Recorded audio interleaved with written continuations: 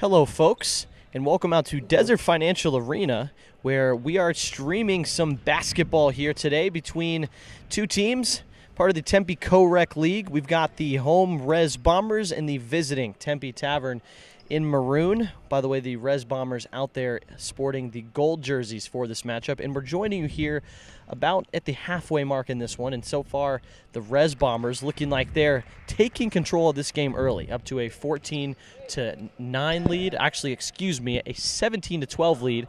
Looking at the wrong scoreboard here. But either way, we're very happy to join you here alongside my good pal Jason. Jason, how you doing today? I'm doing great. As there you see, Keith Archer was shooting free throws, and now he's going to go out of the game. So we're happy to get connected with you guys watching at home here from Tempe, Arizona. Again, we're in the championships for our Rec Basketball League here at the SDFC Intramural. So excited to be live from Desert Financial. I'd be lying if I said there was a huge crowd, but I'd be lying if they said that there weren't a couple supporters out here cheering on these guys as they compete.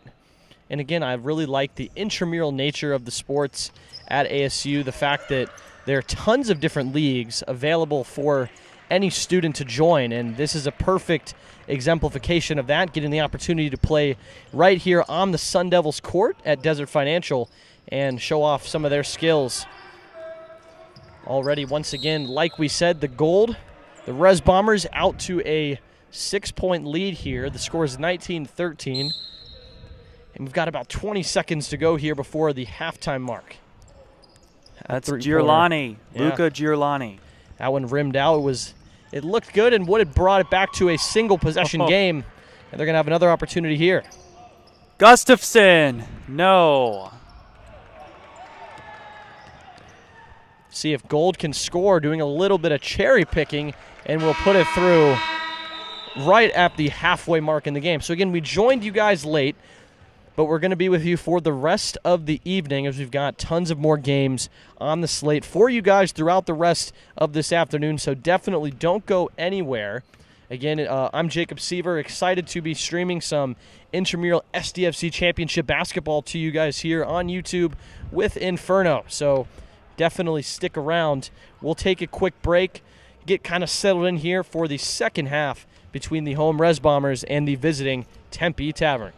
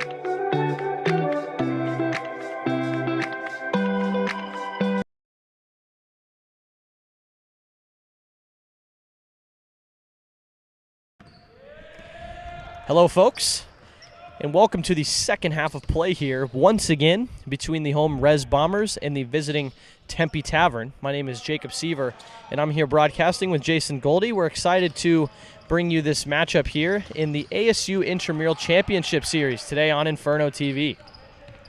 Yeah, this is my first broadcast for Inferno TV, and it's yours too. And that was Cassidy Mike who just made that one. Yeah, first broadcast here with Inferno. So for those of you unfamiliar with my voice, there you go.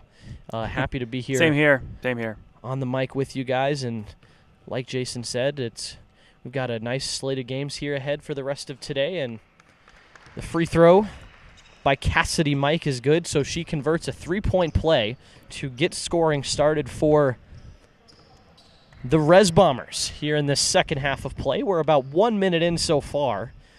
And in the first half, didn't get to catch much as, again, we were getting this broadcast prepared for you guys. But we got to see some good shooting, and the team that was really off to a fire start was the Gold team, and a lot of that was because of Andre Joseph.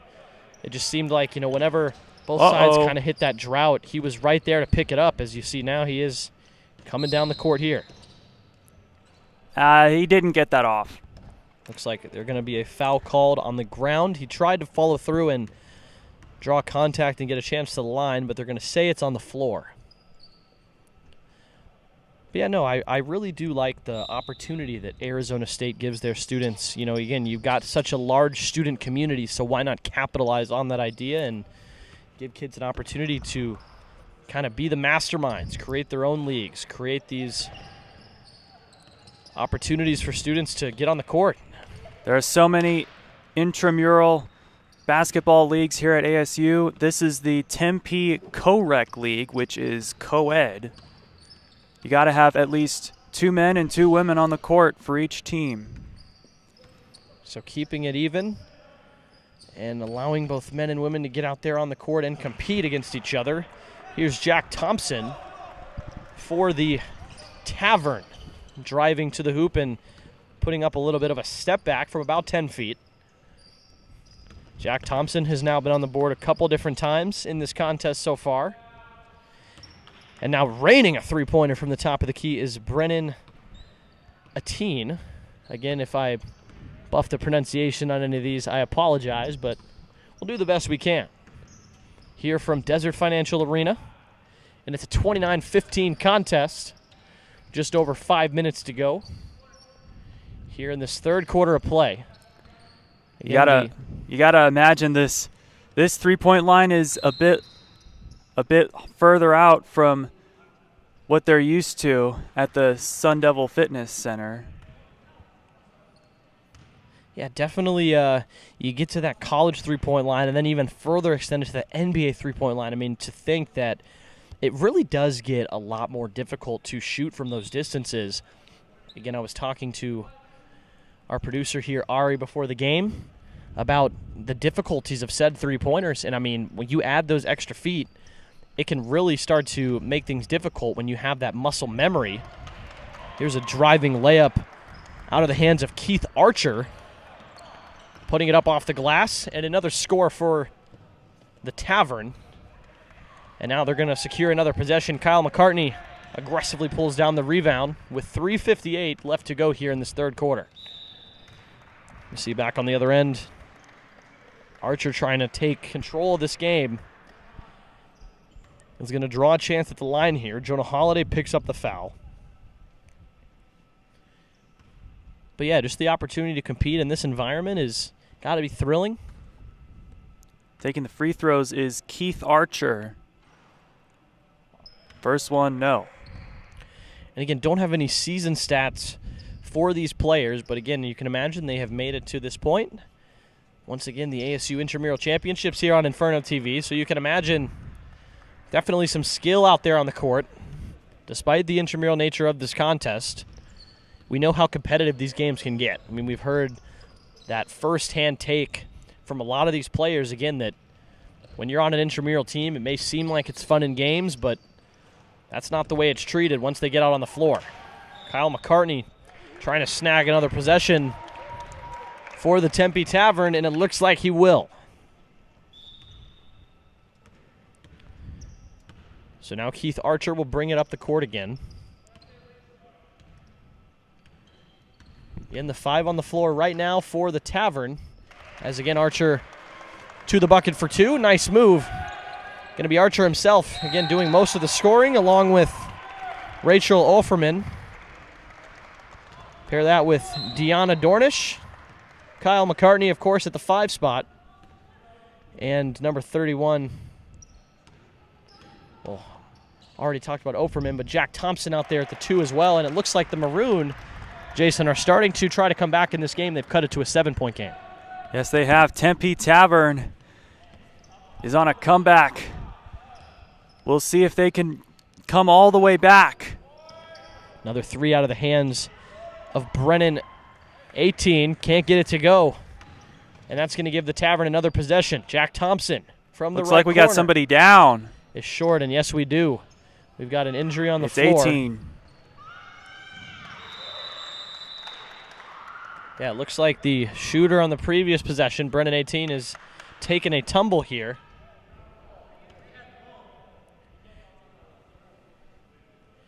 And now we're getting a little bit of a conversation going on here between the officials of this contest and the Tavern. Again, they've started to come back in this game. They're down by only 5 points. They're on a 9-0 run. Trailed 29-15 just moments ago, and now in the final 2 minutes here of the third quarter, we're going to get a timeout, and we'll be right back after a brief break.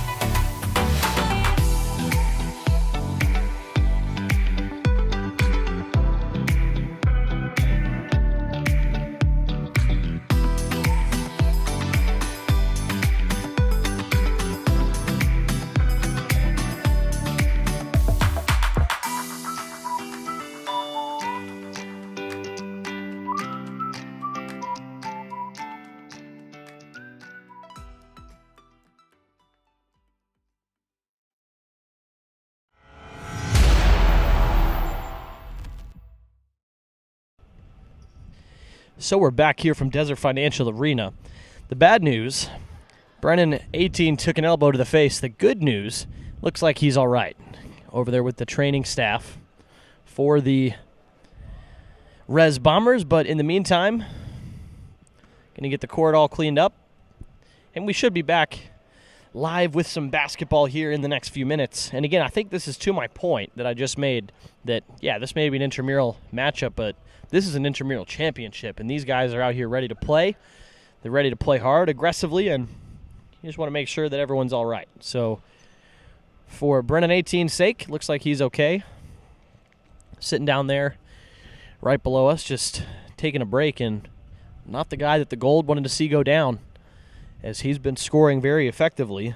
Came out, hit a three-pointer, but since then, the Tempe Tavern have been on a 9-0 run.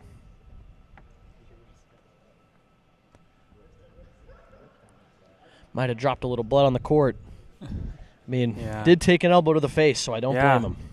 I don't think he's going to be returning to the game. He looks busted open. But you know what? At the end of the day, like I said, it speaks to the intensity of these matchups and the way they can get at some points. By the way, looks like we've got some more teams rolling in here. Looks like the Pike team rolling in for the next matchup, taking place following this one. With the stoppage of play, interested to see how that affects the lineup of games for the remainder of this Monday afternoon. Again, we're live here from Desert Financial Arena with the ASU Intramural Championships.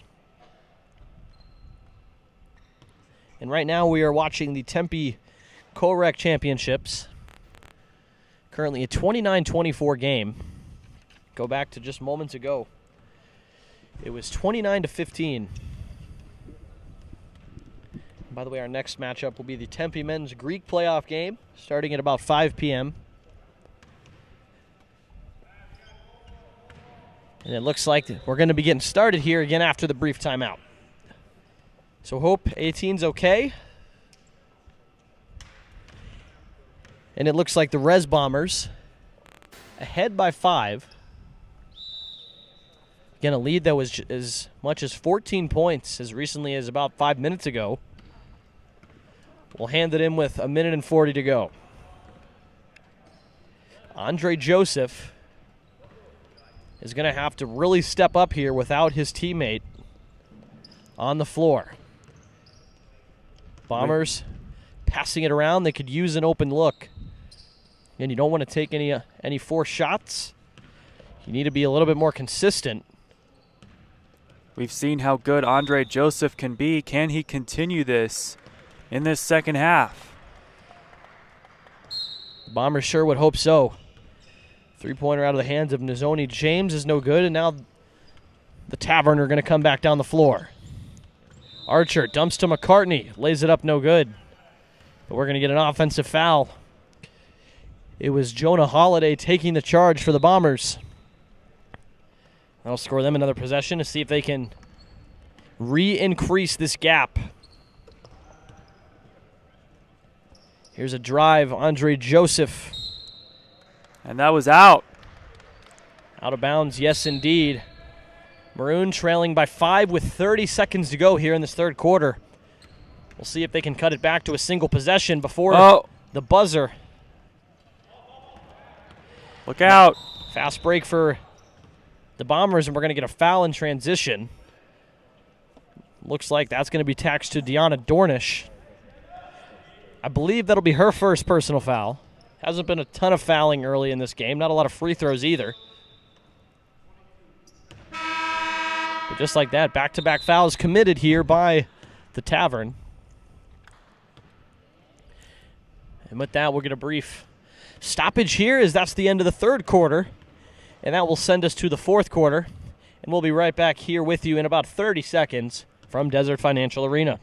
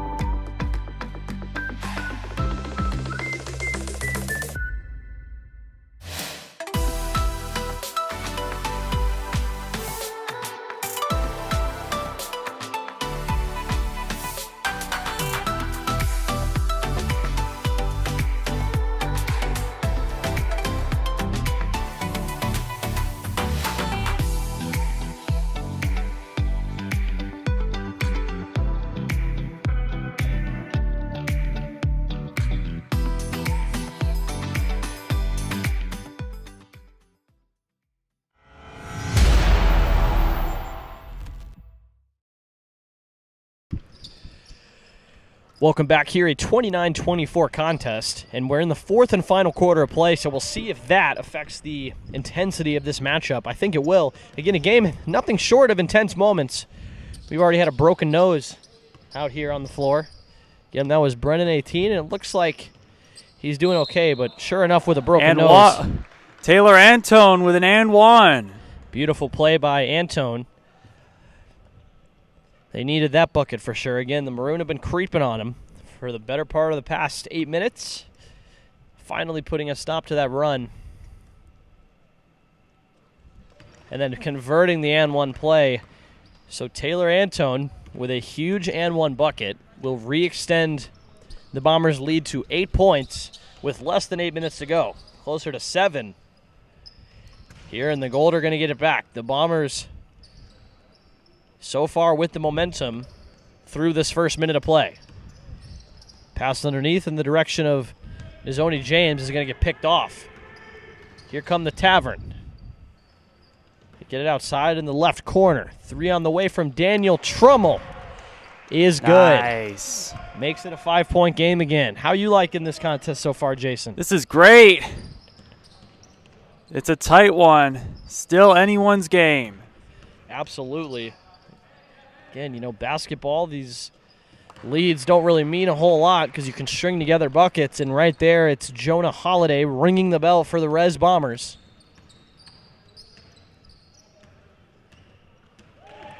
But answering the bucket is Luca Giuliani on the other end, a 3 of his own. So we're still at a 5-point contest. The Res Bombers were starting to get it going a little bit. But, of course, I mean, like I said, all it takes is 1 or 2 baskets to really gain momentum. In this case, all the Tavern needed to do was keep momentum underneath. That time it was Andre Joseph. Once again, the man that needs to take over here in these final few minutes. They have the lead by 7. There's a long 3 on the way from Daniel Trummel. This time no good. Hit his first 3 coming out of the quarter break. We're down under 6 minutes to go. Telling you, that running clock can really creep up on you. You go from 8 minutes to 5 in no time. And with every second that passes here, Jason, it's going to be more and more important that the Tavern kind of ramp up the speed at which they're shooting with. But that doesn't mean you sacrifice precision for speed. So the Bombers inbound. They get it in, and a layup is good out of the hands of Nizoni James. James, who was a late addition to this roster. Joined in about the halfway mark of the first quarter, and since then has been very important. Yes, she has. She wasn't even on the roster list that we got when we got here. And that is the nature of intramural basketball. And here in a championship game, again, any face, any name you can get on that roster will help. So with 4 minutes and 35 seconds, we'll take a quick timeout, and it's a 9-point lead for the Res Bombers going up against the Tempe Tavern.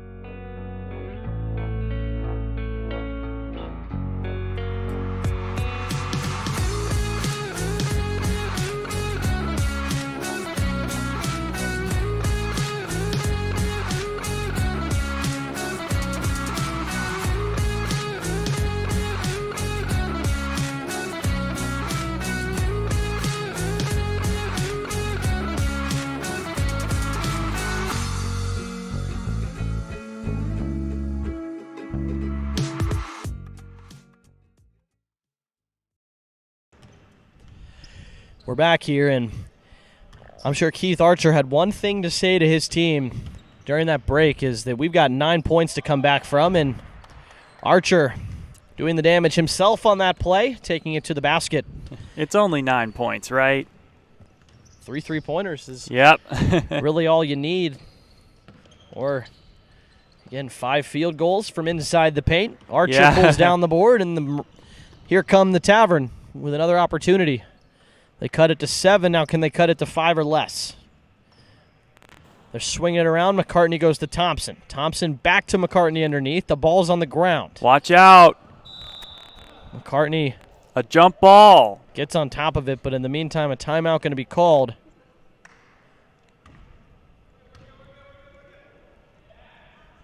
Yep, and it looks like the Bombers will have it here, so a tough break for the Tavern. It was a foul. It was a jump ball. Wasn't really sure initially what the call was, but either way, it ends up in the hands of the Res Bombers. Underneath to Andre Joseph. Andre Joseph has been on fire today. And now they go outside to Jonah Holiday, who needs to catch some fire if they're going to extend this lead anymore. Again, Keith Archer came out quickly and hit a quick basket. Now Jack Thompson rains a three-pointer from the left corner, making it 39-35. He rings the bell. It's a 4-point game. The Bombers could use a bucket. Look who's got the ball again. Andre Joseph uses the screen from Holiday. Now gets wrapped up. Ripped away by the Tavern. Here's Archer to the basket, and he lays it up and one. Beautiful play. Keith Archer finishing with the finger roll, using the glass, and taking the damage.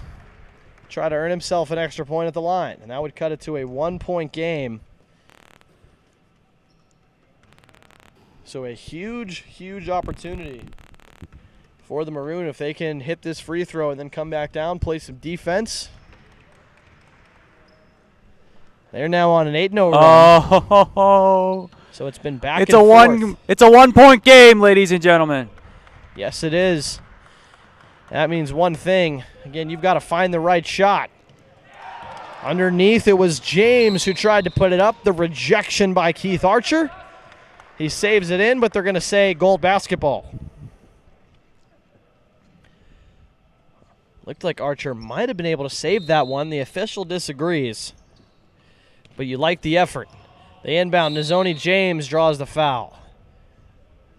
The question is, are they going to say it was in the act of shooting?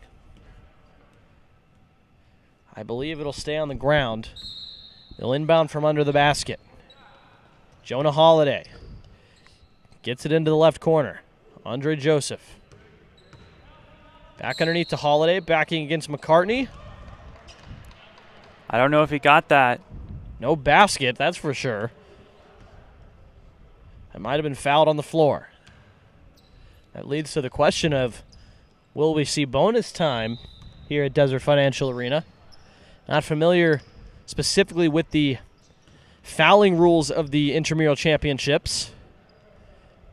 Here's James with a jump shot from about 15. Right wing was inside the three-point line. No good either way. But, I mean, they're just knocking time off the clock here. The Res Bombers trying not to give the Tavern another opportunity.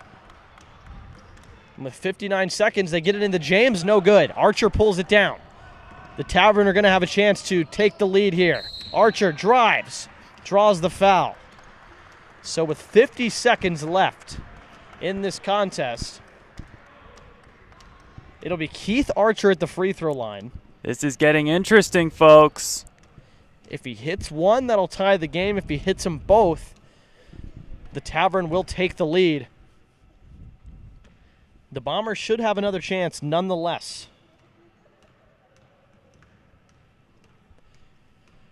First free throw is good, and that ties it at 39.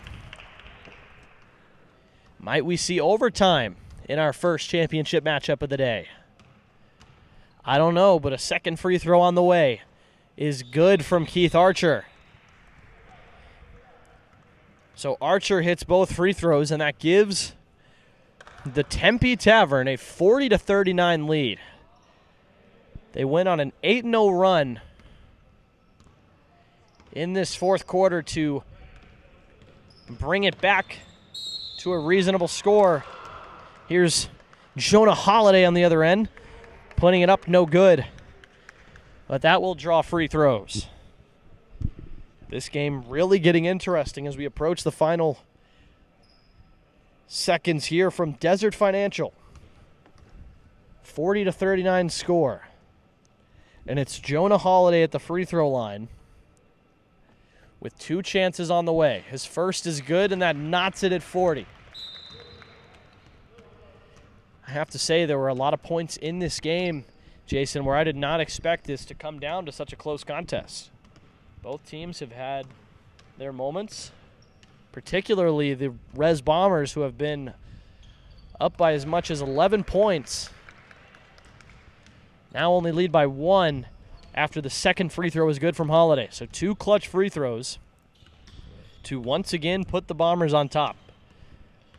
But the Tavern have it here with 35 seconds. Keith Archer, leading scorer so far for the visiting Tavern.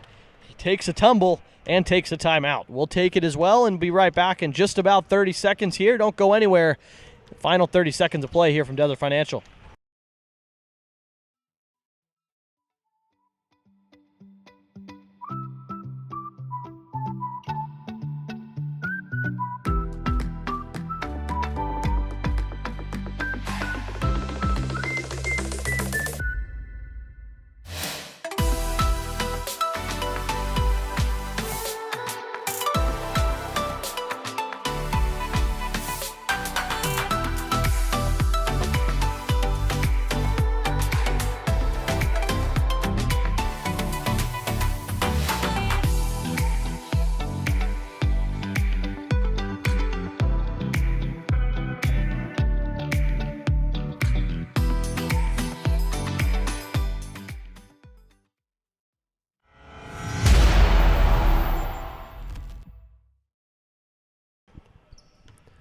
So, folks, we've got 29 seconds left here to go from Desert Financial in the first game of today's Intramural Championships here at ASU.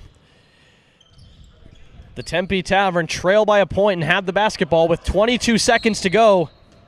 Keith Archer got wrapped up. Looked like it was Lisa Williams along with Taylor Antone, both trying to rip that basketball away, and they almost made it home. Archer able to spin out of trouble, though.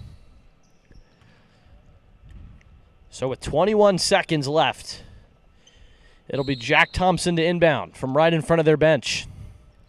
He gets it into McCartney. McCartney against Holiday. Holiday trying to rip it away. And it's a jump ball, but good news for the Tavern. They're going to get to keep it here. They've only got 15 seconds.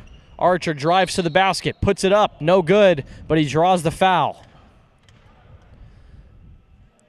2 free throws on the way, as they're going to say it was in the shooting motion. So it'll be 41-40, but 2 free throws here for the Tavern and Keith Archer. First free throw, no good front rim. Now the second free throw will be with only a chance to tie. Second free throw on the way. And it's no good. He missed both free throws with 10 seconds left on the clock. Holiday pulls down the board. Quickly wrapped up by Kyle McCartney. And that means free throws. Frustration on the faces of the Tavern as they had Keith Archer at the free throw line with a chance not only to tie but to take the lead, and he missed them both. He does not look too happy with himself right now. I mean, those are the shots that, again, it's very obvious that you've got to make those. Really just any free throw, again, not just specifically referring to the situation. As Jonah Holiday hits the free throw and makes it a 2-point Res Bomber lead.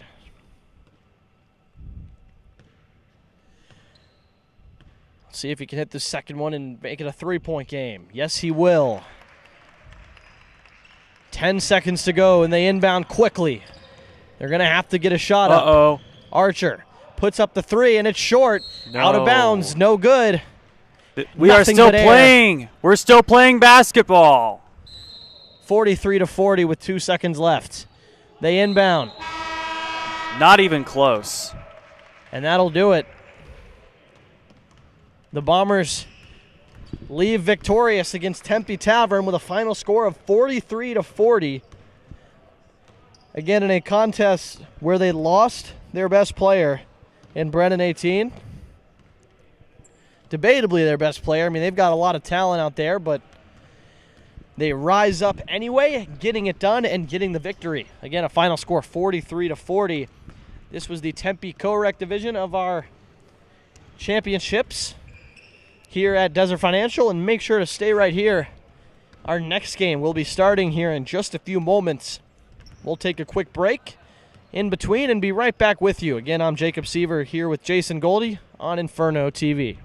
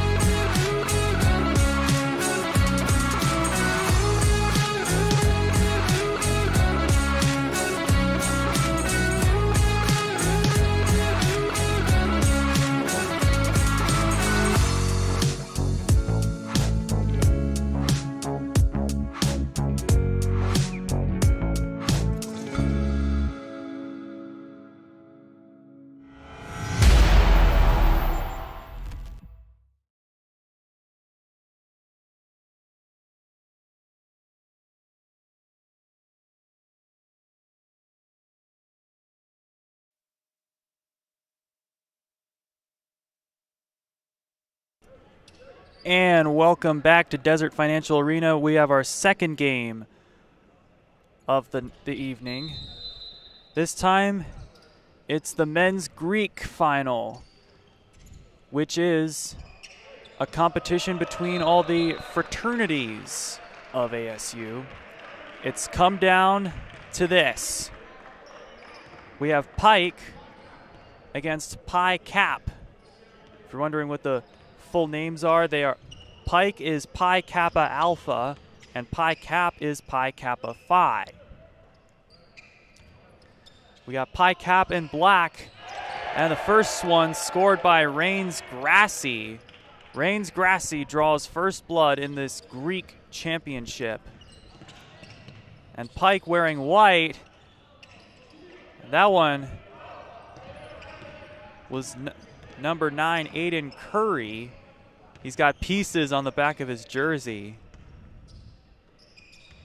Anyway, it's back with Pi Cap. That one missed. Number 35, Joshua Wolf Bloom. And now Pike has it.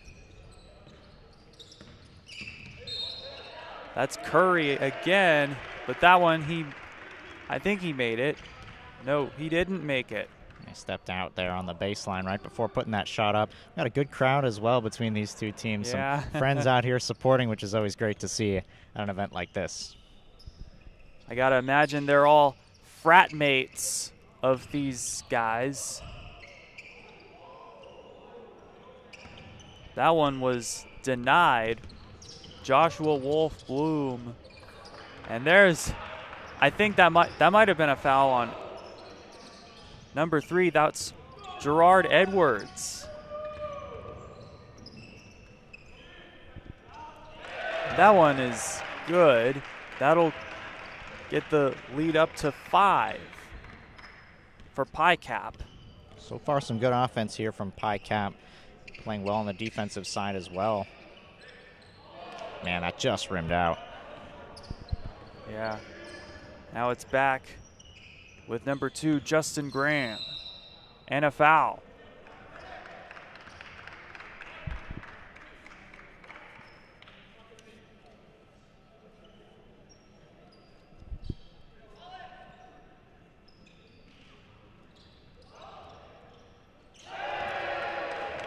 And now it's up to 8. Pike has the ball. This is 11. That's Alexander Mayer, or Doof, as they call him on the back of his jersey. I love how Pike has custom jerseys. It's almost like MLB Players Weekend. Yeah. Kind of fun to see them be able to you gotta put love the it. nicknames on the back. MLB Players Weekend, that is for sure. Except Edwards, Gerard Edwards, who has his last name on his jersey. As that free throw was missed, that's William Hunt.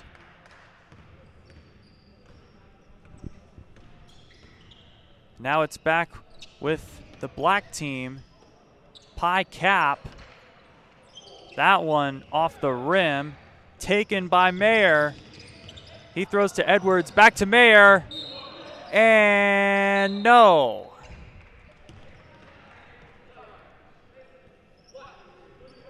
Foul, they're going to say, I think came before the shot as well. Although Mayer wanted it on the shot. Got a whack right to the arm as he was driving in.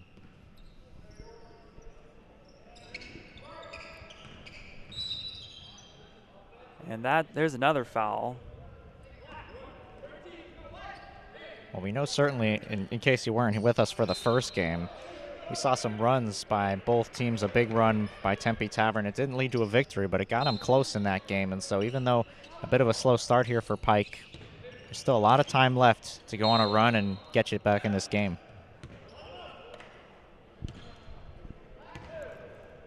Now looks like Pike's preparing to make substitutions.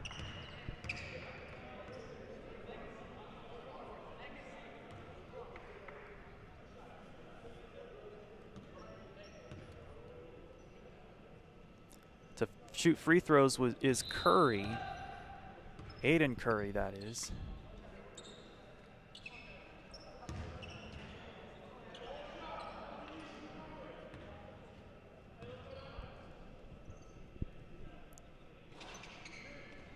That one missed. Pi Cap is going to get it back. This is Dylan Johnson. He throws to Justin Graham. Now Wolf Bloom. Joshua Wolf Bloom. No. And got a number. Yeah, that's 25. That's Kyle Kickelhan. I believe that's how you pronounce it. Who got fouled. Now he gets the ball. And it's stolen. And out of bounds.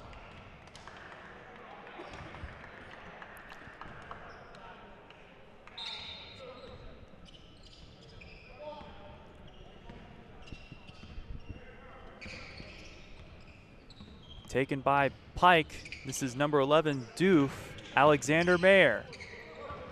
And out of bounds.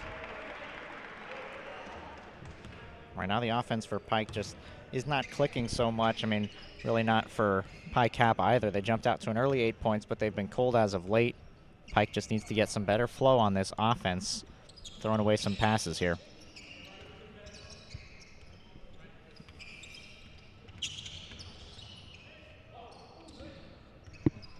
Now this is 35, Joshua Wolf Bloom, and didn't get it. Score is 8-3. Pi Cap is in the lead.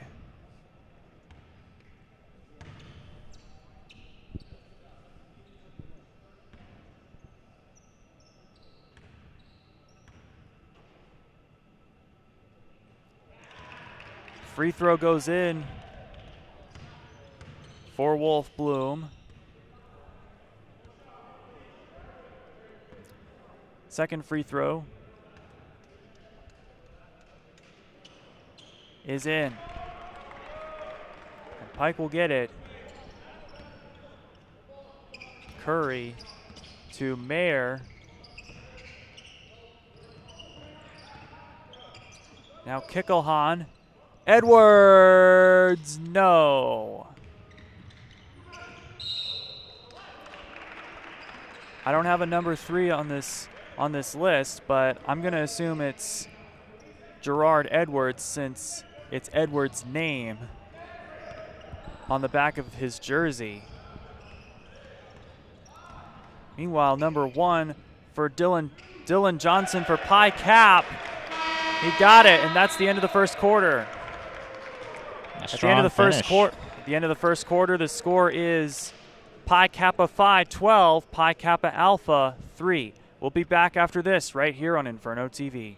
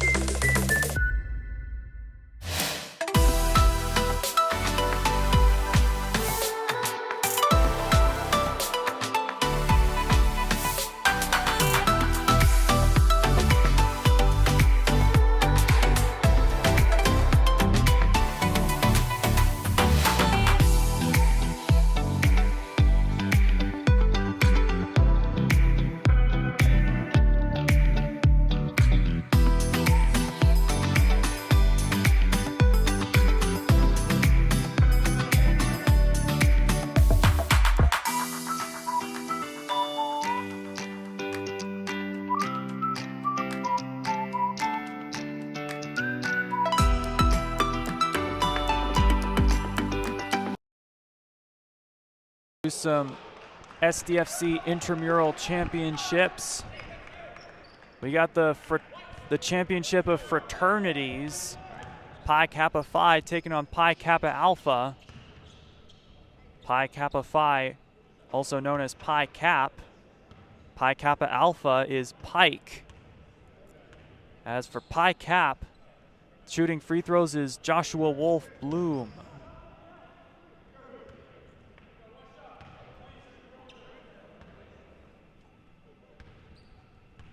First one was no good. Second one, also no good. Nice rebound by Aiden Curry. Curry, no. Rebound by Kickelhan. And now Connor Aragon, who's got Henny on the back of his jersey. Now Aragon again. Sorry, that's William Hunt.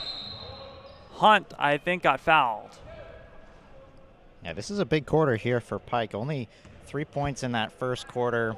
They're only down by 9, and certainly with the running clock, time is not as long as you think it is. You don't have a full 8 minutes. You've got a lot less time because the clock keeps rolling on these free throws. So it's going to be important for them to try to string along a couple possessions with some points, try to get to the line like they're doing right here, chip away at this lead before half.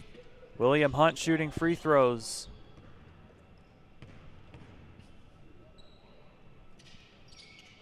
Second one goes in.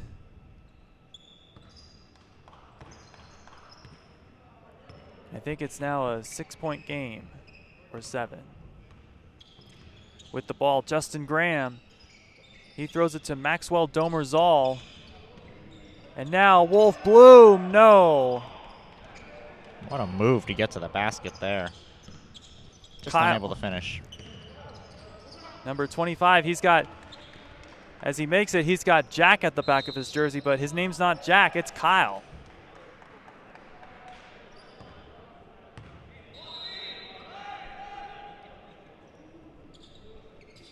So we have more spectators coming. They're filing in now in that far side. That's about 20 people entering here. Love to see it. Curry to Hammerstrom. Hammerstrom, no. Rebound by Domerzal. Domerzal to Dylan Johnson. Back to Domerzal for 3. Air ball.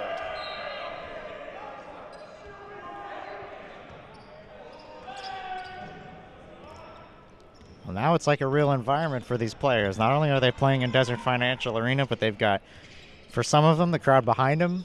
Sometimes they're going to hear some jeering, some heckling. This is like a real game now. Maybe some chanting. We didn't have that in our last game. Anyway, here's back to the action here. Dylan Johnson just couldn't get in. Now Kyle Kickelhan. Kickelhan from the free throw line, no. Rebound by Dylan Johnson. Johnson at the top of the key throws to Wolf Bloom. Wolf Bloom, he passes it to Loughran off the rim. And now Zuniga. And out of bounds. Seems like for the most part here, the fans are in support of Pi Cap in black. Seem to be cheering when they do something well and a little more upset when they don't. And by the way, I love the jersey design for Pike. It's great. Here's Justin Graham. Graham to Domerzal. And the ball got away from him, and Graham just couldn't keep it in bounds. Pretty low-scoring contest, all things considered. A little bit more sloppy with the turnovers. Both teams have been getting some open looks, just not able to find the bottom of the net. That was Juan Zuniga. And now, number 13, Rains Grassi. I don't think that made it in. And yes! I think that was Zuniga. Much needed there.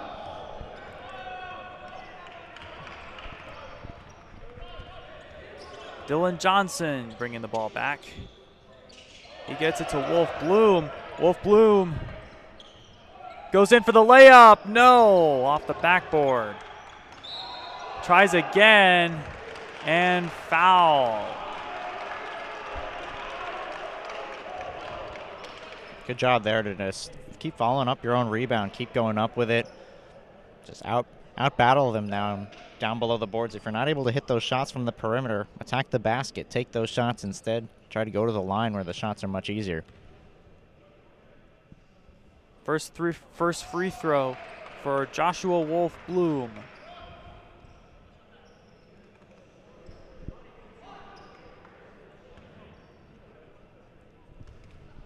The second. No good. Nice rebound there by Kickelhan. He gets it to Edwards. Now Mayer. No. Here's the hammer. Owen Hammerstrom. And now Wolf Bloom gets fouled. That last attempt the other way, Hammerstrom looking for a foul. From my experience watching a couple of these games, for the most part, these referees want to see the players just play. They're not really interested in calling a lot of fouls. They want to keep it consistently that if you're going to be able to get a little bit of contact below the basket. So for the most part, those aren't going to be called. Just a little bit of contact, they're going to be okay with it. And Alexander Doof Mayer, I think, got fouled.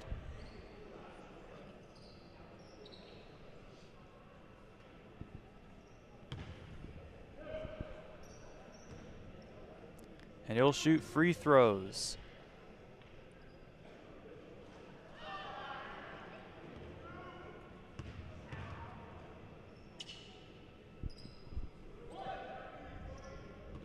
With 50 seconds left on the clock in this second quarter. The rebound by Domer Zoll.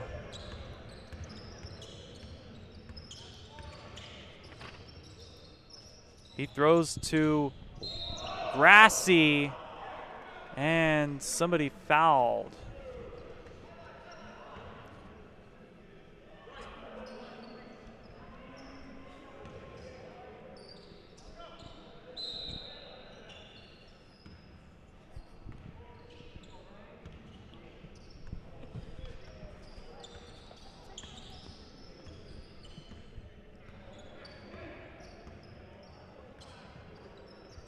Here's 11, Maxwell Domer Zoll.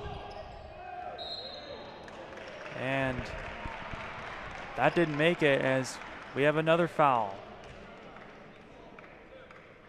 And looks like Domer Zoll's gonna have to shoot 2 free throws.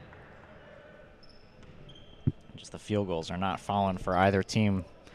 It's gonna come down to which team makes the majority of their free throws here.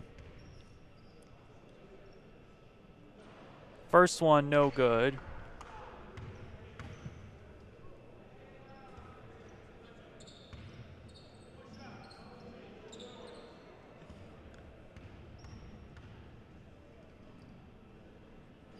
The second one, right through. That's the first point of the quarter there for Pi Cap. Yeah. This is becoming a close one.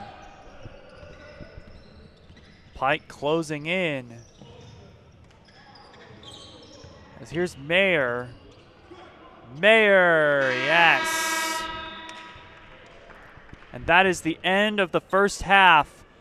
And the score is Pi Cap 13, Pike 12. And we'll be right back after this break. Inferno TV provides students here at ASU a really unique opportunity to get experience both in front of the camera and behind the camera, and it's something that I'm really happy to see the growth of here at Inferno TV, just the opportunities that freshmen and transfer students especially have to get those reps. It's not something that's easy here at Cronkite. It's not something that's an easy field to get into, and so to be able to provide people those opportunities is something I'm really happy about. Obviously, ASU has a lot of NCAA programs, but what people might not realize is that they also have a lot of club teams that need some coverage and allows some people to get some behind the scenes action, whether they want to be in front of the camera, whether they want to do play-by-play, ringside, sideline, or production, camera work, whatever the case might be. Inferno TV offers that to those students because I feel like you can never have too many clubs that give students real world experience. And something we really wanted to do was not just provide students that with more opportunities, but also provide these clubs that don't get coverage with more opportunities to get coverage. So, you know, now we're covering Skyline Prep, we're covering ASU lacrosse, ASU men's soccer, FC Arizona is a big one. And it's really just been like good because we're able to give Cronkite students experience with what they want to do, as well as providing the families of these student athletes a chance to watch them play. There's another cool thing about Inferno TV is that, again, we cover sports that don't really get a lot of coverage, so a lot of parents come up to us and they're like, thank you so much for covering us and all that stuff. And, you know, I think a huge one is whenever we're able to do things like ASU women's hockey and you see a lot of parents, and a lot of parents come up to you and say, you do great work, this is the only way I can watch my daughter, or for D2 hockey, it's the only way I can watch my son. I think that's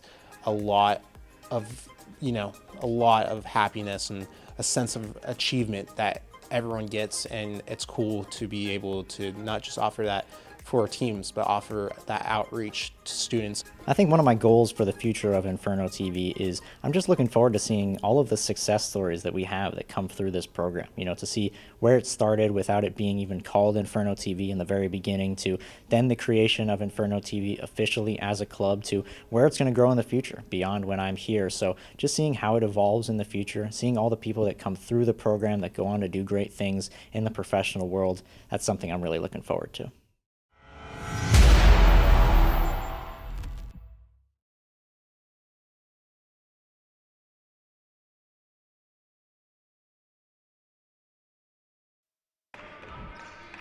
We're back for the men's Greek final here at Desert Financial Arena.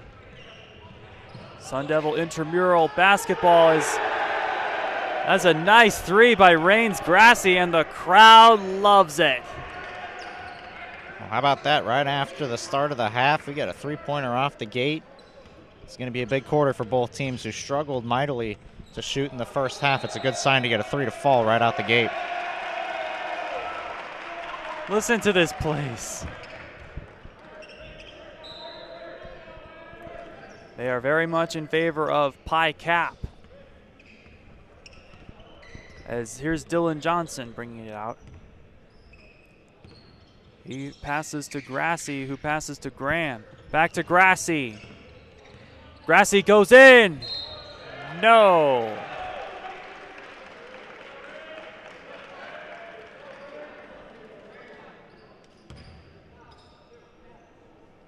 And he's going to shoot free throws.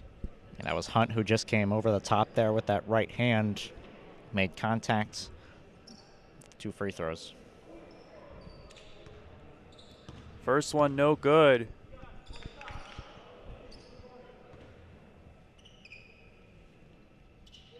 Second one is good. And Pi Cap will try to extend their lead.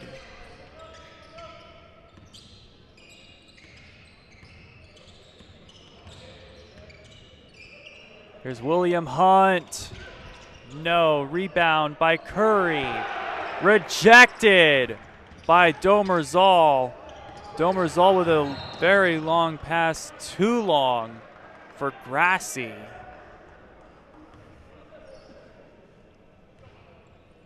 Yeah, that was a great block there down low underneath by Domerzal.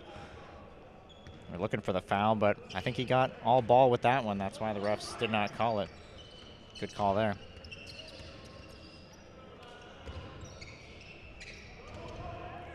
That's number 11, Alexander Mayer, who got fouled.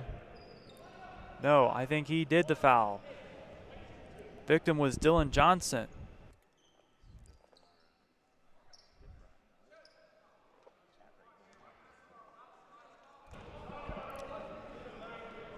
To shoot free throws is Mayer. First one goes in.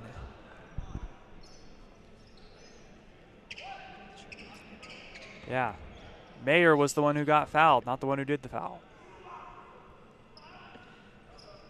Second one, no good. Rebound by Joshua Wolf-Bloom. Wolf-Bloom to Domerzal. Rejected. And now Justin Graham, no. The next. Here's number 25, Kyle Kickelhan. That one was rejected.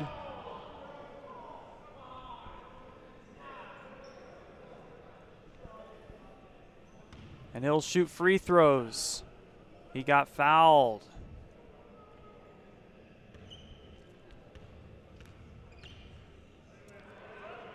First one, no. And stay tuned for more games here at Desert Financial Arena. That's great. We got a slate of games all day long, up until 10 o'clock p.m. Every hour we've got games. The next one's a women's matchup, so we hope you stay tuned for that one. Yeah. Bringing it out is Domerzal. Look at Domerzal for three, no.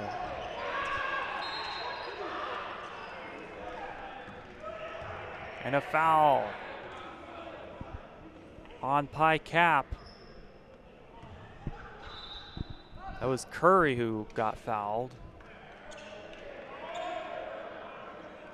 Well, having a crowd like this can do a couple things for you. Sometimes it can get you out of your game because you're almost playing to please them and try to get them into it with a big play, but also it feeds off that adrenaline, gets you going, sometimes makes you play a little bit better. Curry rejected. It's a foul.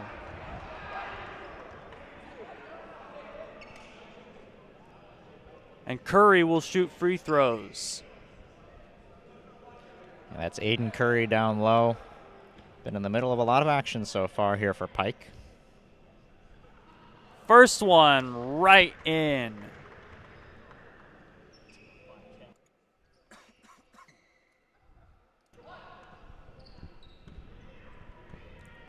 The second.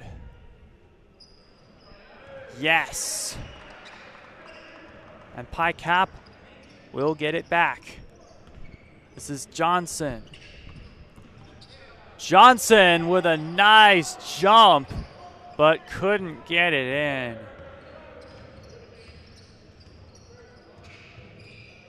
Now William Hunt. Hunt to Mayer. Mayer. He throws to Edwards. Edwards for three. Air ball.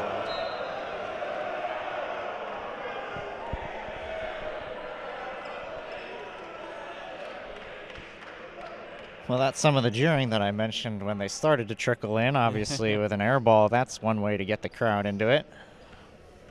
But you got to look at the score. I mean, it's a one-point game. Even though neither of these teams have really been able to get the offense going as much as they'd like, this is still anybody's ball game. We still got a whole nother quarter to play after this.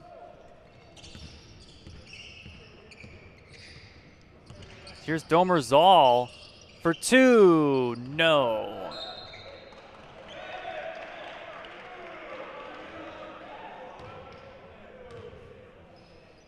I'll stay with Pi Cap possession after it went. Last touch by Pike down on the baseline. Justin Graham to Domerzal, back to Graham, and Graham can't get a hold of it.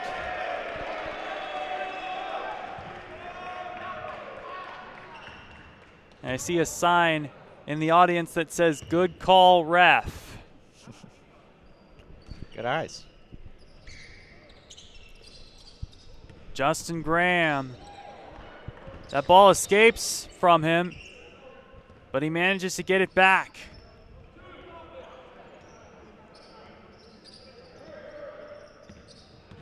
And now going in for the layup. No. Taken by Pike. Pike, nice steal by Domerzal.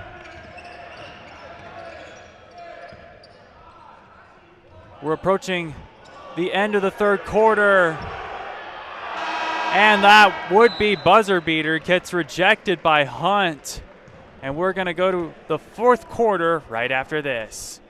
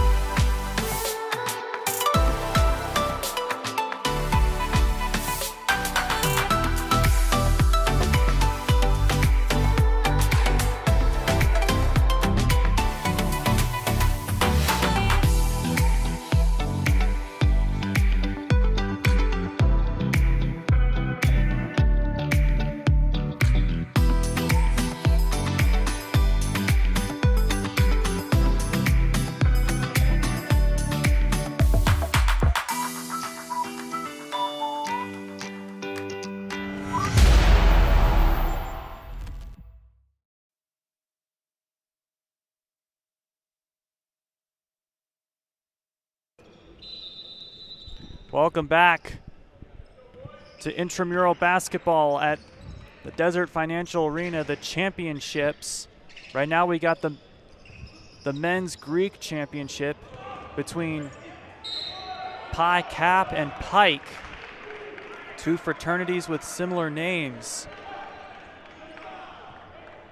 The first two letters for both of these frats are the same, Pi and Kappa. The third one is different. For Pi Cap, it's Phi, and for Pike, it's Alpha. As Joshua Wolf Bloom shooting free throws. First one does not go in.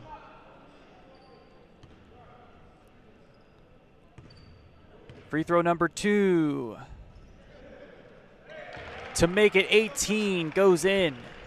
Free throws are going to be so crucial down the stretch. We saw at the end of the last game with Tempe Tavern. Game came down to a few free throws with 10 seconds left. Whichever one of these teams can execute the free throw game towards the end of this ball game puts themselves in a good position here with only 2 points separating them. Aiden Curry. That one will go in. Now Grassi to Graham to Domerzal. Wolf Bloom. Looking. He's got Grassi. No. But he got fouled. And looks like he's going to shoot some free throws.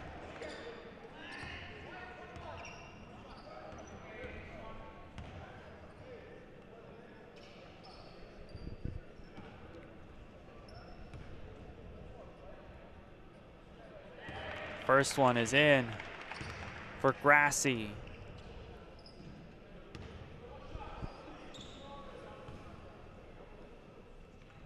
Second one is also in. It is now 20-18. It's Curry bringing it out for Pike. Pike. Curry, yes! Beautiful layup. Fantastic move there by Pike. Just attack the basket. This is the same game plan they had earlier in the game. That shot was just not falling. There he gets the foul. Looks like that was an contact. Yeah, it was an and one. They could take their first lead of the game here. And they do. They trailed 8-0 at the start of this game. Yeah. Just been fighting their way back. Finally back in the lead. Still 5 minutes to go. A lot like what we saw in the co-rec championship earlier between Tempe Tavern and the Res Bombers. Beautiful three-pointer from Johnson. And Pike will get it back.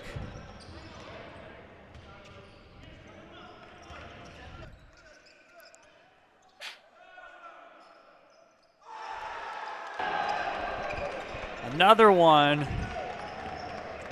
And Aiden Curry takes the lead back for Pike. Here's Wolf Bloom in the paint. No. And he got fouled. So it looks like he's going to. Is he going to shoot free throws?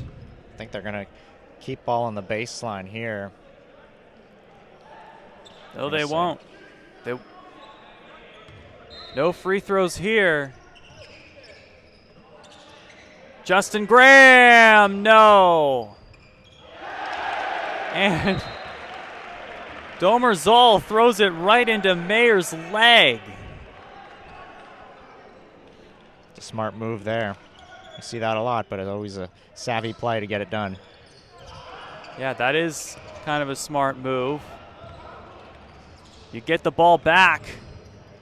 And layup attempt by Kickelhan. And it looks like a foul on Pike.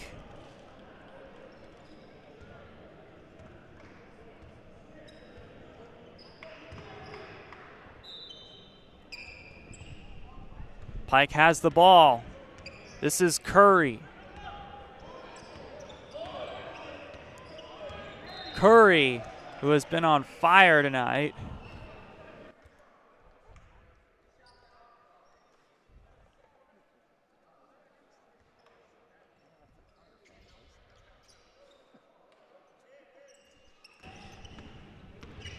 Curry again in the paint. Yes! Mid-air readjustment. What a play there. He was going to be blocked, but he was able to readjust, float it up and in. Pike with their biggest lead. An incredible run by this Pike team.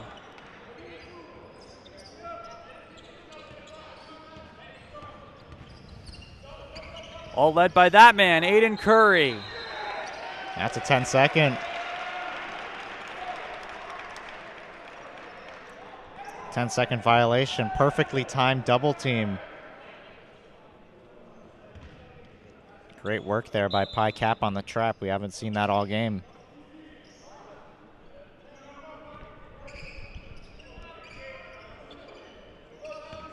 This is Domer Zoll. And got fouled. And he'll shoot free throws.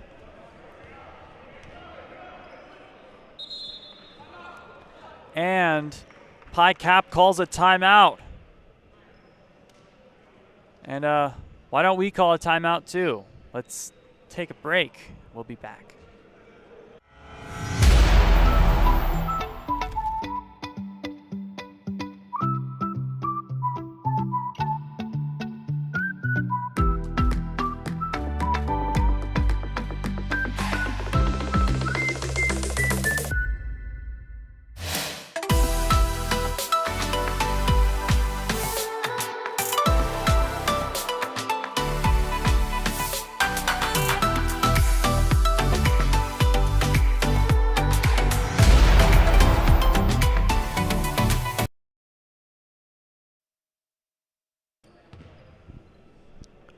We're back here at Desert Financial Arena. Pi Cap shooting free throws. It'll be Maxwell Domer Zoll.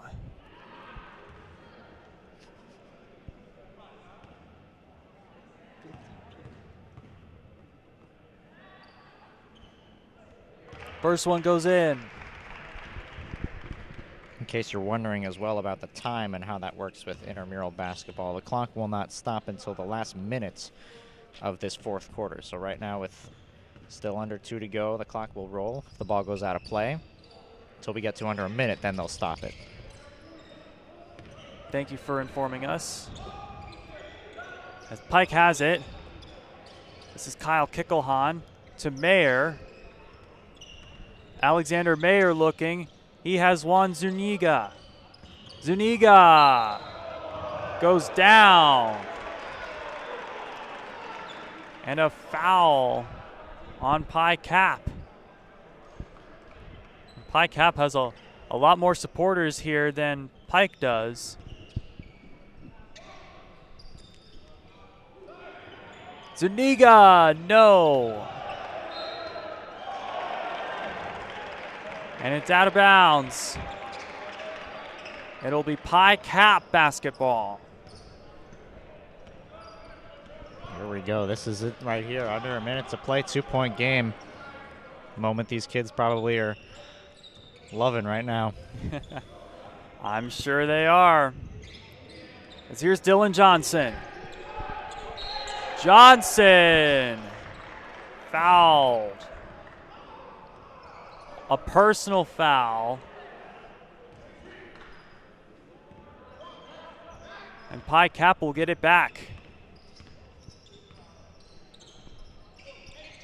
Domerzal, no. And it's going to go to Pike. It's a costly turnover there. Trying to go on the inside. 38 seconds here, though, with no shot clock. I wouldn't foul yet right away. They got the full court press, trying to get a 10-second violation like they got earlier, or a steal. Oh! Ball is on the ground. I think that might have been a jump ball.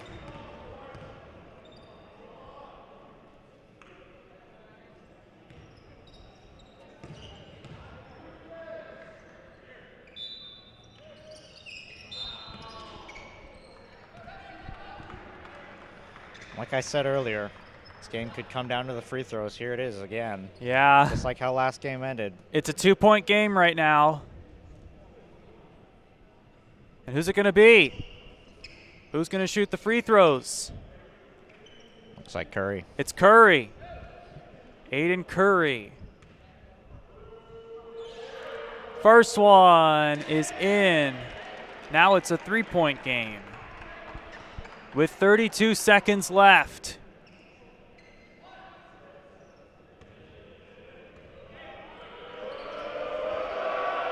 And this place making some noise, but that does not bother Curry at all.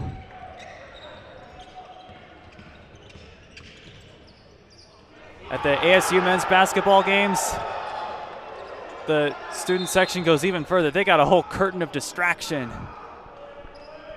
But not here. What a block down low that was by Aiden Curry on the baseline. Dylan Johnson came off a screen, was driving into the lane. Aiden Curry stood his ground strong, went straight up, got the ball, and then was able to regain possession as well. And I believe they got a timeout off instead of a foul or a turnover. 19 seconds left on the clock. 19 seconds left in this game.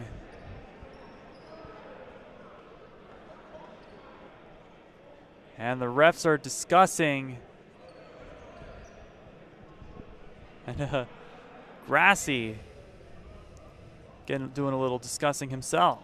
Yeah, I'm not sure what the call on the floor was, whether it was a foul or whether they gave away a timeout or not, because Pike was yelling out timeout, but they didn't make a signal, so it looks like they're going to get the ball here at the baseline.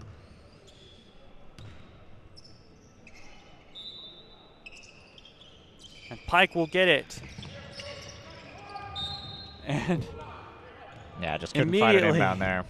Immediately a foul. Nowhere to inbound it, so smart move to call timeout. Now you can draw up a bit of a play, better movement off the inbound. Make sure you get this ball in.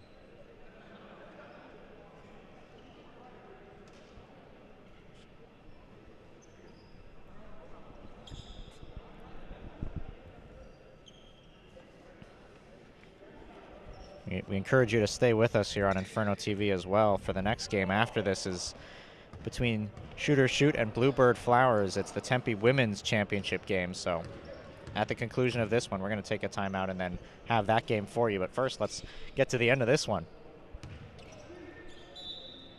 With 19 seconds left, Pike with the ball. Look at Kickelhan going long, but he's not going to get it. And a nice job by Edwards, keeping it in bounds. But he can't keep it in bounds for very long. Yeah, that was a bit of an interesting play there by Pi Cap. I'm not sure whether they were trying an intentional foul and they just weren't getting one. The refs were letting them play through it, or whether they were trying to get a steal. They almost had one. The ball was knocked away there. They just couldn't grab it in time. Went back in the hands of Pike, and now 2 free throws here would almost seal this game. Pike does have a timeout left, which they could call right after these free throws. And it'll be Enders, a.k.a. Juan Zuniga.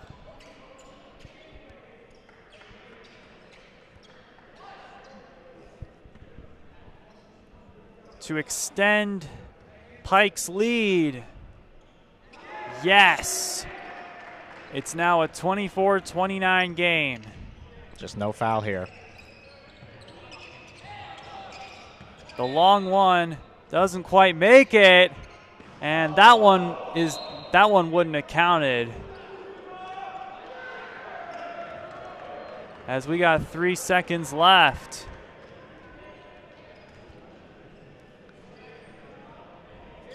And it looks like Pike is going to come away with a comeback victory as all the Pi Cap fans are leaving. As Curry makes it 30 with a free throw.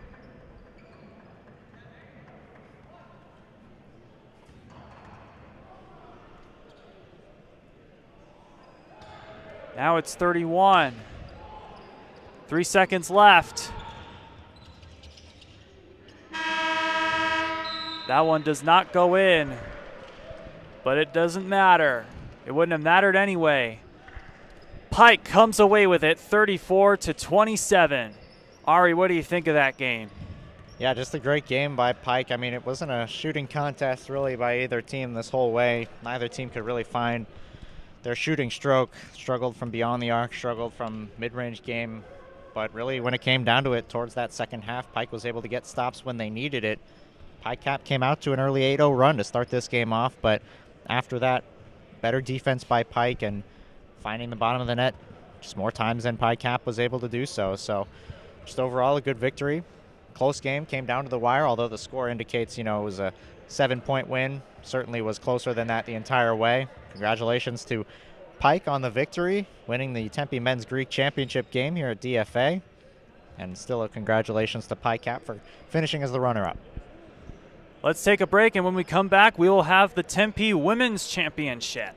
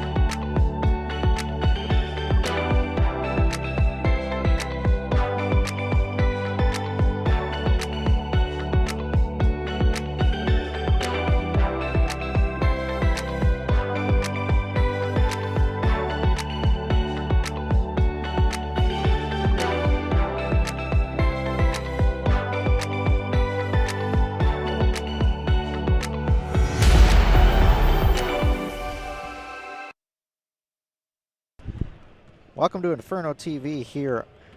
I'm Ari Wall. Alongside me is Jacob Seaver. Glad to bring you the third matchup here in Desert Financial Arena between the Bluebird Flowers, who will be wearing gold, and Shooters Shoot, wearing the maroon jerseys. Again, thanks so much for joining us here on Inferno TV. Jacob, we've had some great action all day long. 2 close games in Game 1 at the 4 o'clock start in the Co-Rec division. Then last game in the Greek division, another close contested battle. What are you looking forward to here today in this third matchup in the Tempe Women's Championship? Well, I think hopefully we will see another good game. It looks like we've got a couple of supporters still sticking around. What I really liked, though, was that second game, the Greek men's game. We had quite the crowd here at Desert Financial Arena rooting on those two sides. Both teams, it looked like, had a small cheering section, so the energy was very high in that game. That was great to see. And then, of course, even right here on the broadcast, had some friendly fire going on in the chat and some people going at it. Again, rooting and supporting their team. So what that means, again, it just speaks on the energy level and the intensity of these intramural matchups. So happy to be here with you guys on Inferno TV. Ari, take it away. Yeah, we encourage you all. You can use the chat if you'd like to support your team. There's nothing wrong with that, but obviously we'll try to keep it as respectful as possible and hopefully keep everything to a low level of competitive nature. But obviously these are the championship games. You talked about it when you were doing the first game about how these might be intramural basketball games, but these people love to play basketball. They're here at Desert Financial Arena, an amazing venue. We also say, just a thank you so much to the people at Intramural Basketball for both inviting us, but also booking out this venue for this championship game. Always a fantastic time when you've got people that love to play the sport doing what they love.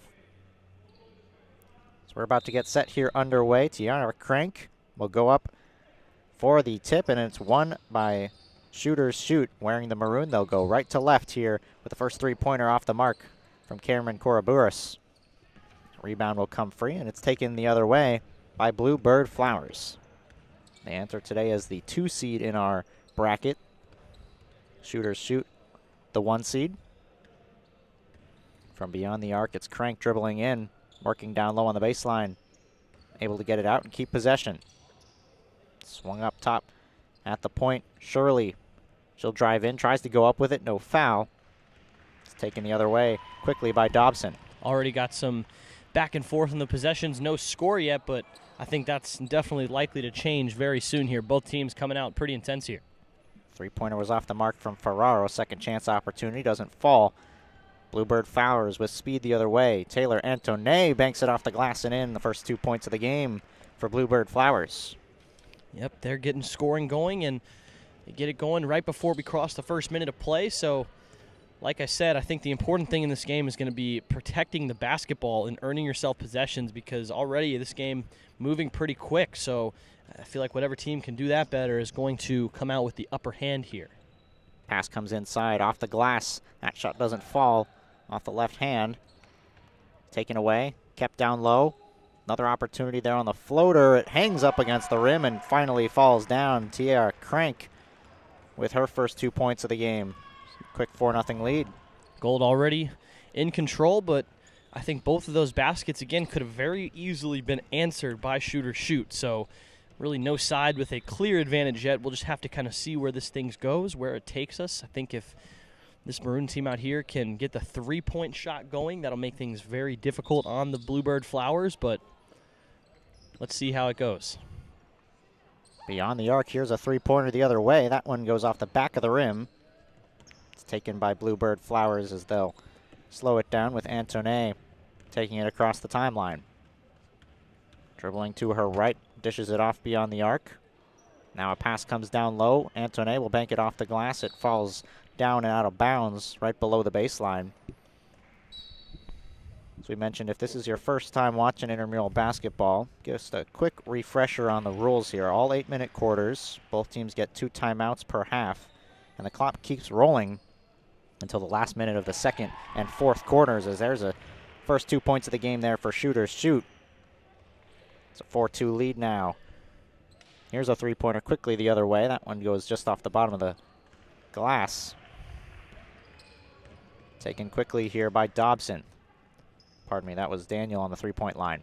Now it's Dobson. She drives in, has it knocked away, and it'll go the other way. I think one thing that's important to consider with these 3-point shots is that a lot of these intramural contests are held at the SDFC.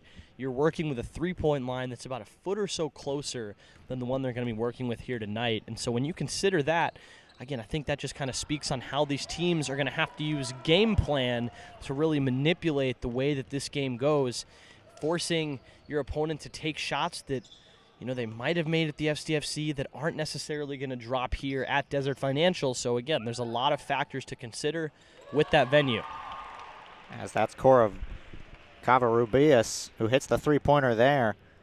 Makes it a 5-4 lead, the first lead of the game for Shooter Shoot. Yeah, to your point, before this game started, as there was an and one opportunity there for Bluebird Flowers.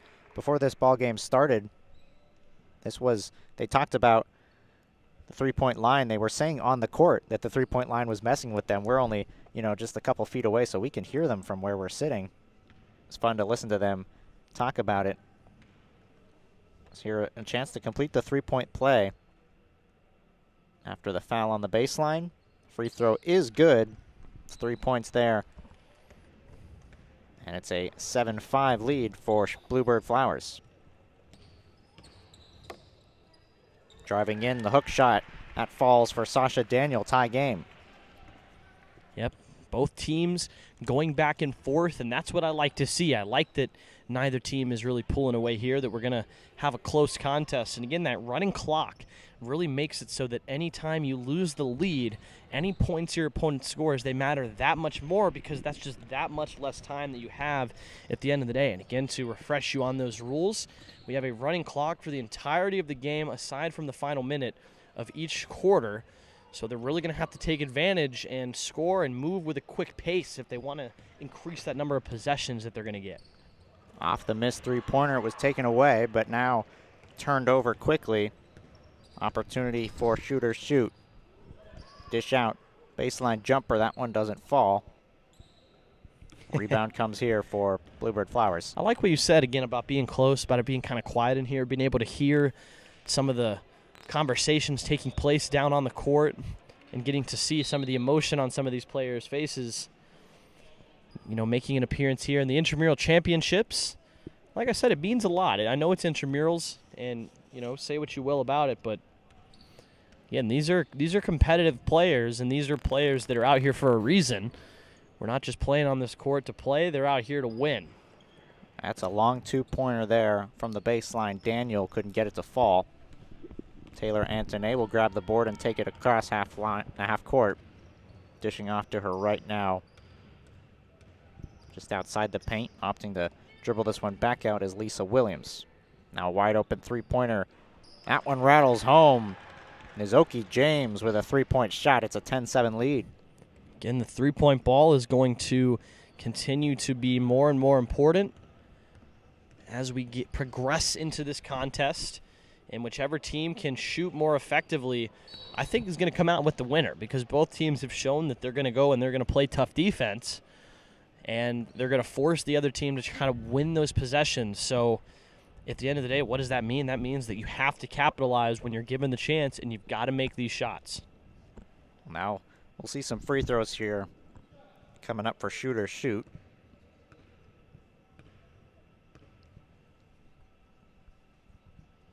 First free throw misses short. This is Michaela Smith at the line. Another one that's going to be relatively important here moving forward is going to be the free throws. Again, Michaela Smith missing her first. Michaela Smith, another late addition to this roster for Shooter Shoot. Getting out here and getting right onto the floor for the Maroon team. This one will go out of play. We talked a little bit before the first game started about the difference of venue and maybe how that messes with free throws and three-point shots. Like you mentioned, you know, in an SDFC type setting, usually you've got maybe a wall that you're looking at here, a lot of red seats all around you, a much larger venue, maybe messes a bit with sort of your perception, changes your rhythm. Yeah, you make a good point. But, I mean, again, this is the intramural level, but these players are, a lot of them very experienced. A lot of them likely had very decorated high school careers playing basketball, so these are not nobodies out here on the floor. Under 10 seconds, that three-point shot is blocked. 5 seconds to play. Ball's knocked free. Shooter Shoot will have to get a shot away quickly. That pass is deflected, and they won't get one off in time. So Bluebird Flowers will lead 10-7 after 1 quarter of play. Back and forth action and a 3-point lead heading into the next 8 minutes. We're going to take a quick break here on Inferno TV alongside Jacob Seaver. I'm Ari Wall. So glad you could join us. We'll be back in a couple moments with quarter number 2.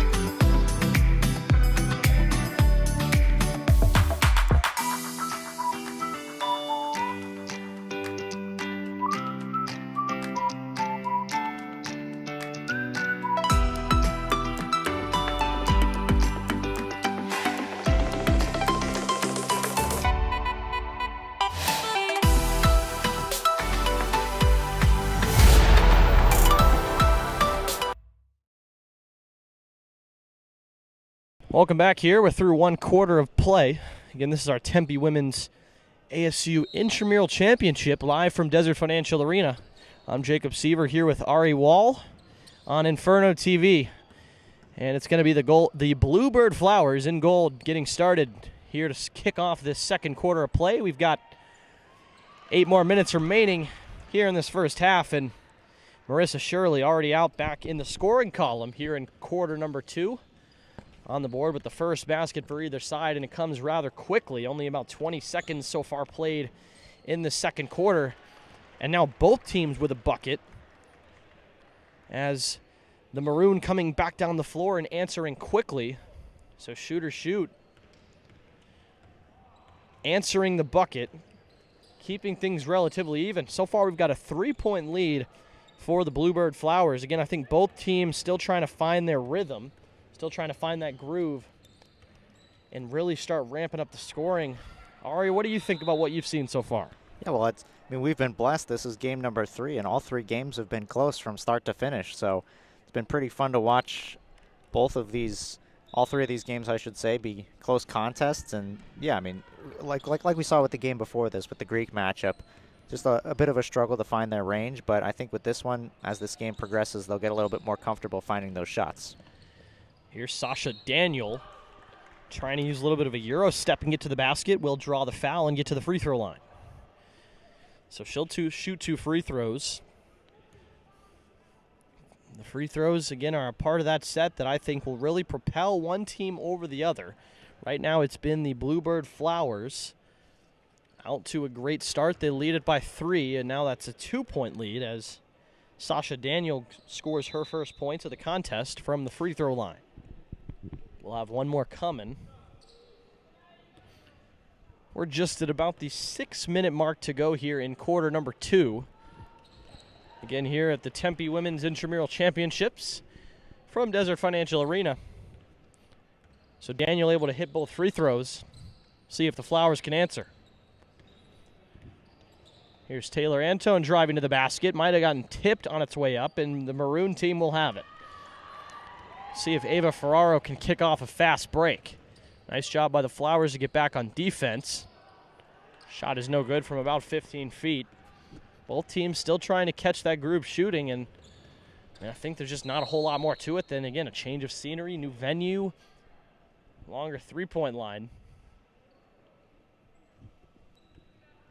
Those are all factors that will affect your performance, especially in the nature of intramural play. So it'll be Taylor Antone to inbound from under the basket. Pass is tipped by Sasha Daniel. Tried to keep it inbounds, but unable to do so. And we're going to get 3 new faces on the floor, returning for shoot or shoot. Yeah, we've got full rosters here for both of these teams. Pretty packed lineups. That helps you get some rest if you're running out of gas as this game progresses. So Caitlin Dobson re-enters along with Michaela Smith. There was one more substitution, but didn't quite catch who's new to the floor. Looks like it might be Manya Kaushal. Layup is no good. Offensive rebound and a foul. So once again, shooter shoot working their way to the free throw line. And this time it's Caitlin Dobson. Unless I'm mistaken.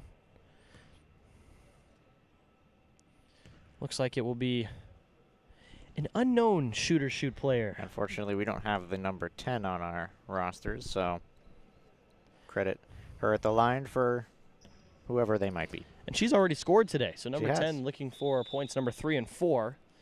Misses the first free throw. We'll have one more coming. Again, we'll do the best we can to identify. It's one of Zanea Cortez, Asha Ramos, Jolie Slack, or Sierra Strickland. I can tell you that. Second free throw is good, so that will knot the game up at 12. Here come the Flowers. And it was all gold in the first quarter. Now it looks like we're going to get a foul of some sort as the officials try to sort out who will be taxed with that one. Either way, the Bluebird Flowers will keep the basketball inbounding in front of the scorers table. They get it in. Taylor Antone being guarded out there by Manya Kaushal. Now they get it to the left elbow, and a shot is no good by Cameron Covarrubias. Excuse me, that was Tonana Ben on the jump shot that was no good. Now Dobson going to race back up the floor. Jump shot by our mystery number 10. Comes up short. Rebound pulled down by the Flowers. They're going to get it up the court. Here's Nizoni James. James drives and uses the right hand on the left side of the basket. Gold take the lead. That's points number 4 and 5 for Nizoni James. It's a good backdoor cut there. Pretty nice cut, but can't turn it into a basket. As once again, the Bluebird Flowers with the lead and possession. And talk about Nizoni James, made an appearance in the first game that we saw today. The Tempe Co-Rec Division Championship. He's actually pretty active and was part of the winning team in that game. Trying to make it 2 here today. Now number 10 scoring once more, points number 4 and 5 to once again tie this contest. We're knotted at 14 and we're down under 2 minutes to go before halftime here. Shot is no good by Tia Crank. Now it's Daniel bringing it up to Caitlin Dobson. Dobson has it ripped away. Nice defense. That time it was Taylor Antone who stole it away and trying to take it coast to coast. Pulls up from the free throw line. Shot is short. So with a minute and a half to go, looks like Cameron Covarrubias along with Ava Ferraro both checking into the game.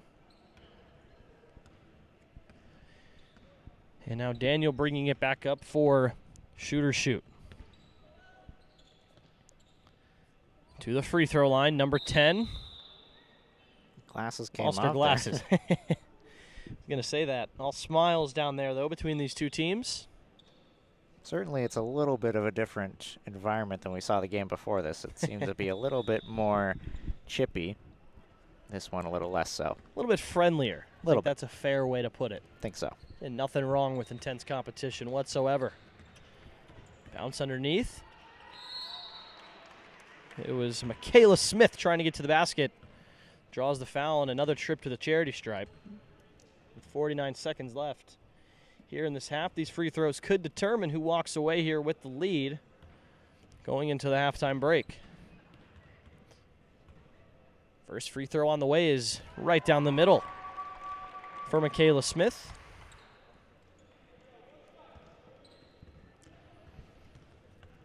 I believe that's her first point of the game. Might have snagged another basket earlier when I wasn't paying attention. Second free throw is good.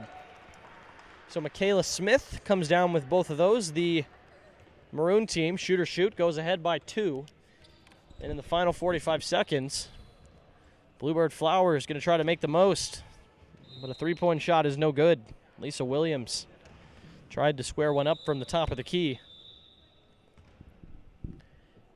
And we're down to the final 37 seconds, which means the clock will stop for the remainder of this quarter. And now it'll be the Maroon team to inbound. It'll be Sasha Daniel. Going left, had a shot for just a moment, decided to give it up to Ferraro. Ava Ferraro, one of the star shooters on this team. And now they're bringing it back up the floor. Bluebird Flowers going to have another opportunity here. Three-pointer on the way from the corner is no good. Might have gotten a hand on it. And with 8 seconds left, the Maroon team will have one last chance here. I got to advance the ball quickly. Yes, you do. And they're going to let it bounce. Smart move by Shooter Shoot. Sasha Daniel to the free throw line, puts it up short. Let's see if they can get it back up. They got the offensive rebound, but unable to make anything of it, and the buzzer sounds, and that'll do it. Here for the second quarter of play, we've got a close one still at Desert Financial, 16-14, but it's going to be the Shooter Shoot in maroon walking into halftime with this lead. We'll take a break for a couple of minutes and be right back at Desert Financial Arena. Thank you so much for tuning in to ASU's Intramural Championships here on Inferno TV.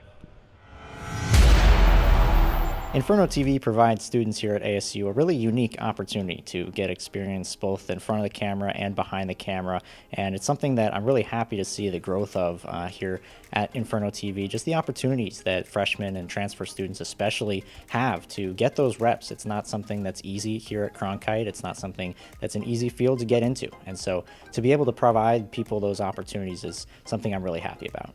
Obviously, ASU has a lot of NCAA programs, but what people might not realize is that they also have a lot of club teams that need some coverage and allows some people to get some behind the scenes action, whether they want to be in front of the camera, whether they want to do play-by-play, ringside, sideline, or production, camera work, whatever the case might be.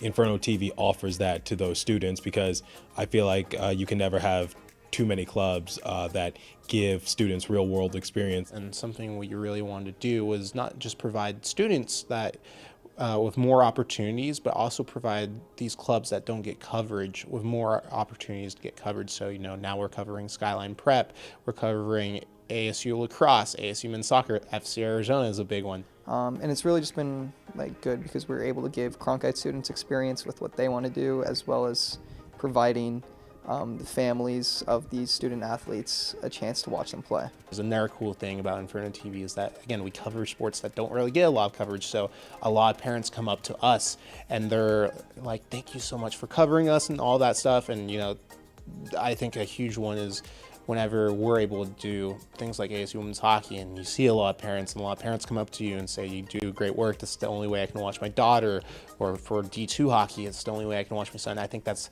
a lot of, you know, a lot of happiness and a sense of achievement that everyone gets, and it's cool to be able to not just offer that for teams, but offer that outreach to students. I think one of my goals for the future of Inferno TV is I'm just looking forward to seeing all of the success stories that we have that come through this program. You know, to see where it started without it being even called Inferno TV in the very beginning, to then the creation of Inferno TV officially as a club, to where it's going to grow in the future beyond when I'm here. So just seeing how it evolves in the future, seeing all the people that come through the program that go on to do great things in the professional world, that's something I'm really looking forward to.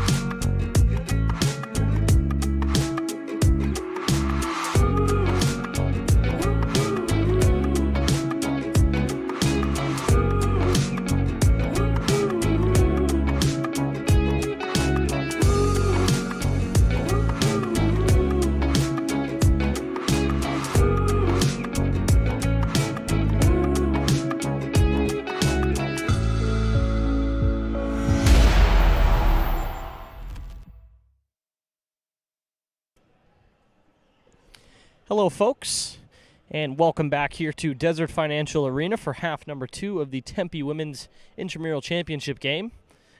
So far, we've got a close contest. It's 16-14 in favor of Shoot or Shoot, who take the lead out of the halftime break.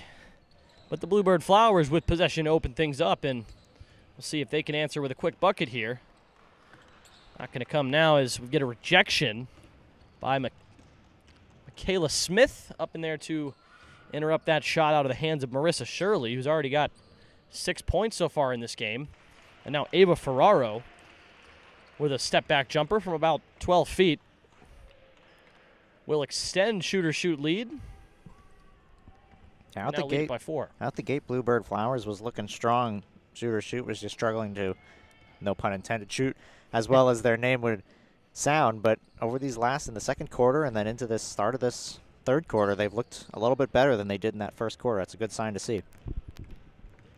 Again, I mentioned this back in that first quarter, that field goal percentage is going to be important. If you can reduce the number of possessions it takes to get a basket, and that'll do good things for you. And it's been the Maroon team out here shooting a lot more efficiently.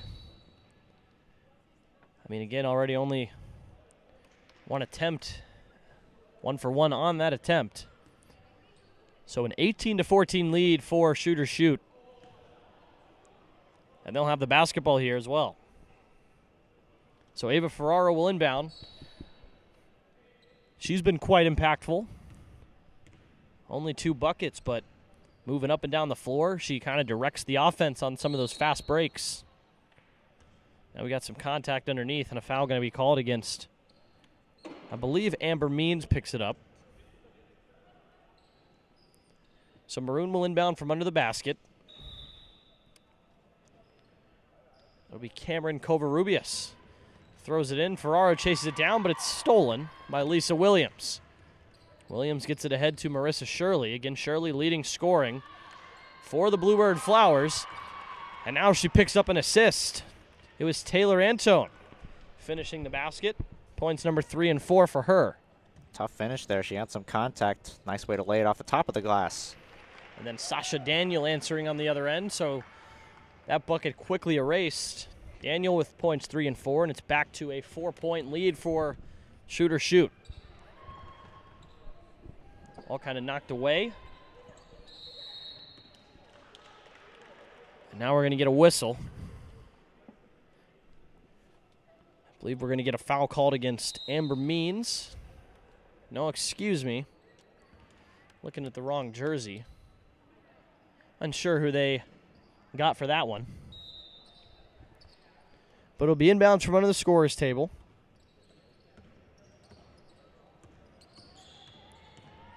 Now they drive to the basket. Layup out of the hands of Antone is no good. Offensive rebound. 3-pointer on the way, Lisa Williams.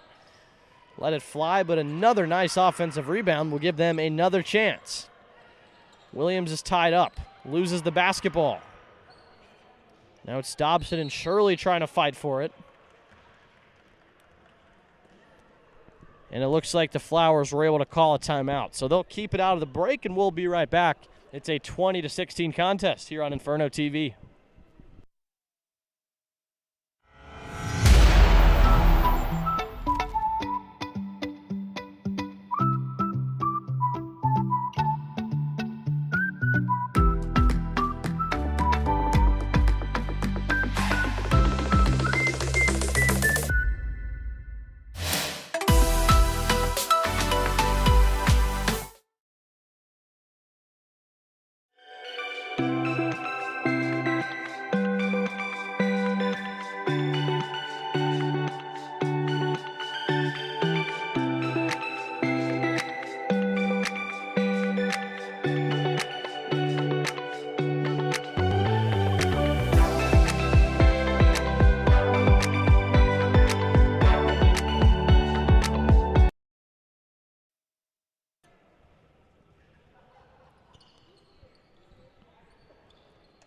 Here we are back out of the timeout, excuse me.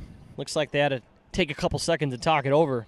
The Flowers trailing by 4 points. Again, they were the ones already in that first part of this ball game that were kind of taking control. But since then, I mean, it's been names like Ava Ferraro, Michaela Smith, Sasha Daniel that have really been turning the tide, and they've been able to develop a 4-point lead, and they're playing good defense. Yeah, like you say, the playing good defense is a big part of it. I think Bluebird Flowers has benefited from some offensive rebounds. They've been giving themselves second chance opportunities, but they haven't made the most of those opportunities by following them up with points. So there you see another opportunity that after a missed shot, get the ball back. Doesn't lead to a field goal, but they'll get a chance at the line. So Marissa Shirley trying to add on to her 6 points so far. Misses the first one. We'll have one more. Chance to cut it back to a one-possession game. Haven't seen a whole lot of three-point shooting in this contest. We'll see if they decide to start ramping it up. But again, if they decide to do that, you're going to have to start making the shots. And here they go with another offensive rebound off of the missed free throw. Here's Shirley with it. Puts it up with the left hand. No good short. Rebound once again. Pulled down offensively. And Lisa Williams drains a three-pointer from the left wing. How about that? Right on cue, Lisa Williams ringing the three-point bell, and that brings it back to a one-point game. So they don't get the free throws, they don't get the bucket. Instead, they get a three-pointer. How about that? That's the way you make the most of that opportunity. Keep fighting on the glass leads to good things. For Lisa Williams, those are her first 3 points. She's seeing some significant time on the floor already, so nice to enter her name into the scoring column. We've got 3 minutes left to go here in quarter number 3. In a very tightly contested game. It'll be Michaela Smith to inbound for shoot. Unless, no, we're going to get a substitution. Instead, it'll be number 15, Ember Davis, enters the game for the first time. So shoot will have possession. Here's Ferraro, top of the key. Still trying to adjust to that lengthened three-point mark. She's been quite on target, just still coming up a little bit short. Now let's see if the Bluebird Flowers can take the lead here. Not on this possession. Pass from Ferraro up ahead to Dobson with the clean lay. And once again, the Maroon team ahead by 3. That was all Caitlin Dobson there on the defensive end, pestering defense, forcing that poke, and then perfectly timed getting behind the defender. Leads to an open layup. Great play. Call it cherry picking, call it smart basketball. As here come Bluebird Flowers on the other end. It's Nizoni James. Again, one of the notable names on this offense. Already with 5 points, can't get that bucket to go. And Dobson pulls it down. Here comes shoot. They lead it by 3 points. And they want to get a good look here. They give it over to Ember Davis. Back to Dobson, swinging it around, who throws it right into the crowd. Flowers take over. Oh, it's our mystery woman, number 10, re-entering. Always fun when you've got, I mean, we're doing the best we can with what we've been given. Obviously, getting the rosters last minute. Unfamiliar with these teams before today, but it's fun to be able to come out here and watch the play. I think you guys know who we're talking about. Three-pointer out of the hands of James. In and out. They could have used that one. Would have tied this contest. Instead, on the other end, number 10 drives, and they're going to call an offensive foul, and she doesn't look too happy about that call. Yeah, that's bang, bang there. Whether the feet were still moving from the defender would have been a block. Instead, they call it a charge there on the offensive side. It's a good chance here for Bluebird Flowers. You can tie this game or chip away before this end of the third quarter. Give yourself a little bit easier fourth. Good news is both teams playing good defense. So you're nothing really hurt if you don't get the game tied up here, but you just got to go back down on the other end. Keep playing defense, keep the intensity high, and keep this opponent to be forced to substitute. Keep making changes. Pass underneath, number 10, turns, puts it off the glass, no good. Tried to use the back iron, but instead that will bring us to the close. Not a whole lot of scoring in that second.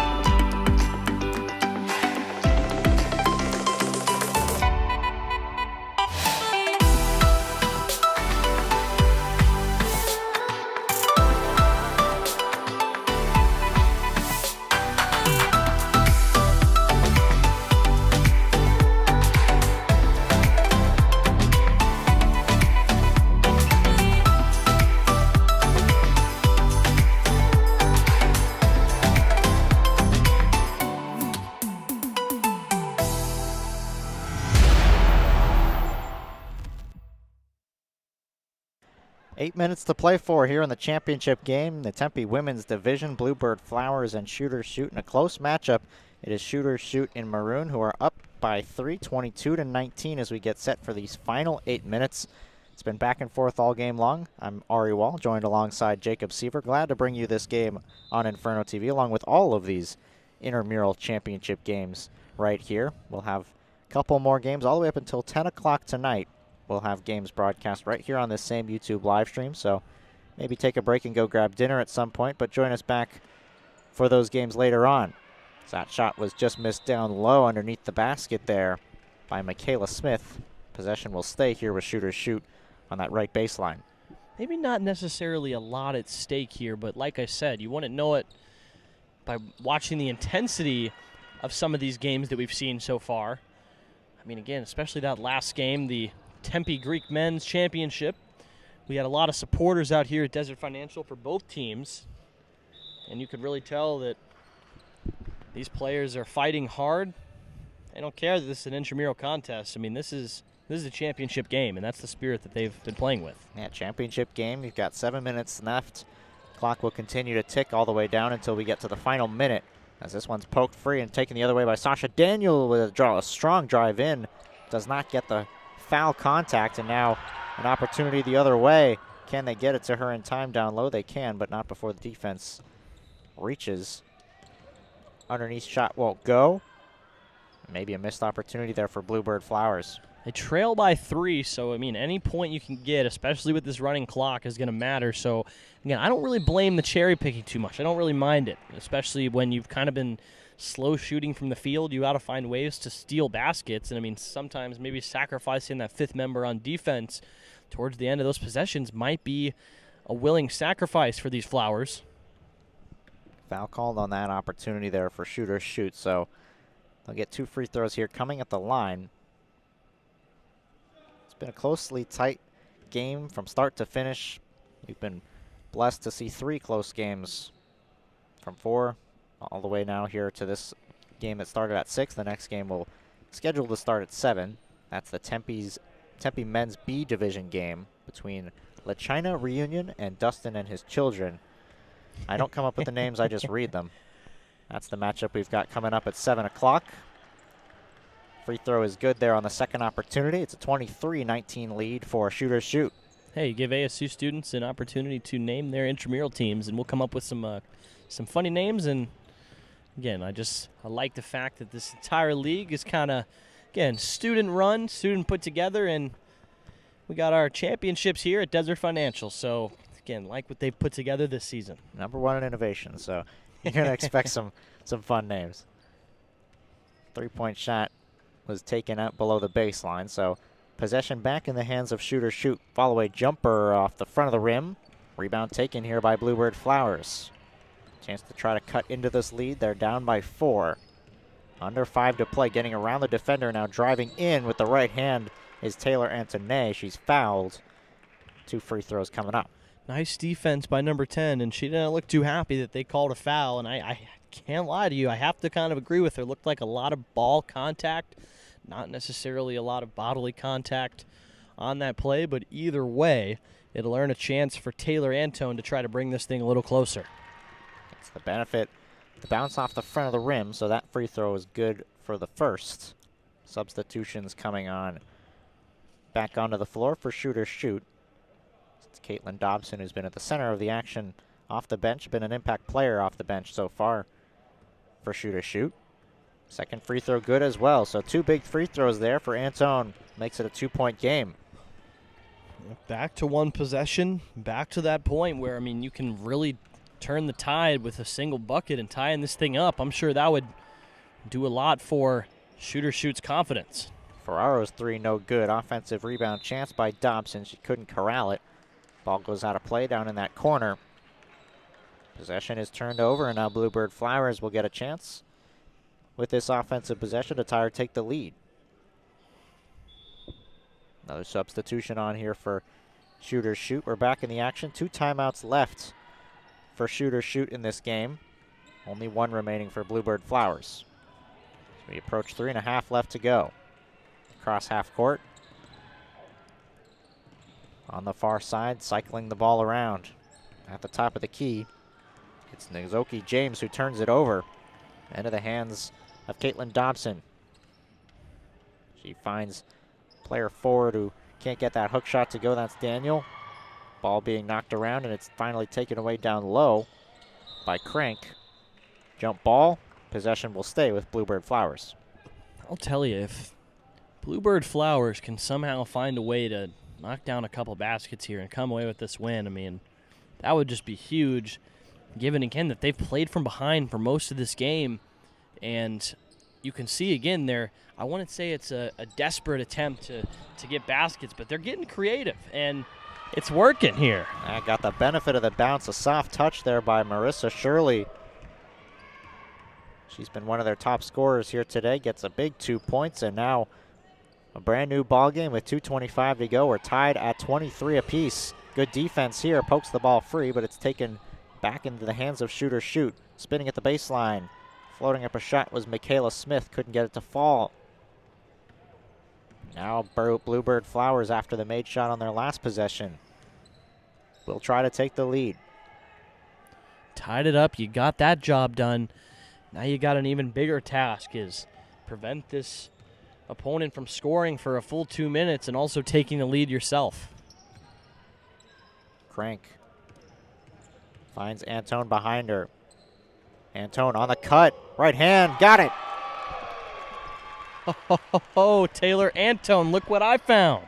25-23, Bluebird Flowers in the lead. Quickly the other way, that shot falls. Sasha Daniel with a quick answer. Tied once again. Now we're starting to get into it here. Both teams are showing what they can do, and both teams recognize that it is crunch time here. Under a minute and a half to play, tie ball game. Bluebird Flowers with the ball in the hands of James. Some action below the basket. James will dribble it back out near half court. There's a foul on the far side. It's actually going to be a timeout. Bluebird Flowers will call a timeout with 1:06 left to go. And man, everything to play for here in this final minute. Bluebird Flowers has struggled a bit offensively, but they got a chance here. They're going to have the ball. Now you call a timeout. What's the mindset here in this timeout? I mean, I think the mindset is simple. You've gotten to this point in the game. You were able to take the lead for a second. I mean, I think it just goes to show the fact that the pressure is not getting to them, but they're embracing that pressure. I mean, those were two really tough baskets for Bluebird Flowers, and one of which was, I mean, that was a really nice pass underneath and an even better finish by Taylor Antone. So, I mean, I think that's your mindset. Your mindset is, let's draw something up right here. Let's figure it out. You know, let's work through the teeth of the defense, and instead of just winging it out there, let's put together a play, and let's have a plan B and a plan C in case you face some offense on the other end. So either way, I think the main point is just having a plan for these last couple possessions. You talk about having a plan. Obviously, now you got the ball in your hands if you're Bluebird Flowers, but on the other side of things, Shooters Shoot. I got to assume they're going to get the ball back at some point in this game, should they not get offensive rebound after offensive rebound. So they got a plan on the defensive side as well. We've seen some good cutting action as well from Bluebird Flowers, getting behind the defense as well, leading to some of those open layups. Is there someone you're looking forward to trying to get the ball in their hands to try to get that clutch shot? I think there's one name that has really been standing out over the past couple possessions, and that's Taylor Antone. I mean, I would trust her with the basketball. She has been very smart in terms of her placement on the court, and she clearly understands spacing. So I think it would definitely have to be in her hands. But what that means is that, again, that's going to take a team effort. It's going to take someone getting her the basketball. It's going to take, getting the ball in here. It starts right now. The inbound will come right at center court to Nizoni James. James guarded one-on-one up top. Some action, able to find a defender, Marissa Shirley. Shirley dribbling down low, trying to escape the defensive pressure. Finally hands it off to Antone. Going over the screen, and now that ball's poked free, dribbling down low. Antone keeps it alive. It's on the ground. It's a jump ball. And the possession will switch over to Shooter Shoot. Just some stifling defense there by Shooter Shoot. Nothing doing for Bluebird Flowers. Yep, just forcing the mistake, and now they've earned themselves a chance to take the lead here. And As far as I'm concerned, there's no shot clocks. You can really run it down. I highly doubt they'll run 37 seconds off here, but you can get pretty late into this one. Turned over. The other way they go. Marissa Shirley across half court, 25 seconds left. Now we'll see if they do hold for the last shot. Here comes a double team. Pass dished out to the left. Crank able to get it up top for James. 12 seconds left in regulation. James dribbling out to her right. Gets it back behind the arc. 6 seconds to go. James driving in left hand. Can't get it to fall. 3 seconds left. Ball on the ground. 1 second left. And we've got a whistle with 0.5. Let's see what the call is. If I'm not mistaken, I don't know if they were able to get the timeout in time. It's very possible, and it looks like that's what it's going to be. So possession, I guess, was in the hands of Shoot or Shoot there enough to secure the ball. To call a timeout with 0.5. Not sure where they'll inbound the ball from. If they get it all the way down here on the left side of the court, it would be almost impossible to get a shot not only off, but also to hit on a shot from full court. If that is the case, we would be seeing our first overtime of the day. Should that happen, it would be a 3-minute overtime period.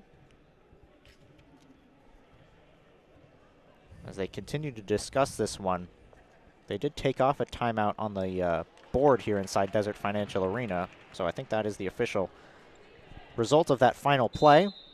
The inbound is going to come all the way on the other side of the court here for Shoot or Shoot, so going to be, barring a miracle, we should be heading to an overtime. Who knows? Look who's receiving the inbound pass. Number 10. Number 10. We'll see what happens. They're going to roll the ball. Picks it up with 0.5. Half-court heave is short. And we will go to overtime. Bluebird Flowers, Shoot or Shoot, tied at 25 in the Tempe Women's Championship game alongside Jacob Seaver. I'm Ari Wall. We've got our first overtime of the day. We'll have it for you in just a few moments. Stay with us here on Inferno TV.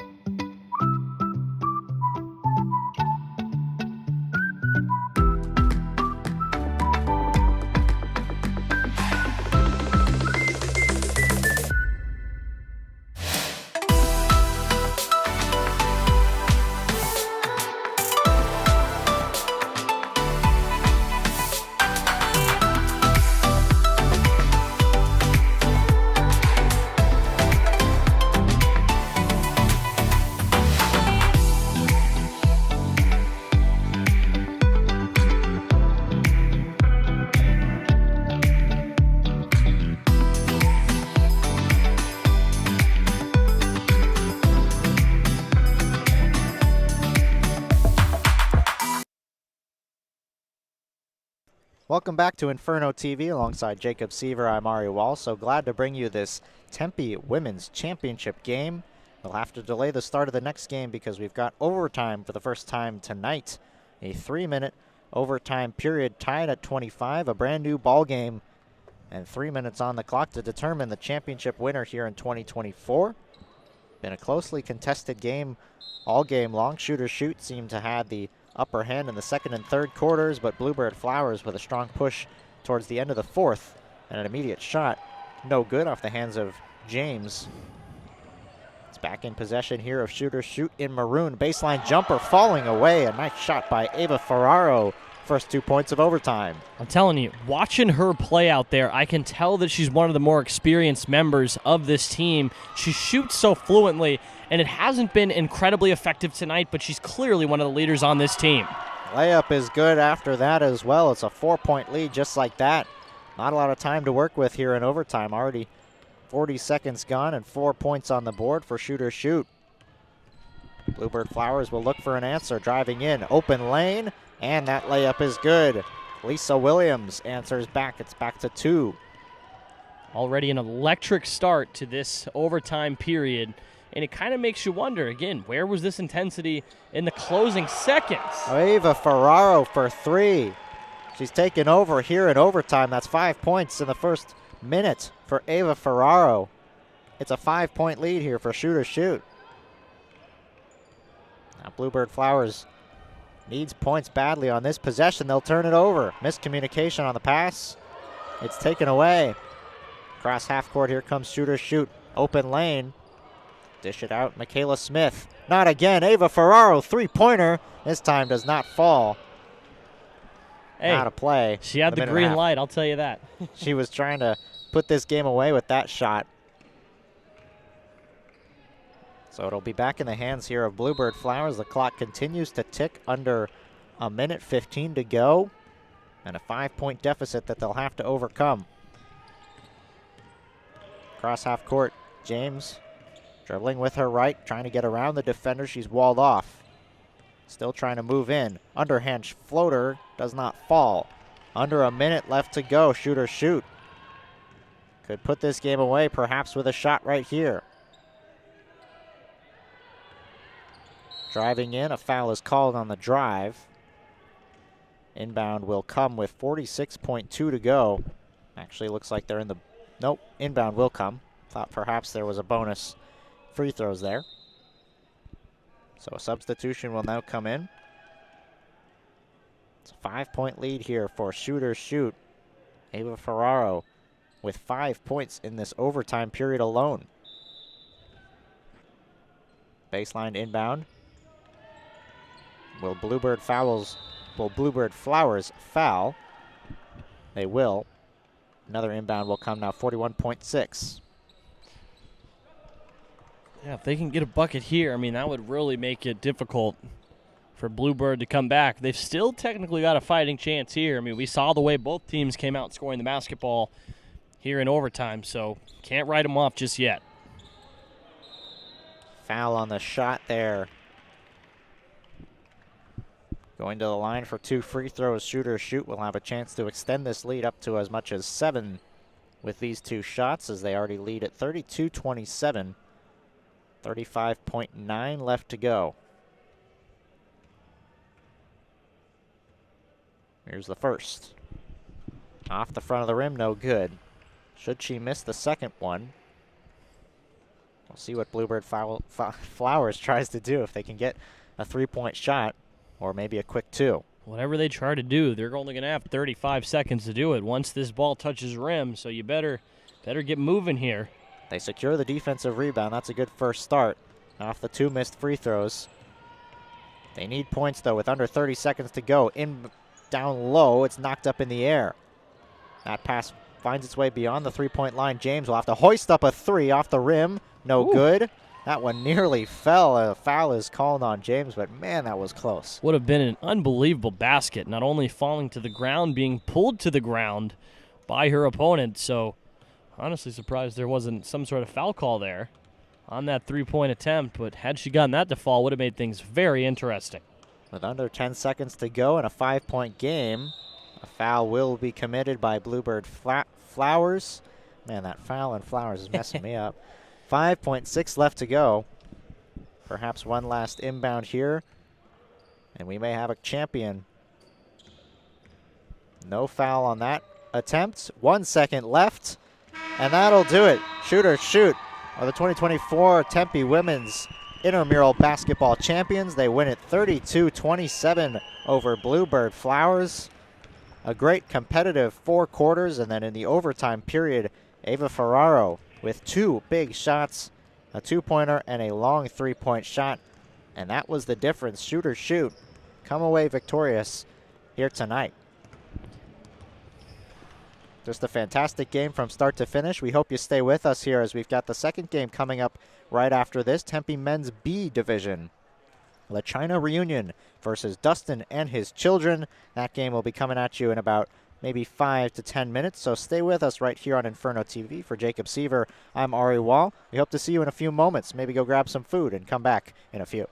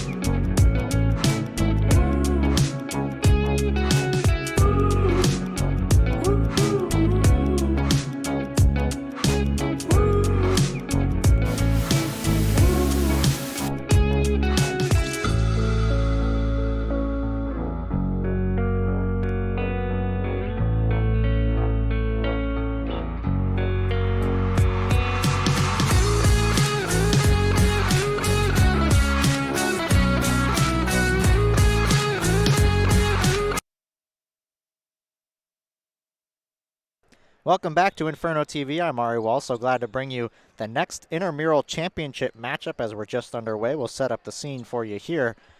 Quick shot off the hands of Dustin and his children. That is the team in gold here today. On the other side of things, it's La China Reunion.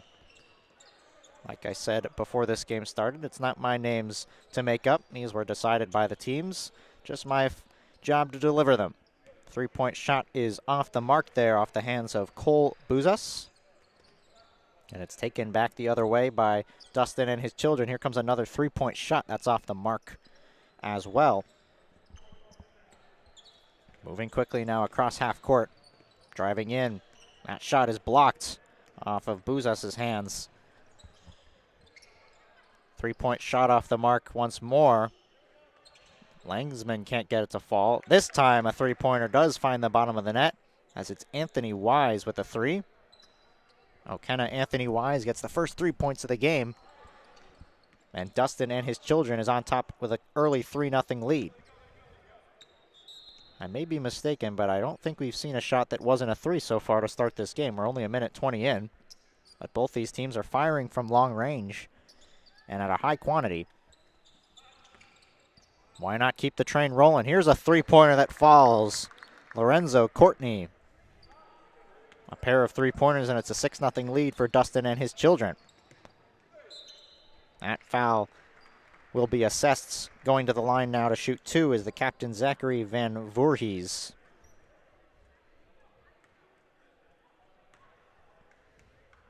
So he'll go to the line to try to break the 0 on the scoreboard for La China Reunion.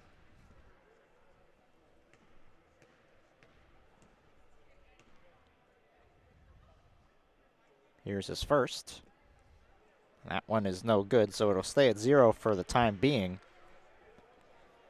In case you missed the game before this, we had the Tempe Women's Championship game. Bluebird Flowers and Shooters Shoot. Shooters Shoot came out on top in an overtime victory, so that's the slight delay that we had to this game. Scheduled 7 o'clock start. After this, we've got another game at 8 o'clock. That's the Tempe Men's C Championship game. This is the Tempe Men's B Championship game. As another three-pointer off the mark, off the hands of Lorenzo Courtney. Back the other way, here comes La China Reunion, looking to put up their first points of the game. Fading away, three-point shot misses off the front of the rim. Brandon Garner couldn't find the bottom.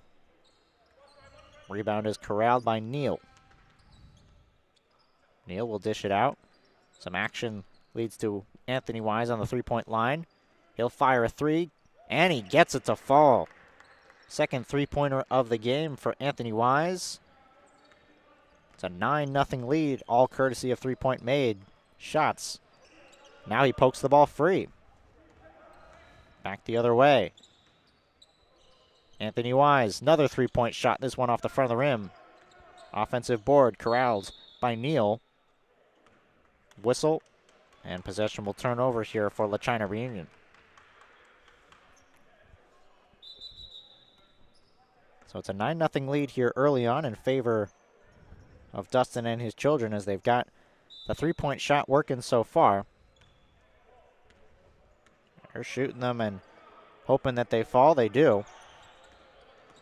Or at least I should say they have so far. As a three-pointer comes up well short from Brandon Garner. Talked a little bit about the difference of three-point line. I was talking with Jacob Seaver about it earlier, the game before this. Certainly a little bit further here at Desert Financial Arena than it is at the Sun Devil Fitness complexes that these players and teams are used to playing at. So a bit of an adjustment needed to be made to get those three-pointers to fall, hence why you'll see maybe a little more of that. These three-point shots missing up short, as that was Zachary Van Voorhees. Could not get the three-pointer to fall. Here's another three-pointer on the way. This one's short as well off the hands of Anthony Wise. Offensive board. Anthony Wise once more. Langsman on the drive. Slick pass down low, and a floater is good underneath the basket. Nadino Yemi was able to float that one in, and it's an 11-0 lead here for Dustin and his children. First time out is called here by La China Reunion as they'll try to sort things out on both the offensive and defensive side. While they do so, we'll take our first break here on Inferno TV and be back with the remainder of this first quarter in just a few moments.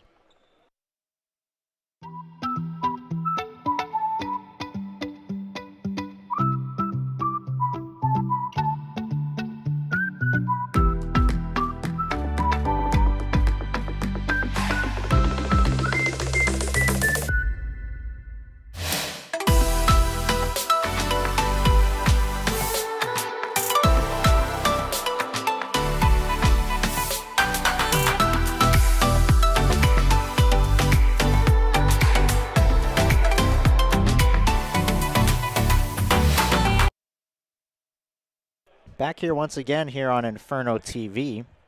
3 minutes, 11 seconds left to go in the first quarter here between La China Reunion and Dustin and his children. An early 11-0 lead here for Dustin and his children in gold, leading to a timeout by La China Reunion as they'll try to get some points on the board, get some defensive stops.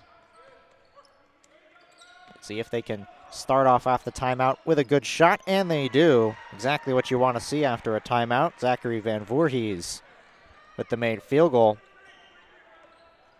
Make it an 11-2 ball game here. Ball knocked free but kept alive. Now a post move into a fadeaway shot. Can't get it to fall. Here comes La China Reunion driving in. Follow-up shot is good.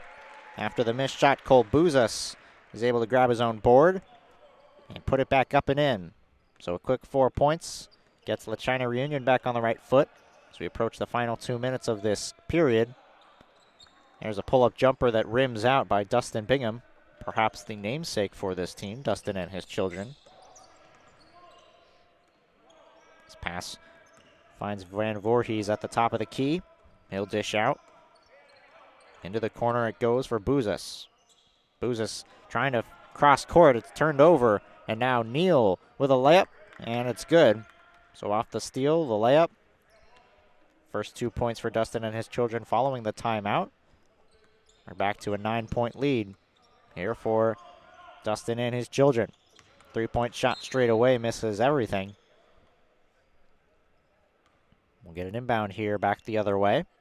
Minute and a half now left to go in this quarter. First of 4 in the Tempe Men's B Division for this Intramural Championship game. Driving in, floating, and unable to hit was Lorenzo Courtney. Now some defense forces a turnover right underneath the basket. Dustin Bingham can't get the shot to fall. Knocked out of his hands, and it's taken the other way. La China Reunion in the hands of Buzas. Foul before the pass. Inbound will come in as the clock continues to roll here as we approach 50 seconds. Inbound coming on the far side. Buzas will be the one to inbound it. Gets it to Van Voorhees, who fires a three-pointer off the front of the rim. Looking for the offensive rebound was Drzeziga. Could not corral it. Now here comes Dustin and his children underneath the basket. Layup is good. Lorenzo Courtney, who's been in the middle of the action so far, with another 2 points on the layup. It's an 11-point lead here as we approach the final 20 seconds. Mark Alway will back things up with 11 seconds to go at the Sparky logo on the near side. Putting on some dribble moves. Now trying to get around the defender. Alway floats it up, and it does fall in. Rimmed out for a second. But it finds the bottom of the net, and it's the last 2 points recorded of the first quarter. Dustin and his children will take a 15-6 lead into quarter number 2. Stay with us here on Inferno TV. We'll have the second quarter of action for you in about 1 minute.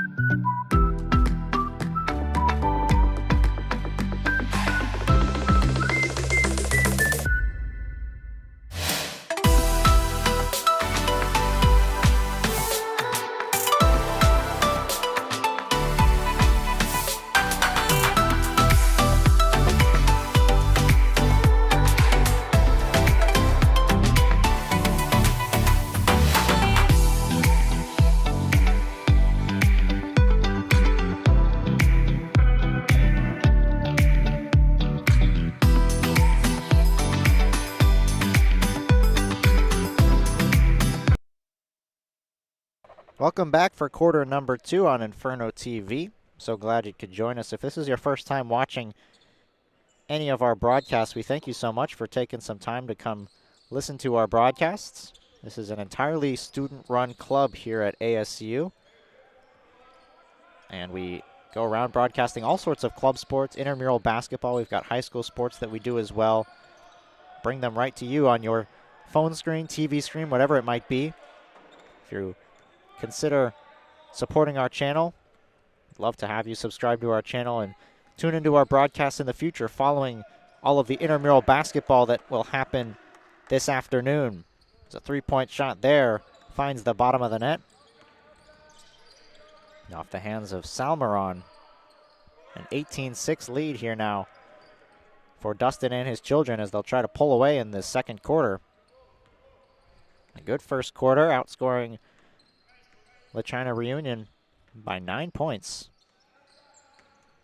Here comes Bingham, trying to dish it out to the baseline. That pass was knocked out of the hands of Jacob Trump. Just about a minute into this second quarter as it's taken across half court. Here comes La China Reunion. It's one's knocked away. Corralled back at the top of the three-point line by Alway. He'll dish out to his right now. A layup attempt from Van Voorhees, who's been the leading shot attempter so far. Couldn't get the shot to fall. Now it's Jacob Trump who can't get that layup to go over the top of the tall Colin Hoopwa. Falling down there on the three-point line was Hoopa. They'll reset things with Van Voorhees. He had to pick up his dribble, now gets it to the three-point line for Alway, whose shot is off the rim and no good. Ball is deflected out of play. Some substitutions now here with 6 minutes to go. Clock will continue to run. As we've mentioned a couple times here on the broadcast, just a quick refresher on the rules of intramural basketball in case you aren't aware. The clock keeps running until the final minute of the second and fourth quarters. All 8-minute quarters, 2 timeouts per half. And should we go to overtime like we had to in the game before this, it would be a 3-minute overtime period.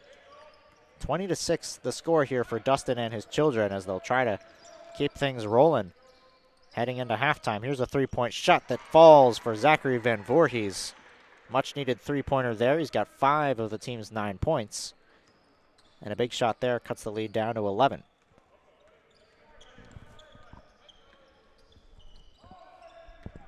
Bingham dishes down low. Courtney can't get it to fall.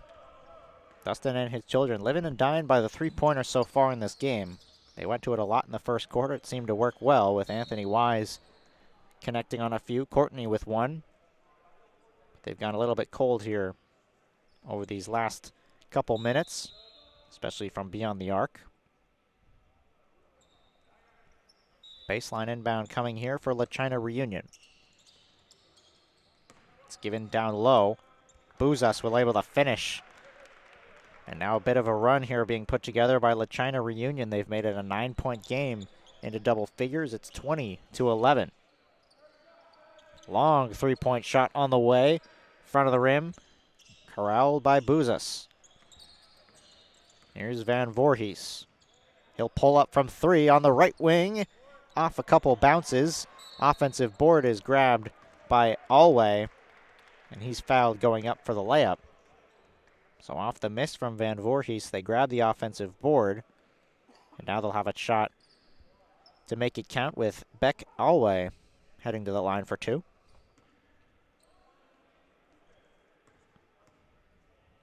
The first shot is good from Alway, so it's a 8-point lead now for Dustin and his children, who came off the bat leading by 11. They started this game off with an 11-0 run. Since then, La China Reunion has been able to claw their way back into the game, making it 22-12. And now 20-13 after the second free throw from Alway is good as well. 2 for 2 at the line for him. Now here comes Dustin and his children trying to get back on the offensive side. They'll commit an offensive foul instead. And now LaChina Reunion with some offensive momentum and getting stops on the defensive end as well. With 3 minutes to play, they've got a real chance to cut into this lead heading into halftime. Across half court, it's Brandon Garner who hands it off. Now beyond the arc, Meller is fouled on his drive in.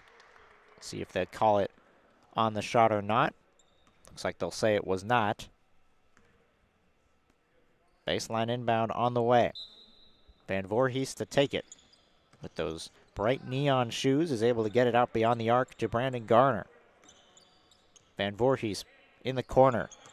He'll penetrate in and go up for the shot. He gets a foul on the way in. Anthony Wise is whistled for the violation. And now Van Voorhees back to the line. Another 2 free throws will come here for LaChina Reunion.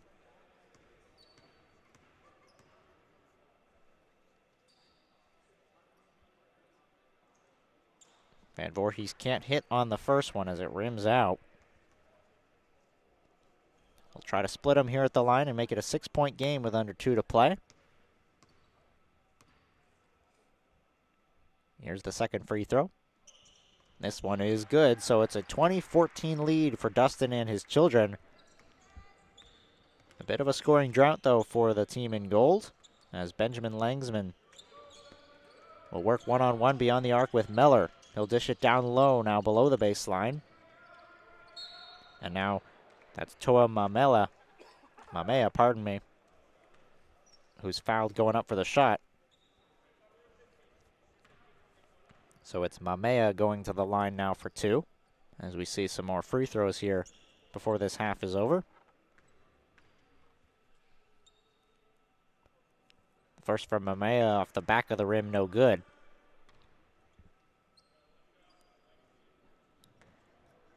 So they'll stop the clock with a minute to go before restarting it after this free throw. Second free throw doesn't go either, so now with under a minute to play, a timeout's immediately called off the rebound by LaChina Reunion, as they'll talk things over about how to approach this final minute before we head into the half. It's a 20-14 lead for Dustin and his children. We'll take a quick break and be back in about 30 seconds with the final minute of play.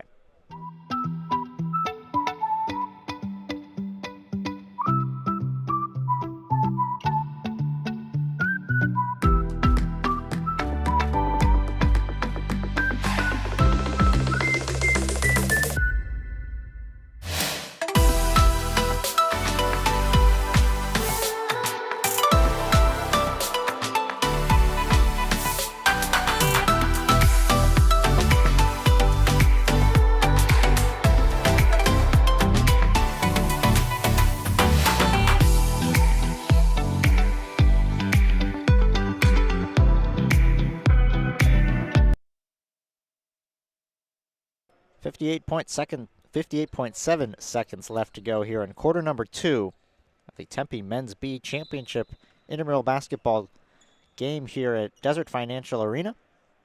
It's in the hands of LaChina Reunion as they'll try to cut into the lead that Dustin and his children have been able to jump out to and maintain throughout the entirety of this game. 3-point shot from Van Voorhees finds the hands of Neal on the rebound, and a great block to recover by Van Voorhees, able to go over the back and get the ball, knock it down low to the baseline. Under 40 seconds now. Neal will fire a long 3-point shot. That one goes wide left. It was saved for a moment by Dustin and his children before being knocked away and into the hands of LaChina Reunion. With 20 seconds, trying to dish it out to the corner there. That time was Bouzas. Here's Neal in the corner. All sorts of space in the corner for 3 for Langsman. Langsam for 3. 23-14. One last shot here for LaChina Reunion. Garner double teamed. Puts up a 3. It goes off the top of the backboard. No good. And it's a 23-14 lead that Dustin and his children will carry into the half. We'll take a break for a couple of minutes as these players rest up before the start of the second half. 16 minutes left to go in this ball game. and the championship on the line for Dustin and his children and La China Reunion. Stay with us here on Inferno TV.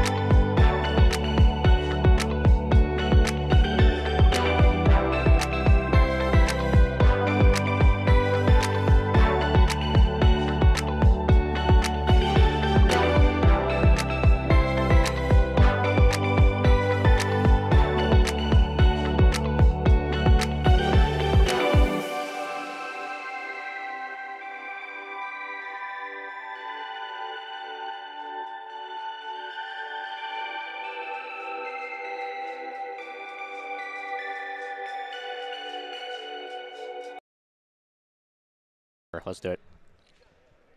Back here for the start of the second half between Dustin and his children and La China Reunion. As here's a quick three-point shot that goes off the mark from Anthony Wise. Long rebound will go out of play. So after one half, Dustin and his children able to jump out to an early 11-0 lead in this one before surrendering it a bit to La China Reunion, but able to bounce back towards the end of the half and take a strong 9-point lead heading into the final 16 minutes of play, trying to close this one out and win a championship, as this floater is good from just underneath the basket. Quick 2 points there for Dustin and his children, make it 25-14.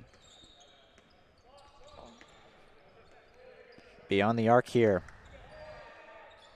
as that shot falls from Cole Bouzas. 3-point shot is good.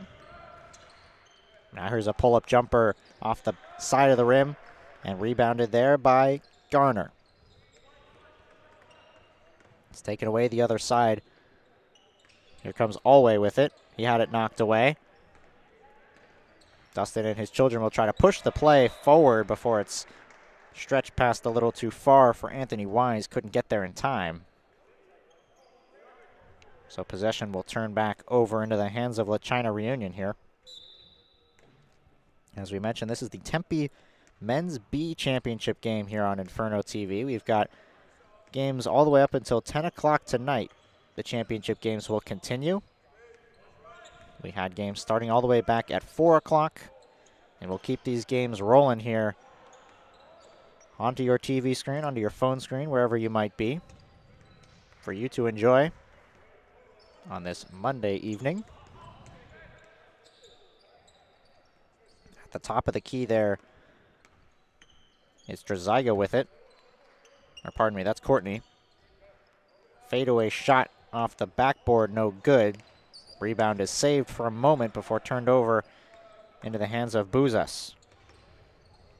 Here's Buzas, will fire it all the way into the corner. Three-point shot, Garner missed it long. And now slow down of pace here for Anthony Wise as he'll slowly take it across half court. Wise will fire a three. That one comes up short. Saved at the baseline. And just going out of bounds that time.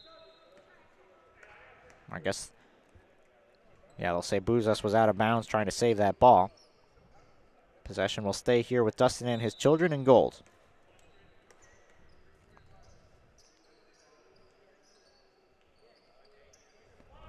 Beyond the arc here, it's Van Voorhees.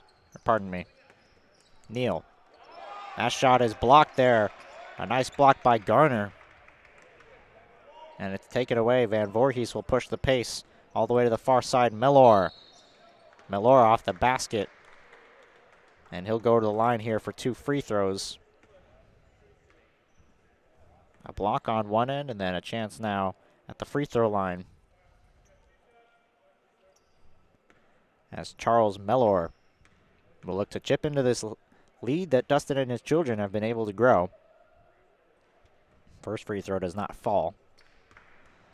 As it stands right now, it's an 8-point lead here for Dustin and his children.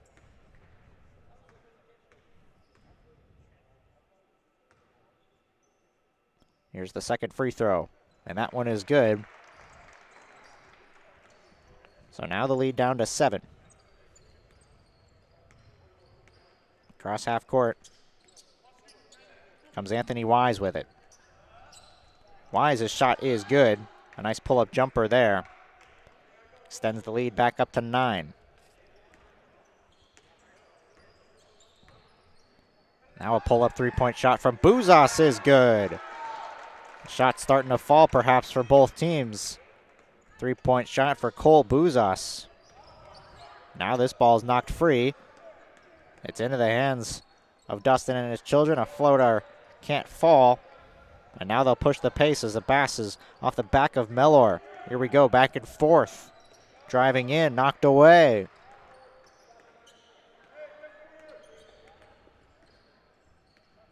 Here comes Alway. Mark Alway driving down below the baseline. Will kick it out for 3. Mellor can't find the net. Missed it all there.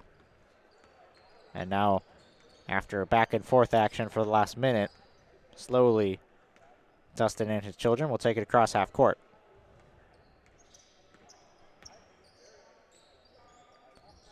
Beyond the arc now, dumping it inside and off the glass and in. Dino Yemi is able to find the bottom of the net for 2 points on the layup. Extend the lead back now up to 7. With 2.5 left to go in quarter number 3. It's been another closely contested battle. Our 4th straight in these Intramural Championships, as that is a blocking, or a charging foul that goes against Zachary Van Voorhees as he was trying to get a block. Winds up a charge instead. Clock will tick down to close to 2 minutes left to go in this third quarter. Taking it across half court is O'Kenna Anthony Wise, who fires a 3, missed it short. Into the corner, another chance for Dustin Bingham, who can't find the net. Shot won't fall, back-to-back threes there. That's been the story of the game for Dustin and his children, firing the three-point shot, sometimes going on runs where it's fallen, sometimes not. Off the three-pointer, Bingham can't get the pass to connect. Looking forward, it'll be a turnover here and a chance for the China Reunion to try to put up a good end to this third quarter, give them some momentum heading into the fourth. The inbound comes here to Garner.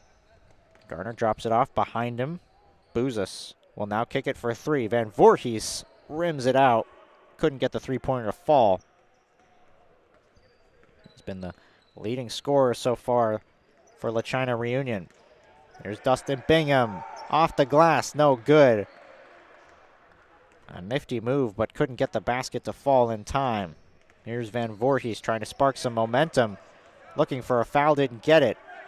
Dustin and his children will get a layup on the other end, as it's Neal who finishes easily. And this has opened up to a 10-point game here as this third quarter winds down. Mark Alway will dribble in, bank it off the glass, but not in. And now the lead's starting to grow here for Dustin and his children as the offensive momentum seems to have stalled here for La China Reunion. That's one way to get it back, though. A steal and a slam. Cole Bouzas showing off the hops. That's the first slam we've seen today.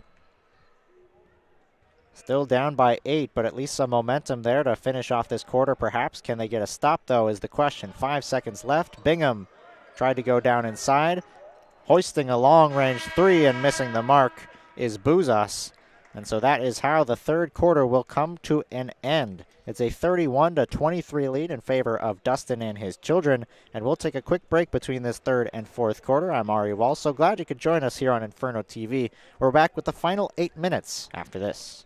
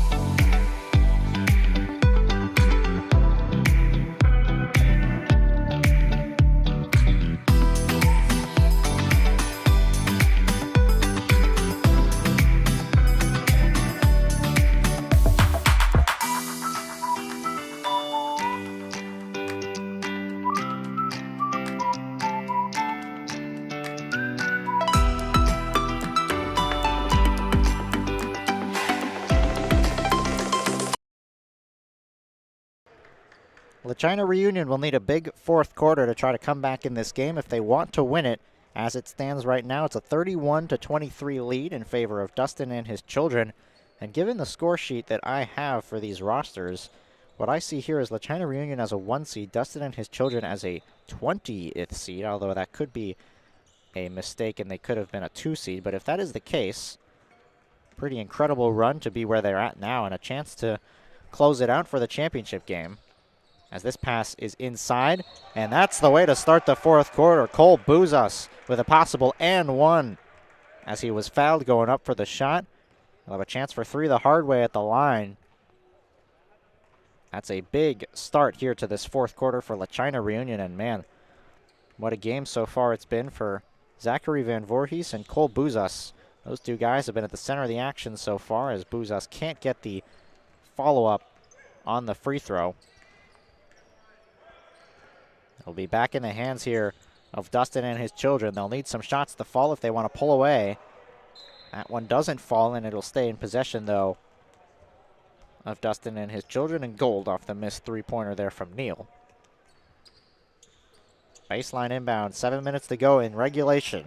Another three-point shot off the front of the rim, and it's saved and kept alive here by La China Reunion. Here comes Brandon Garner across half court. Looking inside, Cole Bouzas riding the hot hand. Bouzas off the glass and in. Cole Bouzas with an early 4 points to start this fourth quarter off. And it's only a 4-point lead now for Dustin and his children. Dustin Bingham will carry it across half court here for the guys in golds. Fakes the shot, goes with a pass. Can't get the touch there. Ndoyemi missed it off the mark. Here comes Garner. Garner with a screen. Open room on the baseline. Follow-away jumper off the rim. No good. Defensive rebound secured there by Ndoyemi. Now Bingham back with it here for Dustin and his children. Dishing it out beyond the arc. Neal will penetrate. Gets Bouzas in the air before drawing the foul. Neal wanted it to be a shooting foul. The referee says no. They'll keep it on the baseline. We haven't shouted the referees out at all today, but I feel like it's appropriate to do so. An amazing job done by the referees. It's a thankless job, and they do it. Fantastic work all year long to commit their time just as much as these players do to allowing these people to have such a fun experience playing intramural basketball. They do amazing work, and we thank them so much for everything they do. 31-27 is the score for Dustin and his children in the lead, driving in and turning it over. It's taken the other way. Zachary Van Voorhees with a chance to cut into the lead. Van Voorhees with the left hand, can't get it to fall. Garner, offensive board, and the finish. Brandon Garner for two. What a fourth quarter being put together by La China Reunion. It's a 2-point game. Under 5 to go. No foul on the attempt by Bingham. They'll keep possession, though. It was last touch by Van Voorhees. What a start to this fourth quarter. Van Voorhees, Cole Bouzas, and Brandon Garner, the center of the action here for the guys in maroon, as that shot doesn't fall. A chance to take the lead here. Van Voorhees will dribble on that left side. Going up with the left, he's fouled. He'll go to the line for 2 free throws, and should he make both of these, we'd have ourselves a tie game. If you're just joining us, Dustin and his children started this game off with an 11-0 run. La China Reunion chipped away a little bit in the first and second quarter, but they were still down heading into the third and fourth. And here in this fourth quarter alone, I'm not sure Dustin and his children have scored to start this quarter off. Van Voorhees does not get the benefit of the bounce from the rim. So at the best, it'll be a 1-point game here for La China Reunion if Van Voorhees can get this second one to fall. Clock continues to tick. It will do so until the final minute of this quarter. Second free throw is good from Zachary Van Voorhees. It's a 31-30 game here in Desert Financial Arena for the Tempe Men's B Intramural Basketball Championship. Bingham dishes it out to the three-point line. Lorenzo Courtney, long-range three, got it. Lorenzo Courtney for three, and that's a huge three-point shot for Dustin and his children. It prompts a timeout by La China Reunion. A big three-pointer from Courtney makes it a 4-point lead. And with 3:21 to go, we'll take a brief timeout here on Inferno TV. We're back with the final 3:41 of this closely contested battle right after this. Stay with us.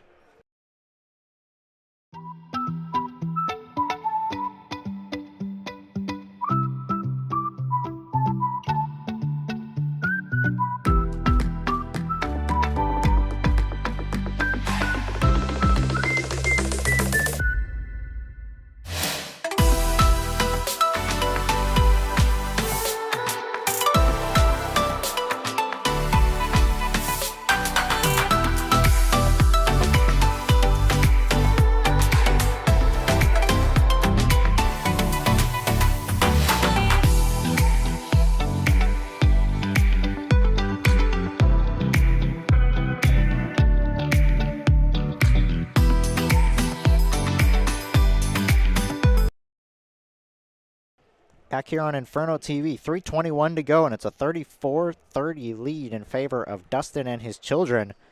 After a big three-point shot by Lorenzo Courtney prompted a timeout. We'll see what answer La China Reunion has in store. They certainly had an answer to start this quarter off. They were down by quite a lot. They've chipped away to make it as close to a game as a one possession, 1 point even, as down low, getting fouled is Brandon Garner. 2 more free throws here coming for La China Reunion. Clock is not on their side, as it will continue to tick before these free throws. This is actually Mark Alway at the line here. First free throw is good here for Mark Alway. Chance to make it a 2-point game with under 3 to play. Alway's second is good. Two big free throws by Mark Alway. 34-32. We're treated to another close battle here at Desert Financial Arena. We're so lucky to be able to do so. Bingham can't with the first opportunity, gets his own board, dishes it down low for a follow-up by Indoyemi, who can't get it to fall. Offensive rebound secured by Buzas, who's been the hot hand so far. Buzas for three, off the rim, no good.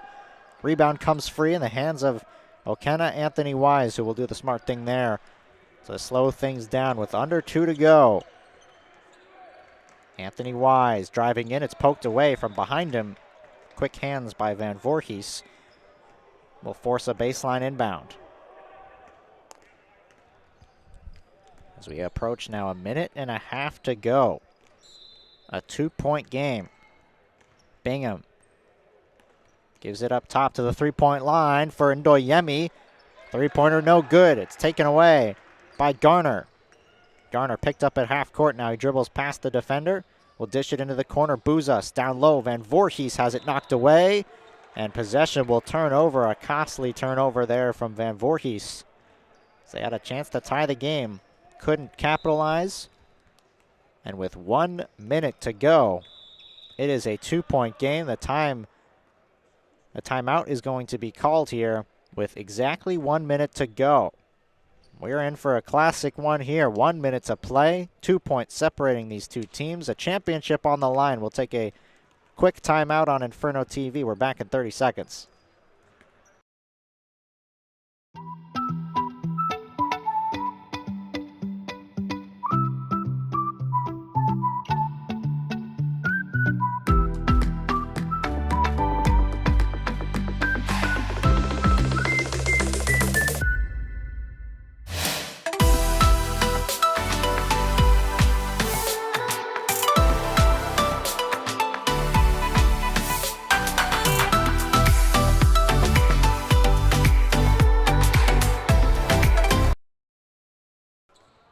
Exactly 1 minute remains in regulation between these two teams, as La China Reunion will try to win it in this final minute or force a 3-minute overtime period.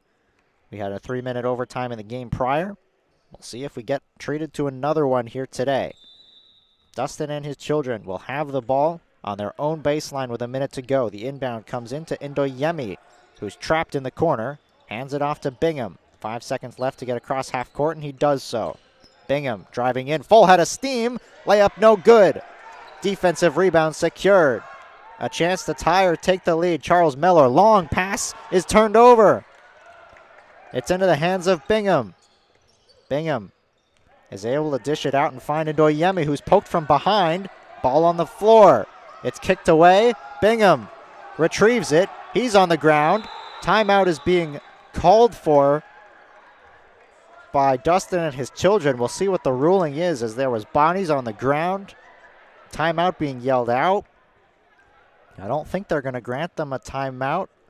Let's see. The referees are going to talk about it a little bit. Could have been a jump ball, could have been a foul, could have been a timeout. A lot of things could have happened there. We're going to get an inbound with 28 seconds to go. It's a 2-point lead. Dustin and his children have the ball. Will La China Reunion foul? No. They're not doing so yet, as Alway is trying to force a steal. Now he does give in and fouls Neal. Clock stops with 20.3 to go. They're going to need a couple more fouls, I think, before we get into the bonus territory, though. So time is going to continue to tick away, which means they might need a steal here. That pass was almost over the head there of Neal, but he's fouled immediately by Alway. Only wastes 2 more seconds, so 18.8 left to go. After a foul, Dustin and his children would need to hit both free throws to make it a 2-possession game. Movement on the inbound. Can they get it in? They do. It's Neal again. He's fouled immediately. Quick whistles there from Garner. Garner and Alway committing the fouls. I think the referee just signaled one more, so maybe one more foul before they enter the bonus here. Or this could be the last foul. A foul here would lead to free throws perhaps, as they inbound it to Ndoyemi. And yes, that will be the case. 2 free throws. Well, one referee is signaling for 2 free throws. Let's see. Yes, now we will see 2 free throws. Ndoyemi was fouled, so he's going to be the one with the game on the line to try to hit 2 big free throws. A lot of these games here in the Intramural Championships have been coming down to the free throw battle. We'll see if Divine Ndoyemi has what it takes. First free throw is good. That hit the back of the rim. Looked like it wasn't going to fall, but he gets the generous bounce. 16.8 on the clock. It's a 3-point game. Ndoyemi. Second free throw. Back of the rim. No good. Timeout is called, the last in regulation for La China Reunion, and this is it. They'll draw up the play to try to tie this ball game and send it into overtime. 15.5 seconds to go. You don't want to miss how this one ends. Stay with us on Inferno TV. We're back in just a few moments to watch the finale.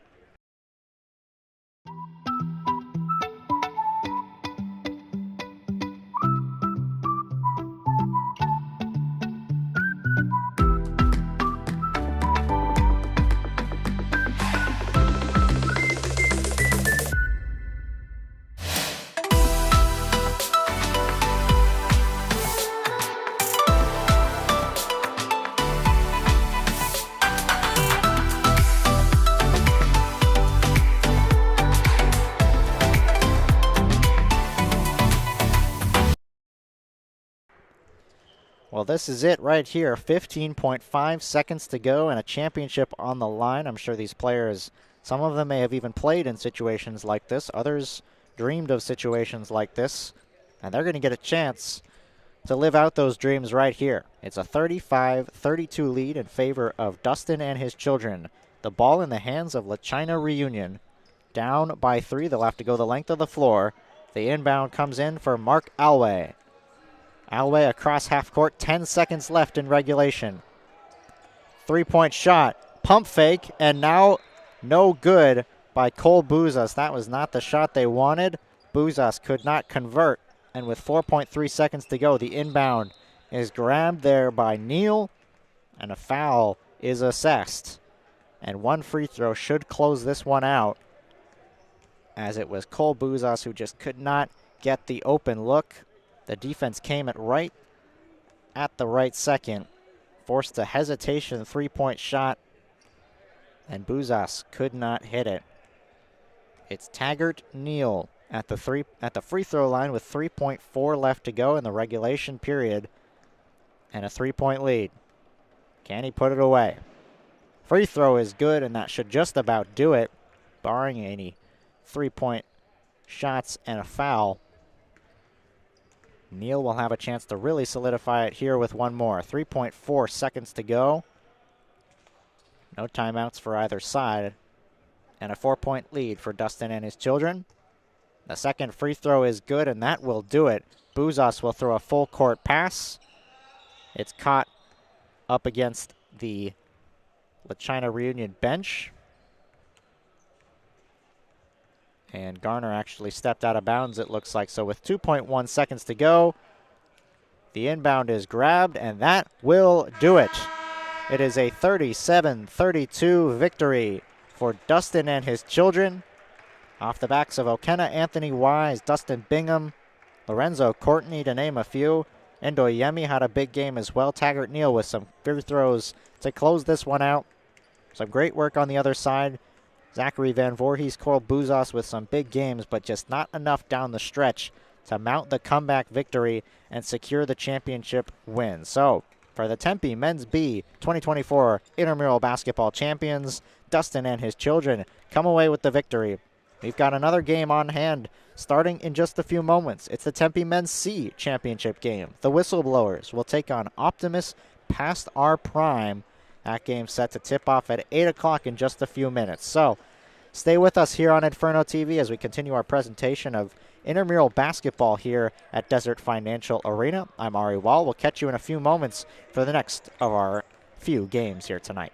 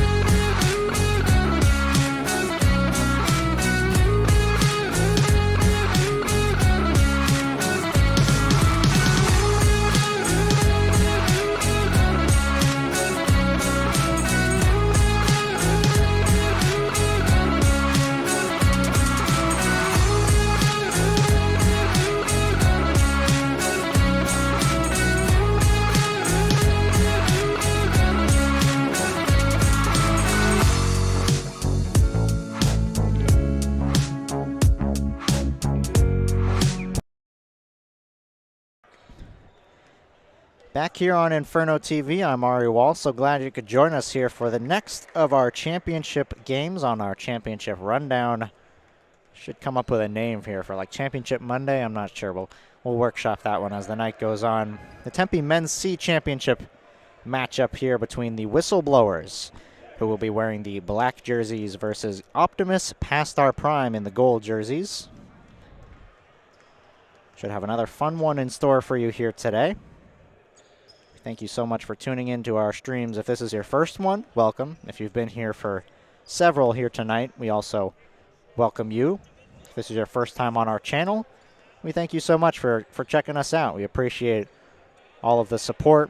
We're a completely student-run broadcasting club here at the Cronkite School at ASU. It's our pleasure to be able to bring you these games here tonight. If you want to consider supporting our channel, go ahead and subscribe. We're close to 500 subscribers here, so we'd love to reach that milestone perhaps here today. Three-pointer is off the mark, and that's how we'll get underway here, with Optimus Past Our Prime beginning with the basketball, and a floater is good. Dustin Soderman puts up the first points of the game. Cross half court, here comes Elijah Bonus with it. He'll dish it out beyond the three-point line. It's taken on the far side. Penetrating in is Terang Fanindra, who gets the layup to go. And Fanindra evens the scoring here a minute in. Beyond the three-point line, it's taken into the hands of Christopher Cook, who steps back, pulls up, and can't find the bottom of the net as it rimmed all the way around. It's taken now on the near side. Bounce pass looking inside. Could not connect with Fanindra. Went off the hands by Papas. The clock will continue to tick. Under 7 minutes now. We're just about a minute into this first quarter here, as Fanindra will hold on to the basketball before giving it off now to his right for Mayer. This is Alexander Mayer with it. Gives it back for Fanindra. To the three-point line. And now down low. Going up with it. And couldn't get the shot to fall was Mayer. He'll go to the line for the first two free throw attempts of this one.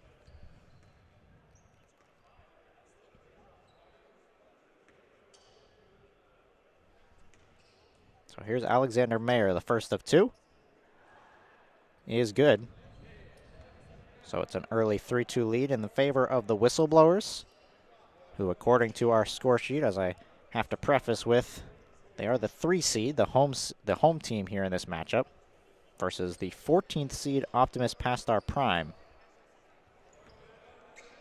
4-2 the lead in favor of the Whistleblowers. Pull-up jumper from the elbow is rimmed out. Dustin Soderman, who already has 2 points in this game, couldn't connect for that one.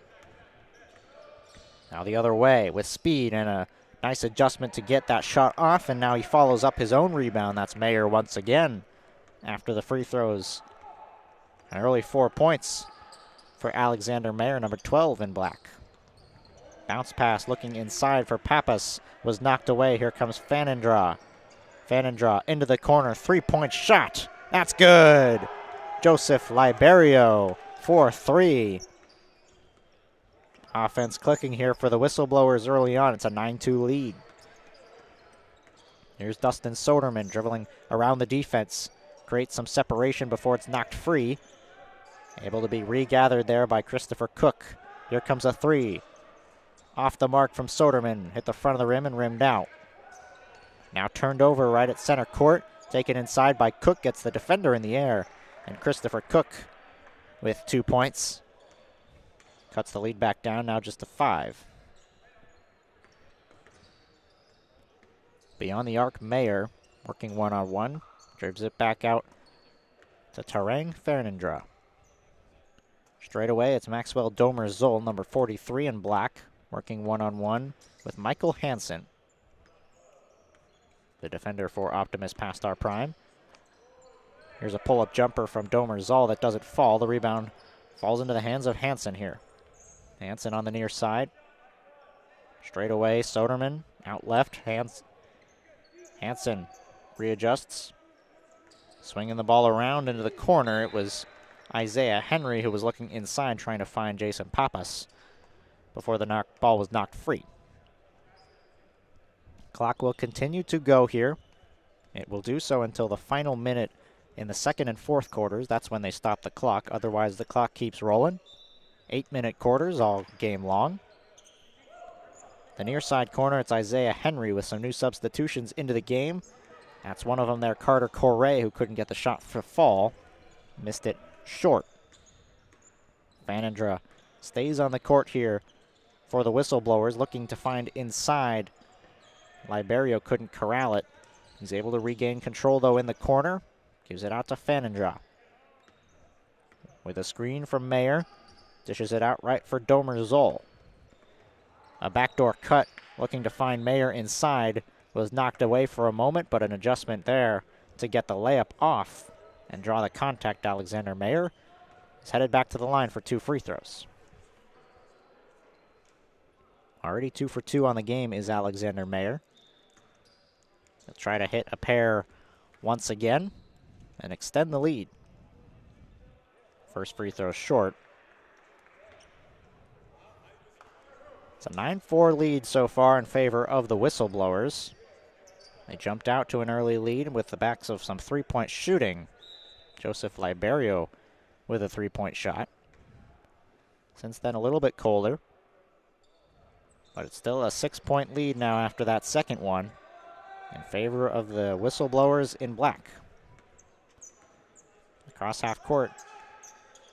Here comes Optimus past our prime with a dish inside. Cook quickly moves it along for a fadeaway shot from Dustin Soderman. Pretty touch on that baseline fadeaway. Dustin Soderman with an early 4 points.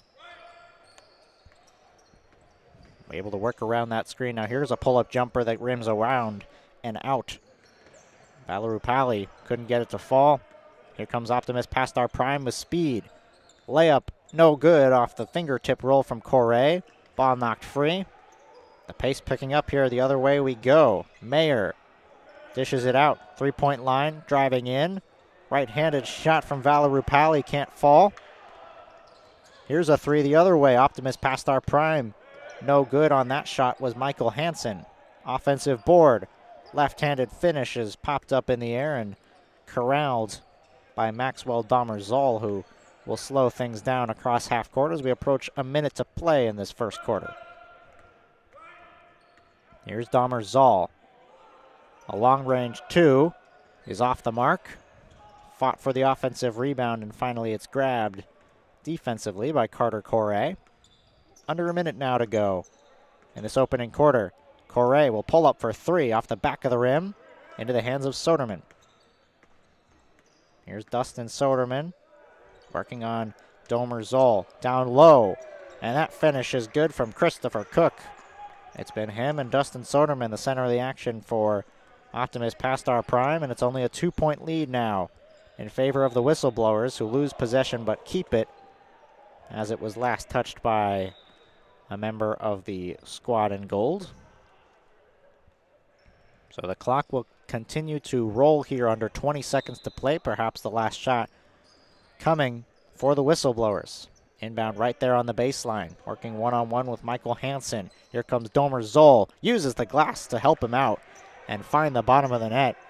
It's a 12-8 lead, 3 seconds left, and a foul is going to be called. And the clock will not stop, and so that will do it for quarter number 1. The Whistleblowers jump out to an early lead. Optimus past our prime is able to come back, and the Whistleblowers will carry a 12-8 lead heading into quarter number 2. We're back for the second 8 minutes of action right here on Inferno TV in just a few moments. Stick around.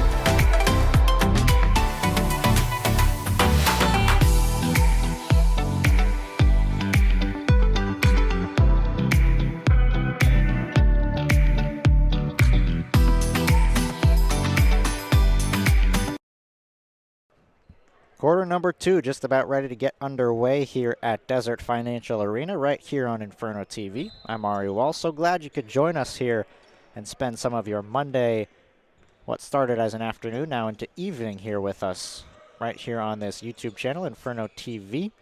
So glad you could come out and support both these players on the court, given that they're all in these intramural championships, and also us up here in the broadcasting booth, giving it our all here behind the mic and behind the camera,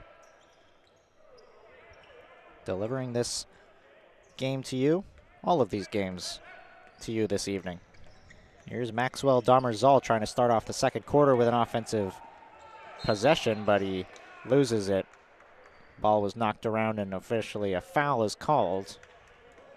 It's going to go against the Whistleblowers, or will it? Looks like it's going to go against Optimus past our prime, actually. Instead, they'll keep their keep their hands out to their sides, questioning that call. But the offensive possession will now continue here for the Whistleblowers, already leading by 4.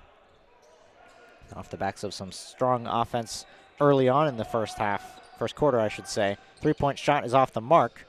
The offensive board was saved for a moment and then thrown off the hands of a member of the Optimus past our prime team. So they'll keep possession here with the clock approaching 6:30 now to play in this first half. The Tempe Men's C Championship game is what we're looking live at right now. Beyond the 3-point line, it's that's Serum Valarupali. Down low, it's off the hands of Mason Hagman. And so for the first time in the second quarter, it'll be Optimus past our prime who will get the ball with a chance to try to chip away at this 4-point lead.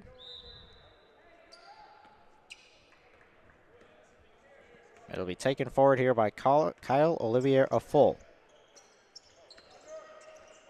Swing the ball around the arc before looking down low, trying to find the cutting Jason Papas. It was knocked away. Here's a 3-point shot, and that falls. Joseph Liberio with his second made 3 of the game. Just like that, it's a 7-point lead. Dustin Soderman looking to answer back quickly, spinning, and now firing a follow-away jumper. Pretty touch by Dustin Soderman, who's been the leading shot getter early on for Optimus past our prime. He gets it done there with a big 2 points to answer back quickly. Spinning with it there and can't get the shot to fall was Elijah Bonus. Defensive rebound corralled and will be taken by Carter Correa across half court. No look pass inside. Soderman spinning. Shot doesn't fall, gets his own board and gets the basket. Perseverance by Dustin Soderman, a couple of baskets in these last minute. And after it looked like the Whistleblowers were going to try to start to pull away, back to a 3-point game. That shot from 3 is off the mark from Alexander Mayer. Chance to tie here for Optimus past our prime. They'll attack the basket, and that's Carter Correa who can't get the shot to fall. Liberio, who's been solid from 3 so far, turns it over. And now Correa with a full head of steam and an open lane with a left hand. Can't get it to finish. Opportunity wasted back the other way. Whistleblowers, left hand, can't get the shot to fall, but a foul is called, as that was Fanindra on the drive. And he'll head to the line for 2 free throws with 4 minutes to go in the first half. Tarang Fanindra, one of the captains of the team here for the Whistleblowers, will shoot his first. Off the mark, wide left.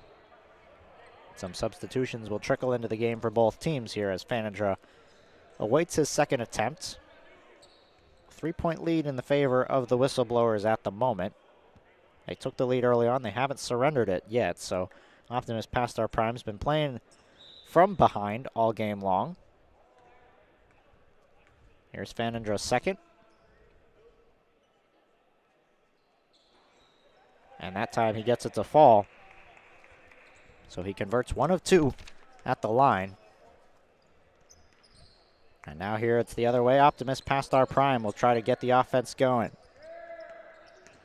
Beyond the arc, dribbling in and trying to finish that time was Kyle Olivier Afol, who couldn't get the shot to fall. He was whistled, and he'll get 2 free throws here. Trying to cut into this deficit.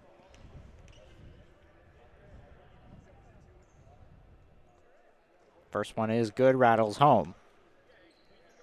After this game, we'll have the Tempe Men's A Championship game between the Pikes and FFB.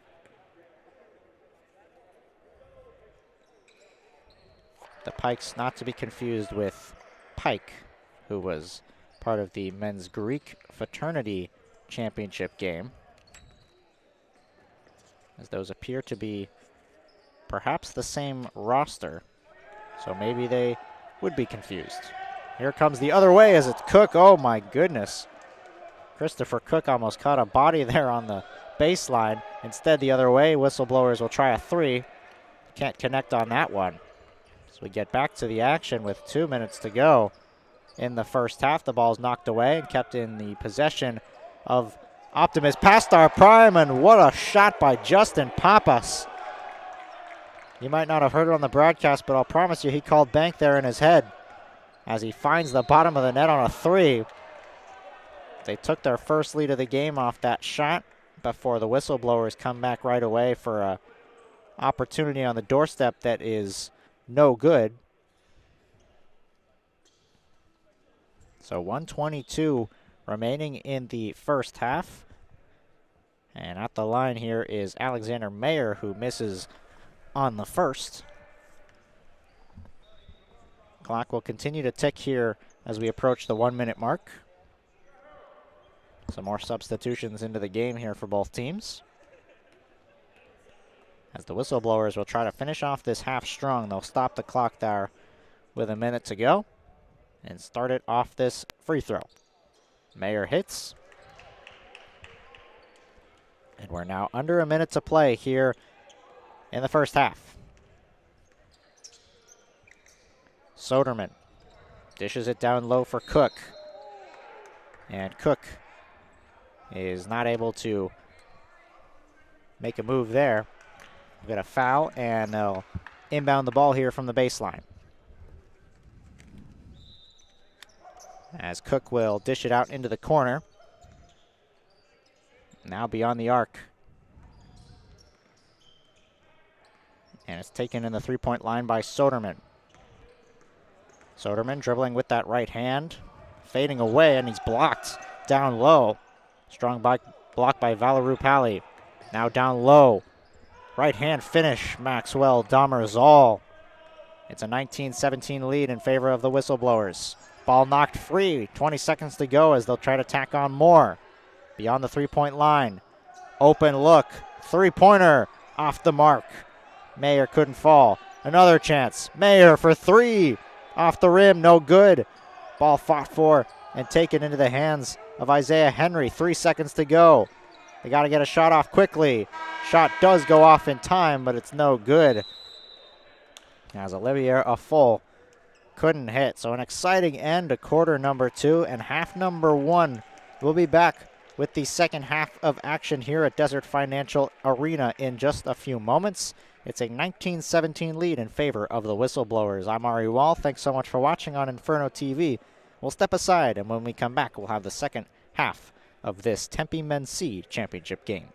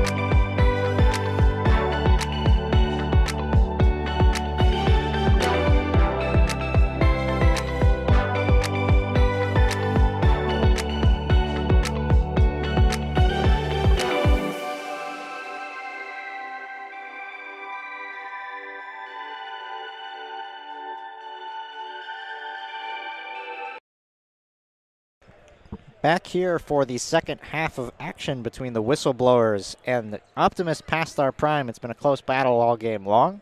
The Whistleblowers will begin the second half of action leading by 2.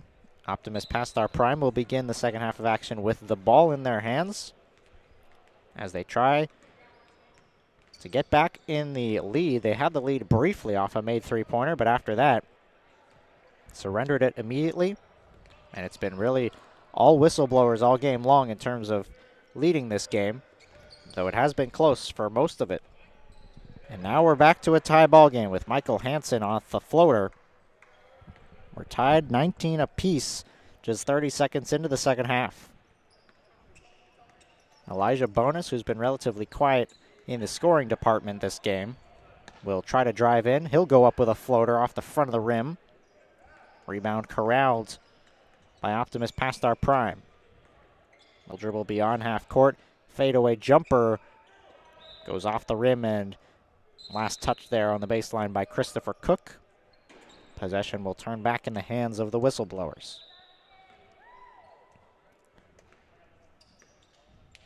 Alexander Mayer will carry it across half court before dishing off to Tarang Fanindra, one of the primary ball handlers for this Whistleblowers team.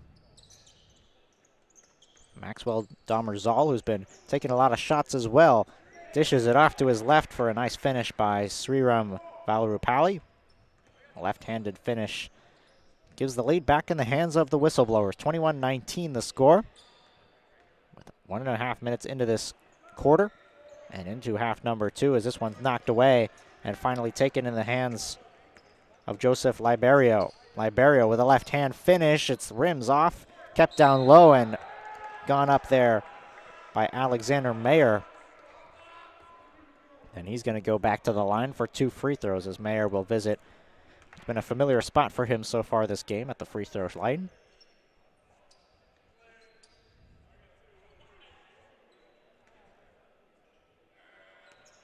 Mayer's first is off the front of the rim. Substitution back into the game here for Optimist past our prime, as Jason Papas will come out to be replaced by Carter Correa. Here's the second free throw here coming for Alexander Mayer, also off the front of the rim, and the rebound is taken quickly by Correa. Correa pressured from behind, has it knocked away. All open lane in front. And the slam for Valarupalli as he shows off the hops. Off the steal, gets the dunk. It's a 4-point lead. 3-point shot looking to answer back, and does Dustin Soderman. A big three-pointer for number 1 in gold. Cuts the lead back down to 1. The cut looking for Fanindra. Frees up a 3-point shot in the corner, and that's good. Valarupalli, have yourself a start to this third quarter. A dunk, now a 3. Shots starting to fall for both teams. It's a 4-point lead in favor of the Whistleblowers. Beyond the arc, Henry dishes down low. Cook looking to get it back for Henry, but it's off his fingertips and out of bounds with 4.5 to go in the third quarter. Full sale substitutions here for the Whistleblowers, as coming out of the game is both Fanindra and Liberio. The bench will trickle in. Alexander Mayer will carry it across half court. Gets a screen. Ahumada, who hasn't seen a lot of time. A little miscommunication, but able to adjust. Mayer gets it back. Off the screen to being defended by Cook. Gets it into the corner. Valarupalli for 3. This time can't get it to fall. Rebound taken away and taken the other way by Olivier Afole. Left-hand finish, got it. 2 points for Kyle Olivier Afole. The Whistleblowers still holding on to the lead, 26-24. Back and forth action in this third quarter to start off this half. Maxwell Dahmerzal gets it inside. Xavier Judge falls down, but he was able to find Ahumada down low, who couldn't finish. The other way they go. Inside, left hand. Michael Hansen's shot won't fall, now down low. Hansen follows up the rebound with another made basket as Correa couldn't get it. Hansen follows it up. It's tied at 26 apiece. Long pass inside. Fake out move, and the layup can't go off the fingertips of Ahumada. One dribble in for Valerupale before a whistle comes in and a travel is called. With 3 minutes to go, the clock continues to run, and both teams will go back to the bench once again. Tied at 26 in the Tempe Men's C Championship game. Olivier Afole brings it across half court before dishing off to Carter Correa. Down low, spin move, hook shot can't go. That was Jason Papas trying to finish. Vandendraw will carry it in from the three-point line. Driving in, now dishing back. Valerupale fakes the three. Gives it back to the point guard Vandendraw. Left-hand floater, got it. Looking for a charge that time was Correa, didn't get it.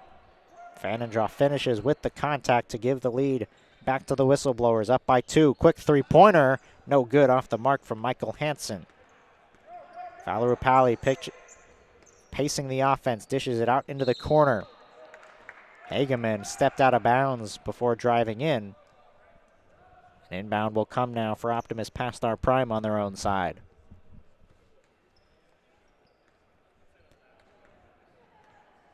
It'll be taken forward by Olivier Afole.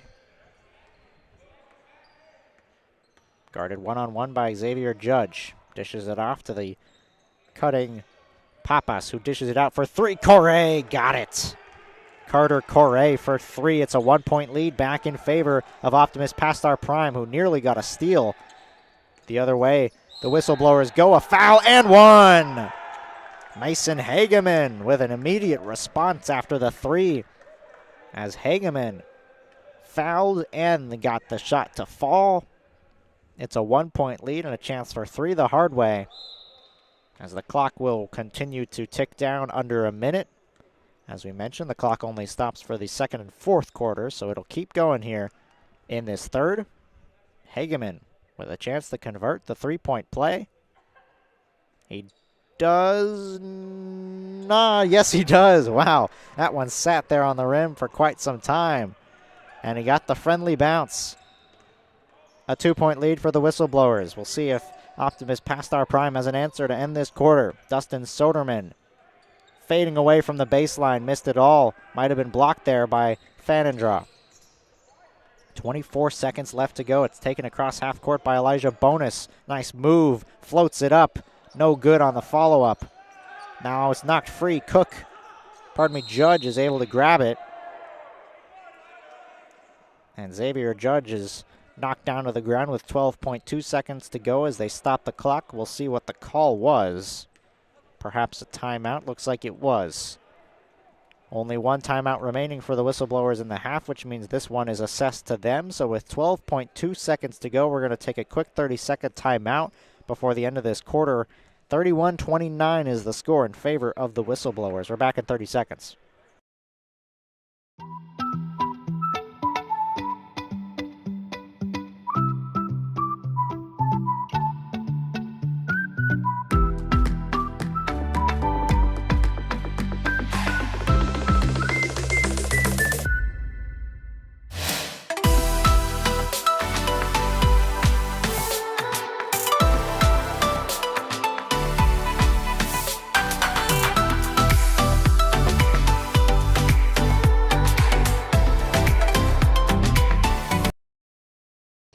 .2 seconds left to go in the third quarter.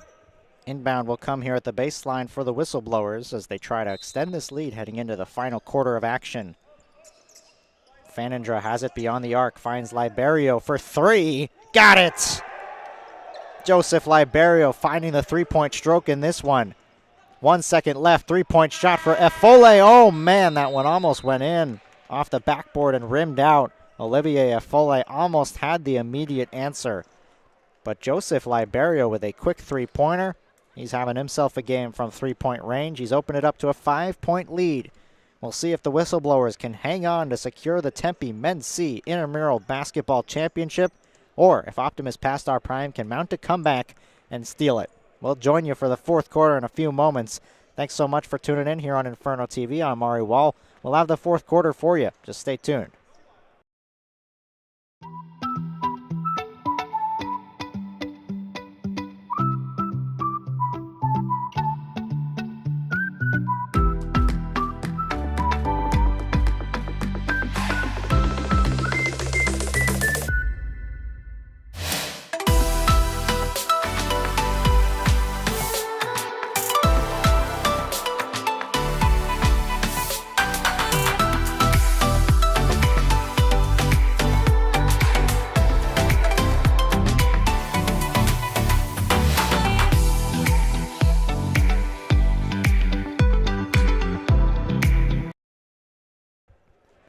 Fourth quarter set to get underway. We've got 8 minutes on the clock and the championship on the line between the Whistleblowers in black, Optimus Past Our Prime in gold. And it's all to play for here for the Tempe Men's C Intramural Basketball Championship here at Desert Financial Arena right here on Inferno TV. So glad you could join us here for this presentation. All of these SDFC Intramural Championship games all night long. As Elijah Bonus, what a way to start the fourth quarter. That three-point shot has been working for the Whistleblowers, whether it's Liberia or this time it's Elijah Bonus, who hits from three-point range. 37-29, now the score and a chance to extend it after a steal. Domer Zoll, now a three on the way, yes! Sriram Valarupalli with a three. What a way to start the fourth quarter. A three-point shot. First from Elijah Bonus, then Sriram Valarupalli, both with threes. Just like that, it's 11-point lead for the Whistleblowers. An immediate timeout called by Optimus Past Our Prime, and we'll do the same right here. We'll take a timeout as we're just 43 seconds into the quarter and 6 points on the board for the Whistleblowers. We're back in a second.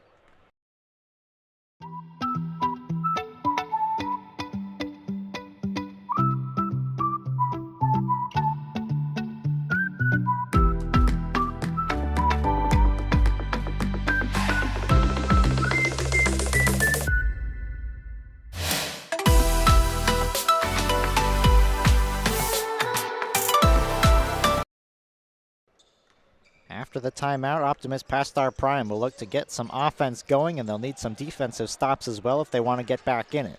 Dustin Soderman will try to fire from three. Got it. Wow, the three-point shots are really falling right here for both teams. 2 for 2 to start the quarter for the Whistleblowers. A three-pointer for Soderman, and it's an 8-point lead in favor of the Whistleblowers. Here's another three. Yes! Wow, Elijah Bonus hits again from three-point range. Treating ourselves to a three-point contest here to start this game. Start this fourth quarter, I should say, pardon me. As fouled on that attempt, Isaiah Henry was going up for a layup. He's going to go to the line here for 2 free throws. 43-32 now the score in favor of the Whistleblowers. As Isaiah Henry will look to get the first points of this quarter, not coming from three-point range. First shot hits almost every part of the rim, but the net does not fall.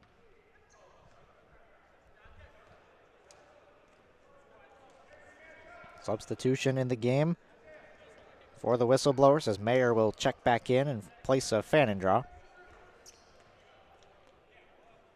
Henry looking to go 1 for 2. He can't, but the offensive board is grabbed there down low by Carter Corey, who's fouled immediately after. So despite the 2 missed free throws by Isaiah Henry, they're going to get a chance to try to convert with the 2 free throws coming here for Carter Corey. As the clock will continue to go, though, so clock certainly not a friend of Optimus Past Our Prime. They're going to need to score as often as they can to get back in this game. Only a 10-point lead after the first made free throw. See if he can cut it to single digits. Corey with his second. That one rims out. And it'll be taken now the other way by the Whistleblowers. Driving in, down low, Valarupalli doesn't get it to fall. He's got it back, though, inside the key, and he gets it this time as Valarupalli Hits on his second attempt. It's back to a 12-point game in favor of the Whistleblowers. Soderman with a three, fading away, got it. Big three-point shot for Dustin Soderman, who's 2 for 2 from beyond the arc in the quarter. Willing this team back into this ball game. Back into single digits. Valerie Pally fakes a long-range three. He'll think wiser of it. Dish it out, Liberio. They'll swing it around beyond the arc. Back into the hands of Mayer. Mayer finding a cutting Liberio, who fades away from the baseline, but no good. It's taken here by Correa. 4 minutes to go in the fourth quarter, and in regulation, Correa has it knocked out from behind him. And they'll say last touch by the Whistleblowers, so they'll keep possession on the baseline as Christopher Cook will head over to inbound. Cook will look and find Soderman from beyond the arc. Soderman hop steps and gets it out for Michael Hansen. Here's Hansen dishing it off. Correa, long three, front of the rim. Rebound taken by Cook inside, and going up for it is Hansen. He's fouled. Shot no good. Chance at the line for two here from Michael Hansen. Some good offensive rebounding there. Off the missed shot from Correa from three. A much-needed offensive board to try to get some offense out of this. Trailing by 9, and it'll stay that way off the missed free throw by Hansen. Optimus past our prime, struggling a bit from the free throw shooting in this fourth quarter. Elijah Bonus will check out of the game for the Whistleblowers. He certainly did not struggle from beyond the arc. Second free throw from Hansen off the front of the rim. Defensive rebound is secured by Optimus past our prime. By the Whistleblowers. Now driving in, Liberio. Almost traveled with that, but he was able to regain his balance, and now he pulls up from just inside the three-point free throw line. 47-36, now the lead. And a hard fall on contact, that time from Correa. He'll go to the line for 2 more free throws, but free throws are not what you really want here if you're Optimus past our prime, because they take so much time off the clock.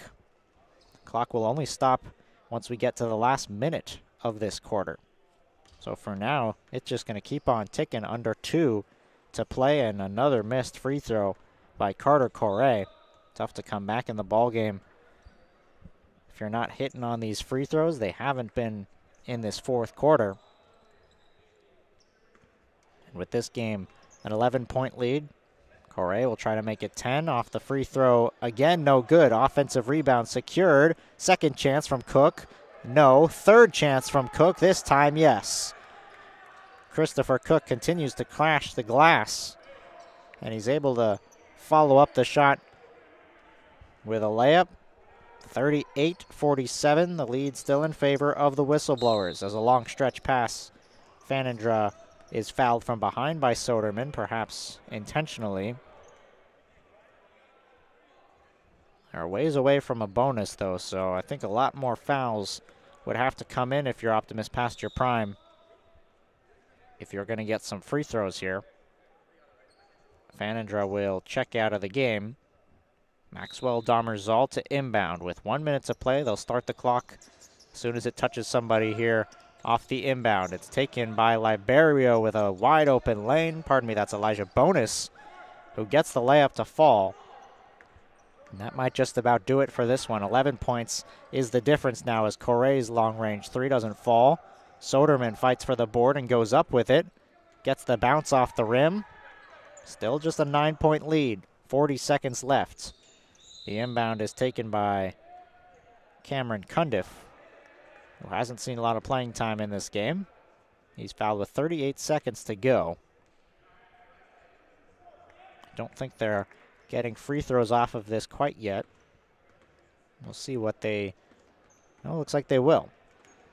Enough fouls have been accumulated here, so free throws coming for Cameron Cundiff. Leading by 9, trying to extend it.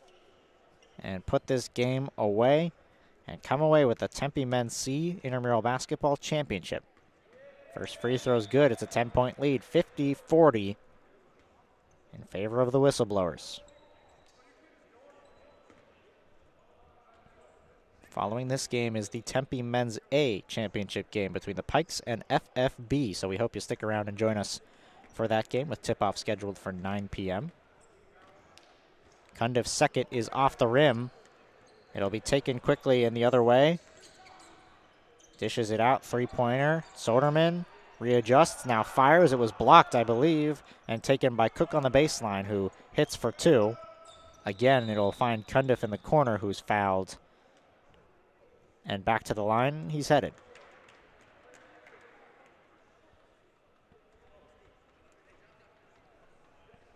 Maybe just too little too late here for the Optimus Past Our Prime team to try to come back and win it. 23.5 seconds to go and trailing by 8, barring a miracle. The Whistleblowers should come away and win this one. First free throw is good for Cameron Cundiff.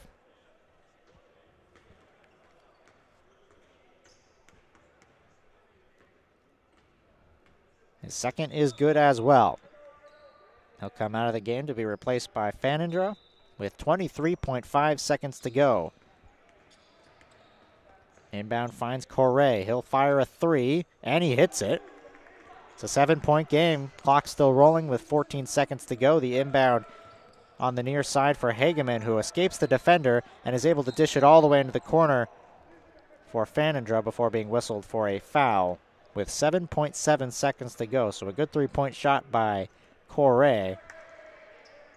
But the time not on their side. It's a 7-point game, and with 7.7 seconds to go, more free throws coming here for the Whistleblowers.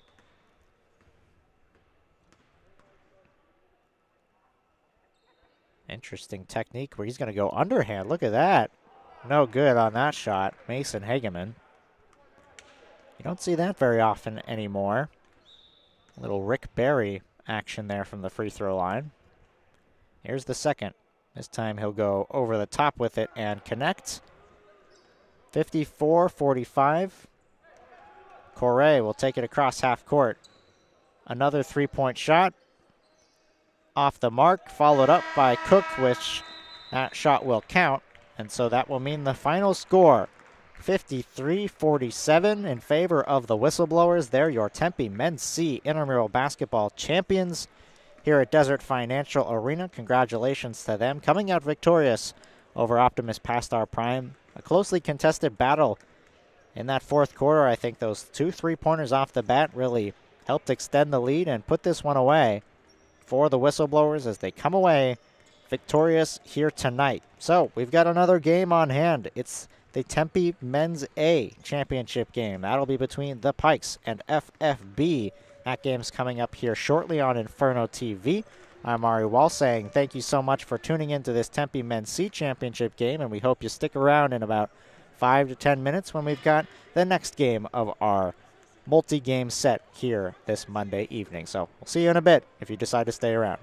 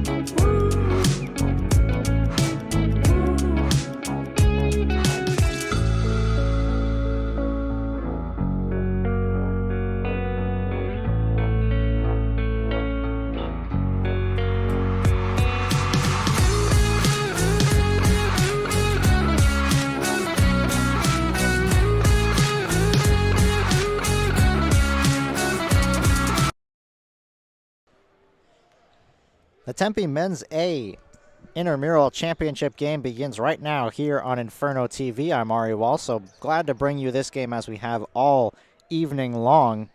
It's between the Pikes, who will be wearing the white jerseys. They're customized white jerseys, very stylish with those mountain peaks on the front, almost reminiscent of the Colorado Rockies-esque.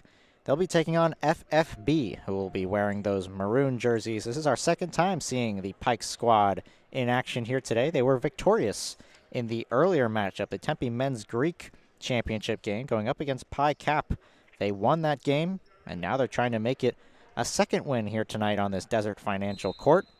They'll have to go through Team FFB if they want to get it done. The jump ball is taken in control of the Pikes, who will work left to right, beginning with Aiden Curry, who will take it across half court. Dishes it off to his right, and now looking down low, it's knocked away. And an early turnover taken the other way by John Camino for FFB. Inside, pump fake layup is good. That's Remy Campbell who finishes. Sign there in the background says Remy rocks. We'll see if that one comes into play as this game progresses. But early on, first 2 points of the game for Remy Campbell and FFB. Down low, looking inside. Layup off the glass is in from Owen Hammerstrom. But they're going to say the foul was on the floor before that shot. So the basket will not count. It'll be 2 free throws coming for Hammerstrom. Oh, look at that. They actually did update the score. There we go. Basket does count, layup doesn't. Basket does count, free throw shouldn't. So it's a 2-2 game here as we're 1 minute in. Ball comes free to the corner. Remy Campbell resets back up top. Kofi Arboleda dribbles in. Has it knocked away. And now it's taken the other way. Here come the Pikes with it. Driving in. Off the glass. Can't get that shot to fall. That's Juan Zuniga, who couldn't finish at the rim. And now a pass into the corner looking to go for Xavier Hendricks. Goes off his hands out of bounds. Just getting underway here in this championship game, the 9 o'clock tip-off championship game. We've got one more on tap for you this evening. This Monday at Desert Financial Arena, right here on Inferno TV. We thank you so much for all the support all day long here on this channel. We appreciate all of the new viewers who've tuned into our channel, new subscribers as well. Thank you so much for tuning in, and we're always happy to be able to bring you this contest as well as every other stream that we bring you between baseball, basketball, high school sports, ASU sports, everything that we do. That layup is good there for the Pikes. It's finishing at the rim and getting 2 points. They'll go to the line now for a chance to extend it. That's Alexander Mayer, who connects on the layup. Looking to make it a 3-point play. Goes off the back of the rim, no good. Rebound is taken the other way by Remy Campbell. John Camino will pull up for 3. Rims out. Rebound in the hands of Aiden Curry. Up ahead on the far side. Slowing things down and now turning it over. Alexander Mayer could not find the cutter. The other way, FFB off the glass. Noah Montross could not finish. Aiden Curry driving in with some contact, floats it up, couldn't get it to fall. No foul was called, and now the other way, it's Xavier Hendricks working one-on-one on the far side with Hammerstrom. Dribbles in, pulls up, and gets it. Xavier Hendricks knots things up at 4 with that field goal.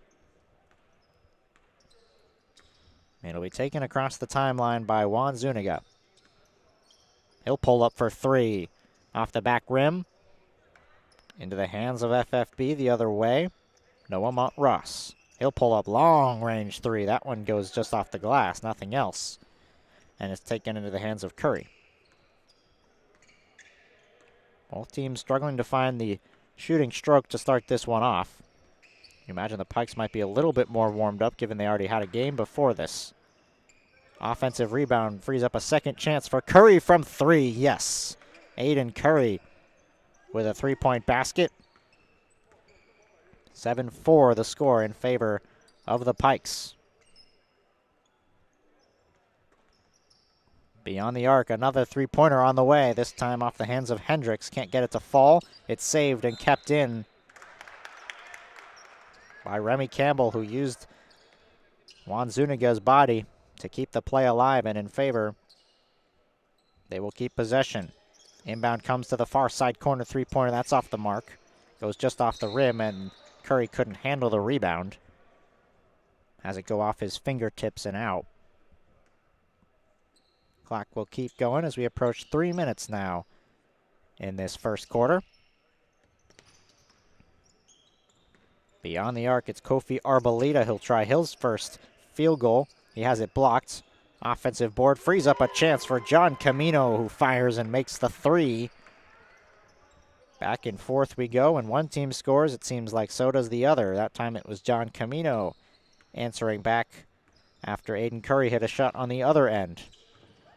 Falling down and losing possession there was Alexander Mayer. Here comes FFB. Hendricks passes that out to his left. It's Remy Campbell driving in. Right hand floater, yes. Remy Campbell with the finish, and it's a 9-7 lead here for FFB. Aiden Curry gets a screen from Moorman. And a foul is called, and an illegal screen. Moorman moved his feet a little bit too much. So he'll be whistled for a foul. FFB will get the ball back here, leading by 2, trying to grow that lead as we approach the final 2 minutes of this first quarter. Straightaway three-point shot pulled up and missed by Kofi Arboleda. No rebound as it goes out of bounds.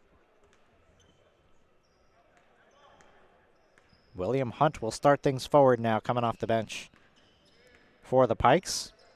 Hunt will pull up from long range. Missed off the rim. Xavier Hendricks carries it forward. Hendricks dribbling with that right. Dishes it out to his right. Mont Ross now down low. It's Remy Campbell into the corner. Three-point shot. Yes, nothing but net. From three-point range, Noah Mont Ross. It's a 5-point lead in favor of FFB with a minute to play in the first. William Hunt, three-point shot. Hammerstrom, front of the rim, no good. Taken quickly by Mont Ross, pressured from behind, a foul is called. That'll go against Moorman, who was pressuring him from behind. Confusion on the possession here. Jax. Pardon me, that's Kyle Keichelhan. His jersey says Jax. We've got some nicknames, some non-nicknames. We've got a Doof, a Jax, but that's not their real names. We also see Hunt. So a bit of confusion on my part. 5-point lead here for FFB. Three-point shot on the way. Camino off the front of the rim. Corralled there by Keichelhan. Dribbling behind his back. Got 10 seconds left to go in the first. Another behind-the-back move. Driving in. Foul is called. Layup no good. And the clock will continue to go until we reach zeros. We'll see when they do these free throws. Looks like he'll get free throws with nobody around him here to end this quarter off, as it'll be Kyle Keichelhan who will try to cut into this deficit. First free throw is good. Makes it 12-8 in favor of FFB. One more on the way.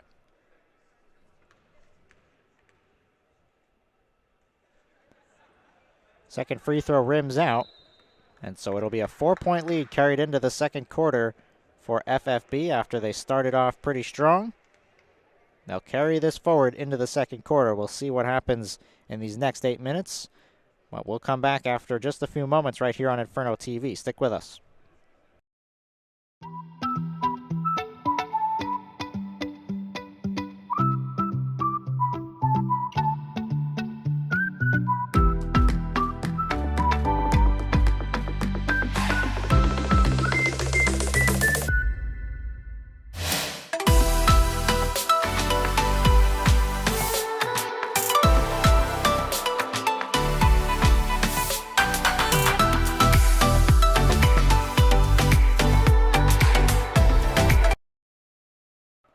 Start of the second quarter here. Possession will begin with FFB and the Maroon working right to left. Already leading this one 12-8 after a good first quarter. They'll try to keep things going with a three-point shot off the hands of Noah Montross, who couldn't get it to fall, but a follow-up shot does go. Remy Campbell crashes the glass and finishes at the rim to tack on 2 more points to his point total. It's a 6-point lead here to start off this second quarter. Driving in, knocked away. That was Curry going up for it, and now the ball knocked free once again. Remy Campbell thought that possession was going to be flipped to his side. It does not. Possession stays here with the Pikes on a baseline inbound. Down low, working in, pump fake, and the finish. Nice move there down low by Aiden Curry as we're starting to see some celebrations pick up from both teams. We've talked about the heat of the competition a couple times. This is intramural basketball, but these boys want to win as much as anybody. And they're going to go out and play their hardest to do so. The Pikes with a championship already, trying to make it 2. Noah Montross, no good on the jumper. Taken the other way. Keikolan, right-hand finish, yes. Back-to-back baskets for the Pikes. It's a 2-point game. Remy Campbell will slow it down and take it across the pitchfork. Dishes it off to his left, John Camino. Working one-on-one with Keikolan. Camino dishes it backwards for Bookbinder. Into the corner, 3-point shot, not good. John Camino, nothing but nylon. Opens it up back to a 5-point lead for FFB. The other way, spin move, Curry floats it off the back of the rim. Now it's taken by Camino.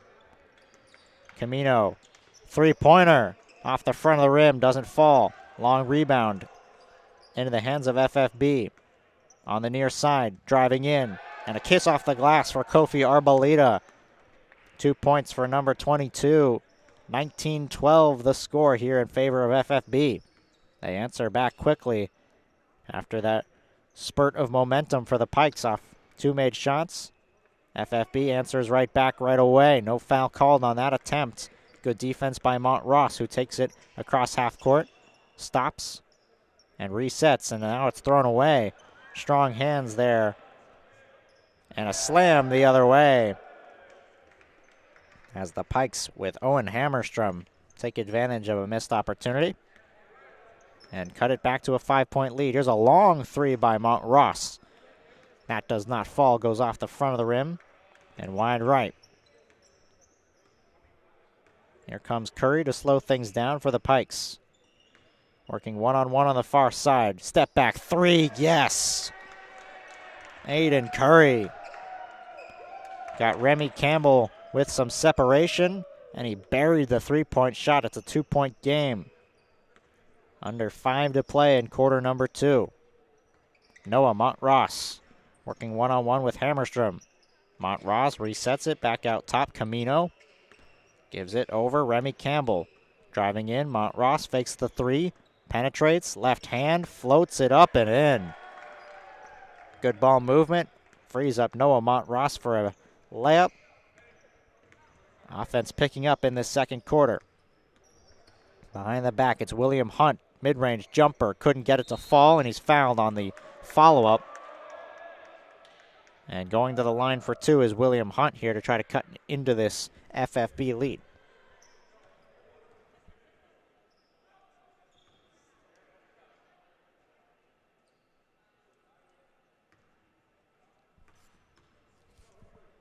Here's Hunt's first.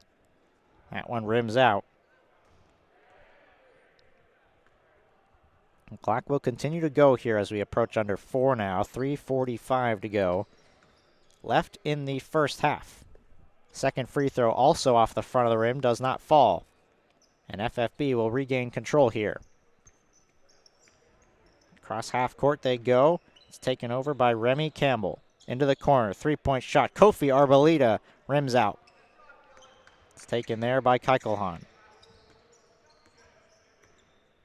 Keikolan driving in, has it knocked away. Strong defense by Montross. Able to strip that ball free without committing a foul. Down low on the baseline. The Pikes will inbound it. Comes in for Alexander Mayer. Driving in. Had it knocked free once again, and this time they'll get the steal out of it. FFB the other way. Hesitation move. Now a finish with the right hand for Kofi Arboleda. A nice move there by Kofi Arboleda to finish at the rim. Capitalize on the steal. Make it a 6-point game in favor of FFB. On the far side, Aiden Curry works one-on-one. Now steps back. Three-pointer. Oh, yeah. Aiden Curry from long range. Makes it a 3-point game. That was nearly from that pitchfork logo, in line with the Sparky on the far side. Resetting out to the three-point line, it's Noah Montross. He drives in, and he finishes at the rim. We're seeing some good shooting, some good penetration, and some good finishes at the rim for both of these teams. 5-point game still in favor of FFB, who've jumped out to the lead and held on to it. Here's another shot from three from Curry. This one is off the mark as he was trying to make it back-to-back from that distance. Couldn't connect on the second attempt. Now a long stretch pass inside, trying to catch the Pikes sleeping. The foul is going to be called, as it was Curry who got a little too handsy trying to strip the ball away from Xavier Hendricks. Well, let's see, what are they going to call here? Maybe they'll call a foul. Looks like they're actually going to call a foul here on FFB. From the way that Curry reacted, it looked like he was the one who was going to be called for the foul. Instead, it's FFB. Here's a three-pointer for the Pikes. They can't capitalize on the turnover. With 1:10 now to go, FFB will try to close out this half strong. Three-point shot on the way. No good, off the hands of Montross. Offensive rebound. Campbell drives in, can't finish. Offensive rebound, but no second chance points as it's taken away. Here comes Curry across half court. Curry working inside, trying to get past two defenders, has it poked away. Odd man rush the other way. Here's a long stretch pass. Hendricks with nobody there, finishes at the rim, an easy layup for two. 7-point lead for FFB. In the corner, it's William Hunt. Guarded by Hendricks. Hunt spinning, dishing it inside with 29 seconds to go. A foul is going to be called on the baseline. That one goes against FFB, and heading to the free throw line is Juan Zuniga.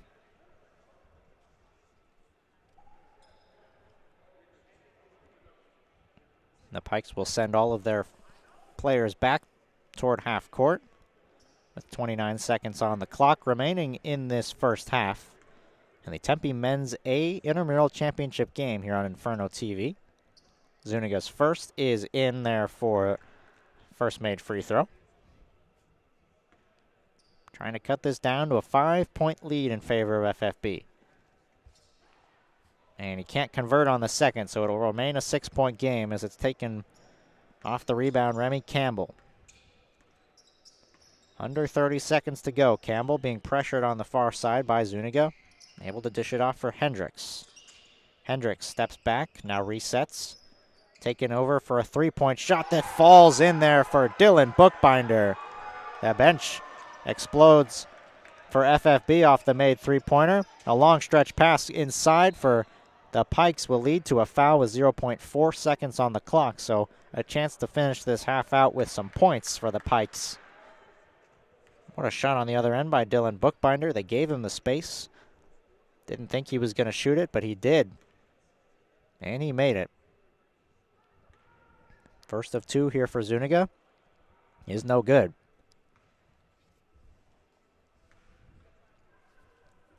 As it stands right now, a 9-point lead here in favor of FFB. The Pikes will have some work to do in the second half. Second free throw is good. Makes it 30-22. The long pass will be taken at half court and heaved forward by Noah Montross. That might have counted should it have fallen, and it was awfully close to falling in there. But it does not, and so that will mean we'll head into the second half. 16 minutes left in regulation in this one. One more half to play. The Pikes trailing FFB, who is out to a 30-21 lead. Stay with us here on Inferno TV for the second half. I'm Ari Wall. We'll be back with the start of the third quarter in a few moments. Stick around.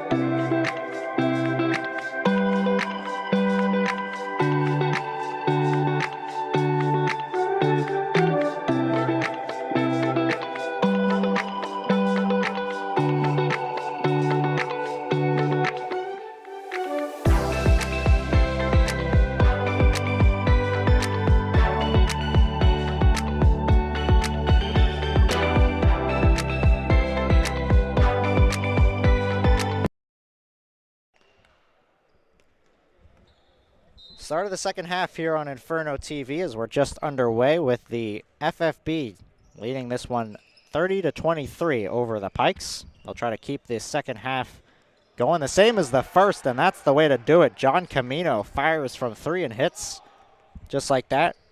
The lead is up back to 10. We saw a lot of made three-pointers in the first half by both of these teams, but FFB was getting it done on the defensive and offensive side. Here comes a long-range 3 from Curry trying to answer back. That one rims out, and it's taken by FFB off the rebound. Long stretch pass ahead. John Camino underneath the basket thinks better of it, and will reset. Back out to the perimeter it goes for Kofi Arboleda. Arboleda on the near side by the three-point line, fires and misses. Offensive board, though, is thrown away. This will be a backcourt violation as soon as Camino touches it, and he does. So possession will shift back in the hands of the Pikes, who will need to get the offense going quickly here in this second half. Still a lot of time left to go, but with the running clock, certainly less time than you might think. It's not a full 8 minutes. It seems like it's a lot less that you actually have the ball in your hands with a chance to make these shots. That's a shot made there from Aiden Curry, who's been dominant so far in this one, attacking the basket and firing from distance. Beyond the arc, they'll swing it around to the three-point line for Mont Ross, who tries a 3. That one goes off the back of the rim and is corralled underneath the basket by the Pikes. Beyond the arc, now driving in and getting fouled is the Pikes underneath the basket there. That's Juan Zuniga, who will go to the line here for 2 free throws. First of this quarter, first of this half, here in this Tempe Men's A Championship game right here at Desert Financial Arena. Again, we just say thanks so much to the entire Intramural Basketball team, Christopher Johnson, everybody who's allowed us to be here to broadcast these games, allowed the players to be here to play them. Such a pleasure to be doing so in such a great venue. Just an amazing experience for everyone involved here at Arizona State. Here comes a three-point shot. That one missed everything off the hands of Remy Campbell.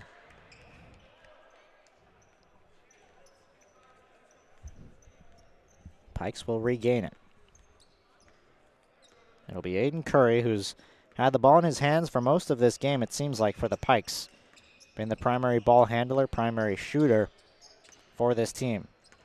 He drives in and he's fouled on the attempt. Xavier Hendricks was trying to wall him off. Made too much contact, and they'll get a baseline inbound out of it.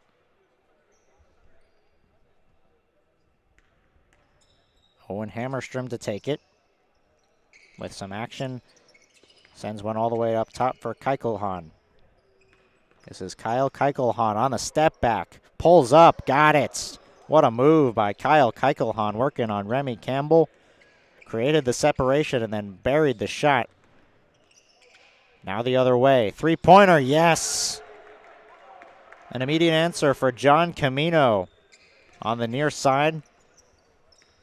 Finds the bottom of the net for a three. And this time it's turned over nearly. Xavier Hendricks was able to poke the ball away, but he stepped out of bounds before saving it. 36-27 the score in favor of FFB, as they've continued to shoot the ball well here to start half number 2. A long pass comes up top for Aiden Curry. Curry dribbling with the right hand, tries to come inside, and he's fouled from behind by Remy Campbell. He didn't agree, but he tried to poke the ball away. Instead, he got that right hand. And Curry will contest that it was in the act of shooting. Looked like he was dribbling towards the basket. We'll see what they give him. And I think they will do the right thing. That was not in the act of shooting, so they'll get a baseline inbound instead with 3.5 to go in the third quarter.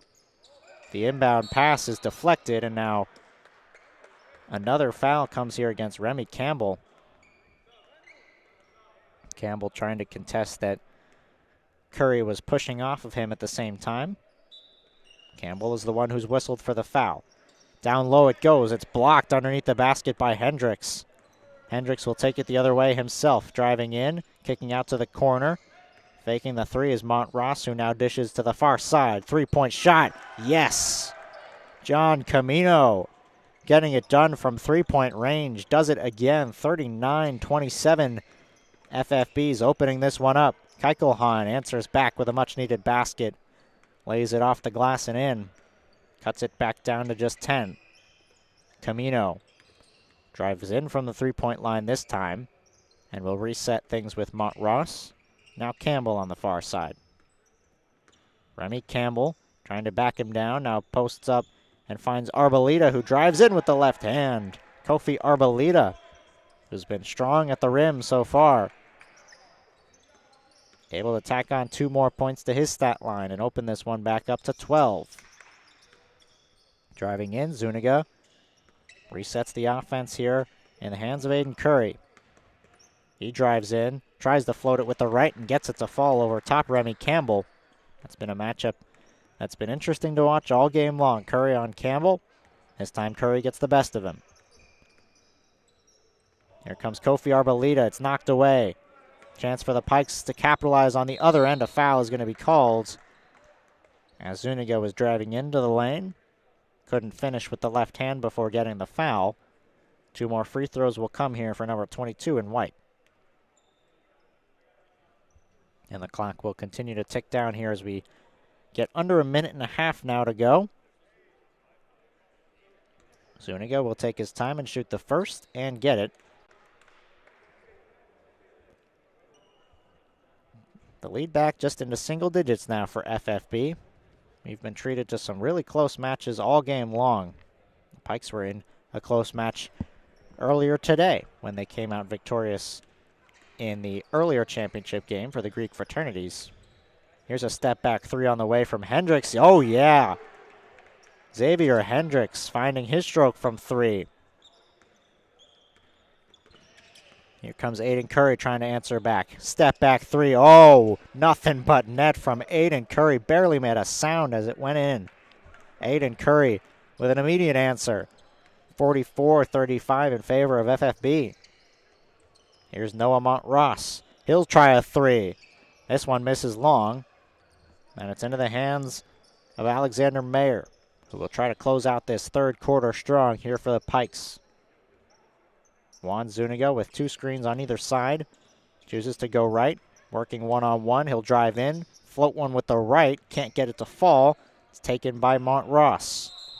And a timeout, I believe. Yes, a timeout is called with 8.9 seconds to go. FFB will use the first timeout of the half. And so with 8.9 seconds to go in this third quarter, they've got a 9-point lead, and they'll try to draw up one last play to get some points on the board before going to quarter number 4. We'll step aside for 30 seconds and be back with the end of the third.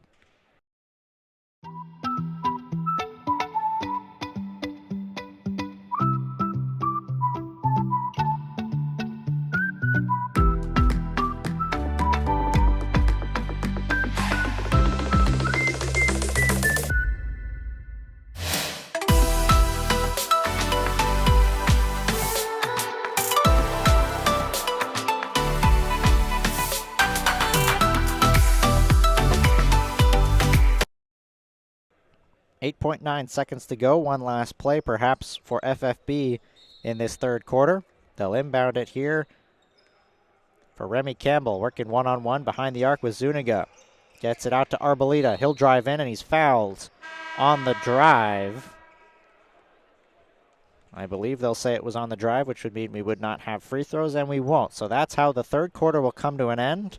A foul assessed on Mayer will be the last play of the third. We've got 8 more minutes to go here in the Tempe Men's A Championship Intramural Basketball game. FFB on top 44-35. Stick with us for these final 8 minutes right here on Inferno TV.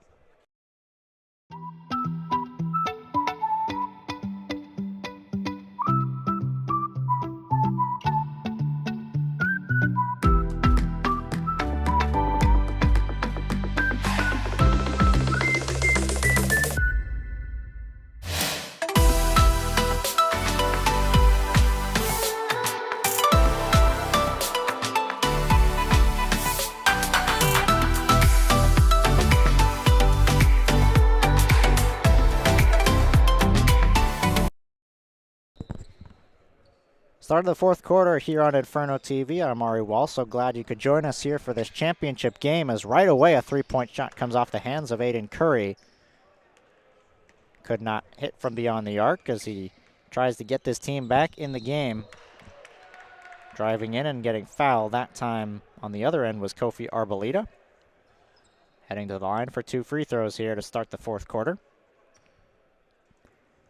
Time not in the favor of the Pikes, as they're going to have to mount a comeback quickly. Already trailing by 9, could be more here after the free throws. It's already now 10 off the first from Arboleda. Really well-rounded effort by both of these teams here in this game. FFB getting production all throughout the lineup. Remy Campbell, Kofi Arboleda, John Camino, Noah Montross, to name a few.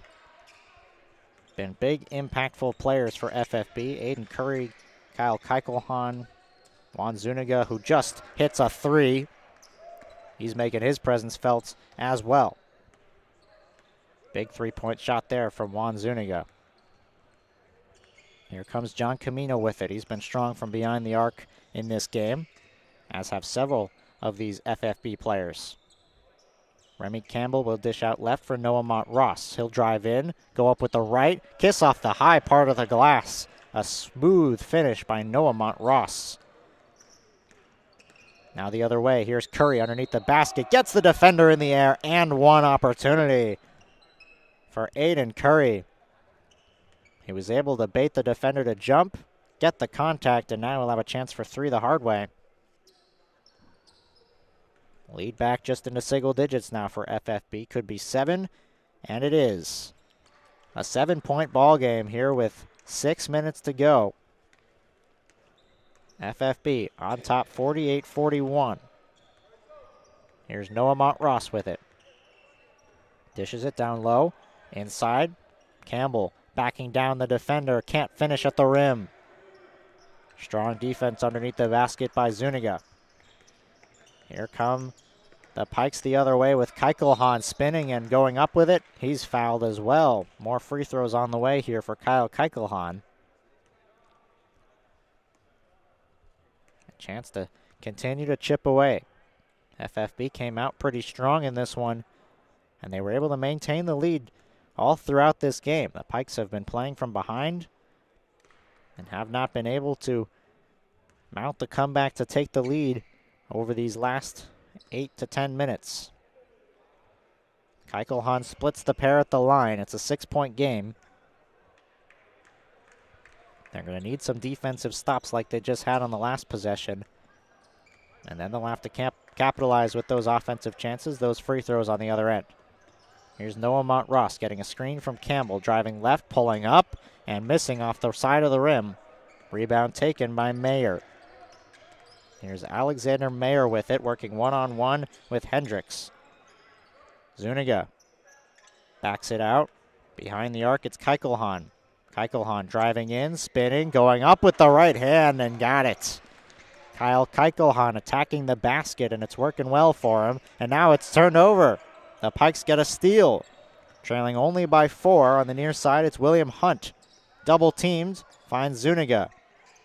Zuniga gets it out to Keichelhan. Fakes the drive again. He finds Hunt inside. And one, William Hunt. The Pikes with all the momentum now. A finish at the rim, a chance for a 3-point play, and a chance to make this a 1-point ball game. William Hunt at the line. His free throw is good. It's a 48-47 lead in favor of FFB. We've got ourselves a good one here with under 4 minutes to go. Here's Remy Campbell behind the arc. Campbell driving in, just outside the key, backs it out. Now driving in was Xavier Hendricks, who's fouled on the hands. Baseline inbound will come here to the left of the basket. Here's Kofi Arboleda to inbound. Approaching the 3-minute mark in regulation. Remy Campbell off some action, opens himself up for an empty lane, and a finish with the left hand. It's back to a 3-point ball game.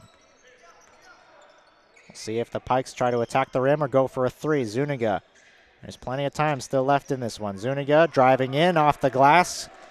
It's working well for him so far. It's back to a 1-point game as Juan Zuniga continues to be an impact player here in this one. Campbell dishes it out right. Arboleda into the corner it goes for Xavier Hendricks. Screen from Camino. Hendricks able to dish it out for Camino now, who drives, pulls up at the free throw line and hits. The shots are falling right now for both teams. John Camino with a big 2 points. The other way, Keichelhan can't get that shot to fall. Now a chance to capitalize off the stop for FFB. They finally get a play on the defensive end. We'll see what they do with it, as it's Xavier Hendricks who works one-on-one with Mayer. Hendricks doesn't use the screen, now drives in, kicks it out. Campbell, the switch, he's got Mayer on him this time. Gives it out for Montross. Montross at that Desert Financial logo, drives in on Keichelhan and tries to finish at the rim. It goes off the backboard and the side of the rim. A foul is called, and headed to the line for 2 shots is Noah Montross. A 3-point game, and it'll stay that way for a few moments as a timeout is called on the floor. Talking things over here will be the Pikes. Both teams will have 1 timeout left in this final 1 minute and 46 seconds of action. A 3-point lead for FFB. We've got a good one on our hands for the Tempe Men's A Intramural Basketball Championships. Stick with us on Inferno TV. We'll bring you the final 2 minutes in a moment.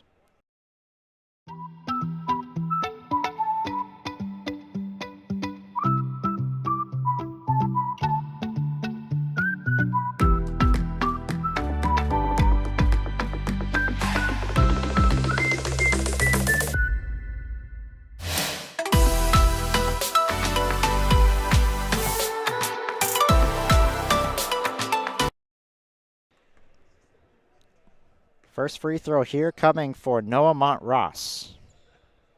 And that one is good. Extends the lead up to 4 here for FFB.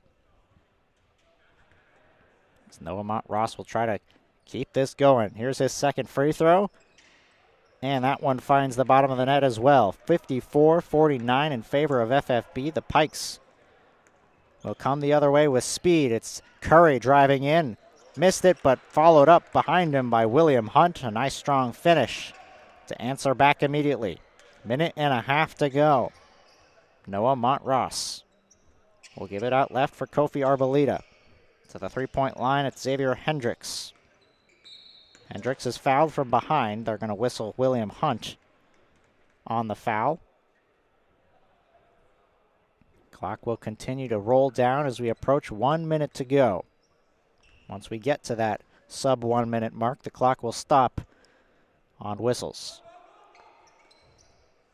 Inbound comes in. Kofi Arboleda with pressure from Curry. Arboleda dishes it out left. Hendricks drives in and fouls with 55.4. That's where the clock will stop.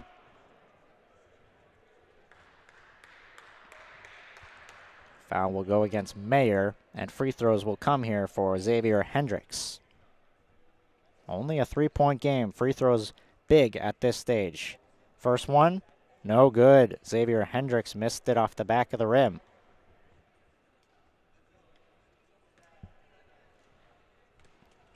Here's his second. That one is good. So it's a 4-point lead, back to 2 possessions in favor of FFB. Across the timeline, here comes Curry, full head of steam. Dishes it out, corner 3, and off the front of the rim, taken by John Camino. The Pikes will foul with 42.2 left to go. Remy Campbell is fouled, and he will head to the line. Some more big free throws down the stretch here coming for Remy Campbell, who's had himself a pretty nice night. Been at the center of a lot of these offensive plays for FFB. His first free throw is good. Pikes have 1 timeout left, so does FFB. We'll see if those come into play here as this one closes down. The second free throw comes up well short by Remy Campbell. And now they'll inbound it for Curry. He'll let it roll for a bit, now pick it up, being guarded by Campbell. Curry steps back, fading away, three-point shot, rims out. Taken down low, now it's poked away. A big steal, keeps the play alive for the Pikes. Some pressure, knocked away, and now a foul on the court. It's a charge going against William Hunt. He doesn't agree with it. It was Noah Montross who took the charge. He was standing almost behind him, it looked like, and William Hunt, with that elbow perhaps, knocked him to the ground, enough contact to draw the charge. And with 28.7 seconds to go, FFB will have an inbound that finds Campbell in the backcourt. Campbell is fouled from behind by Zuniga. 2 more free throws on the way for Remy Campbell as he tries to put this game out of reach. Still just a 5-point lead.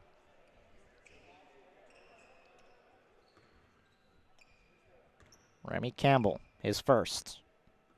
Rims out.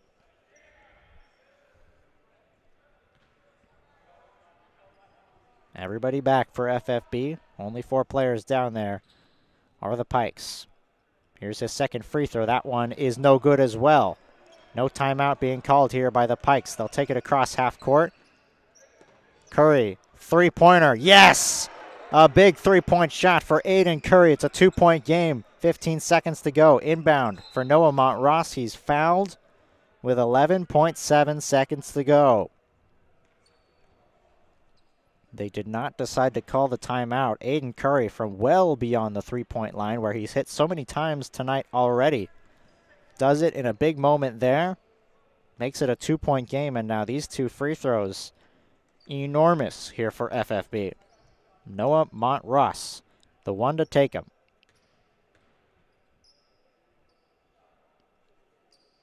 First free throw is good. It's a 3-point game. Now we'll see if they do take a timeout after this free throw. Second free throw's up, and no good. The ball goes out of bounds. Pardon me, it was not out of bounds. It was corralled down low by Aiden Curry. I lost sight of it, and they did call a timeout with 11 seconds on the dot. It's a 3-point game, and the Pikes are going to have a chance. With only 11 seconds to go and not stopping the clock, we'll see if they decide to go for a 2. At this point in the game, I think your only option is a 3-pointer.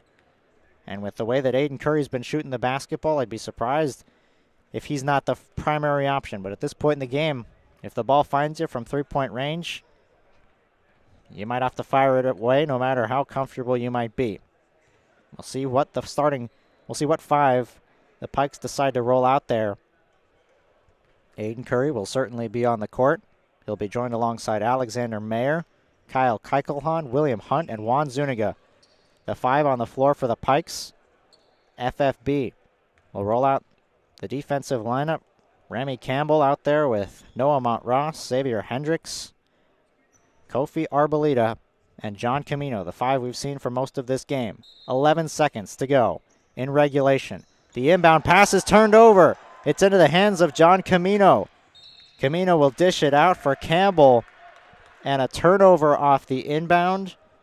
And FFB is going to have a chance to probably ice this one at the free throw line with John Camino headed to the line, leading by 3 with 7.3 to go.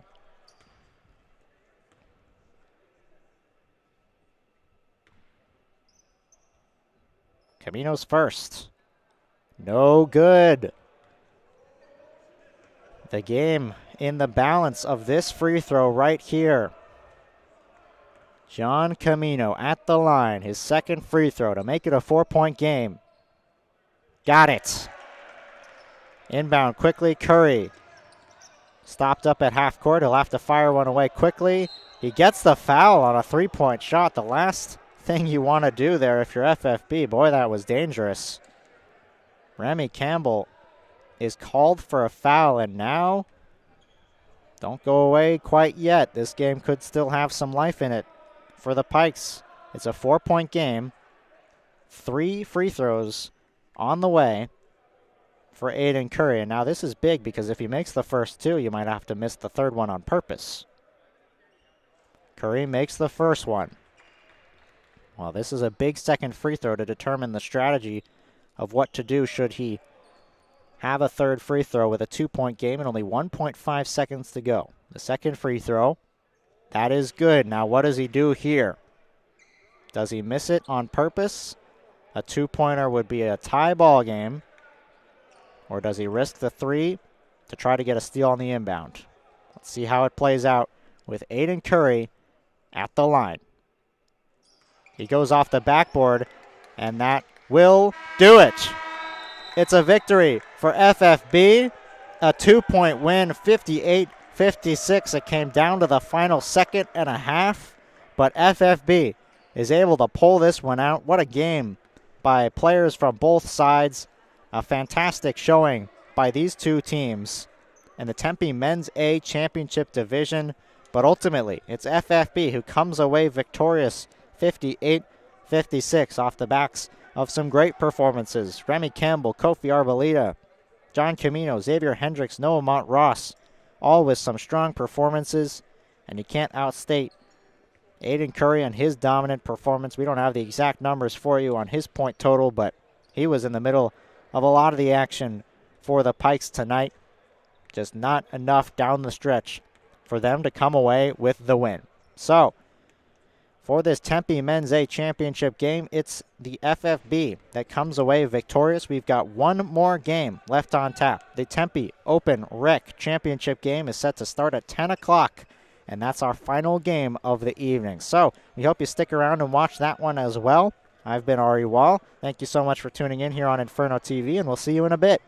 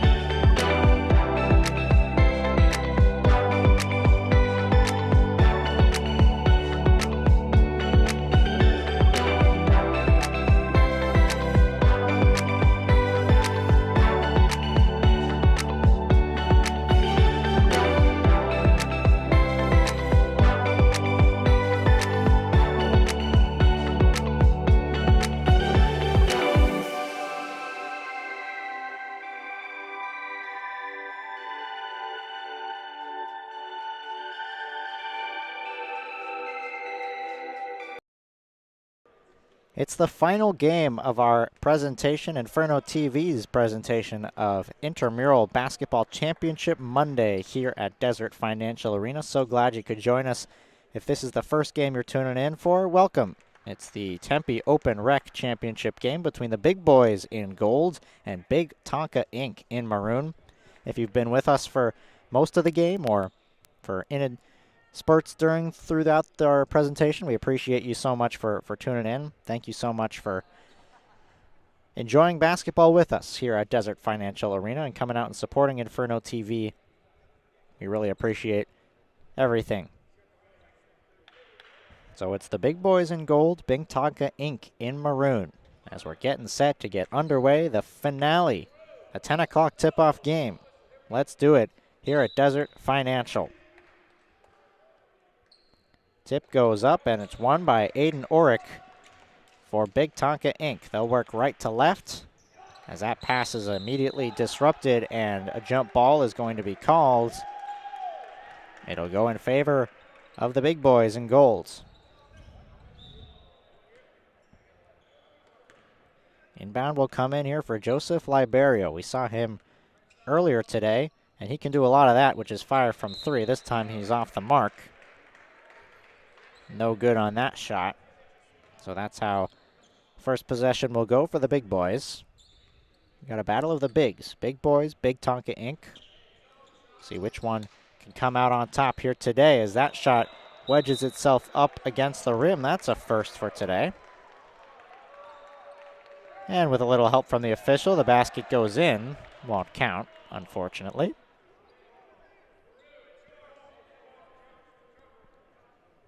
Possession will stay here with Big Tonka on a baseline inbound.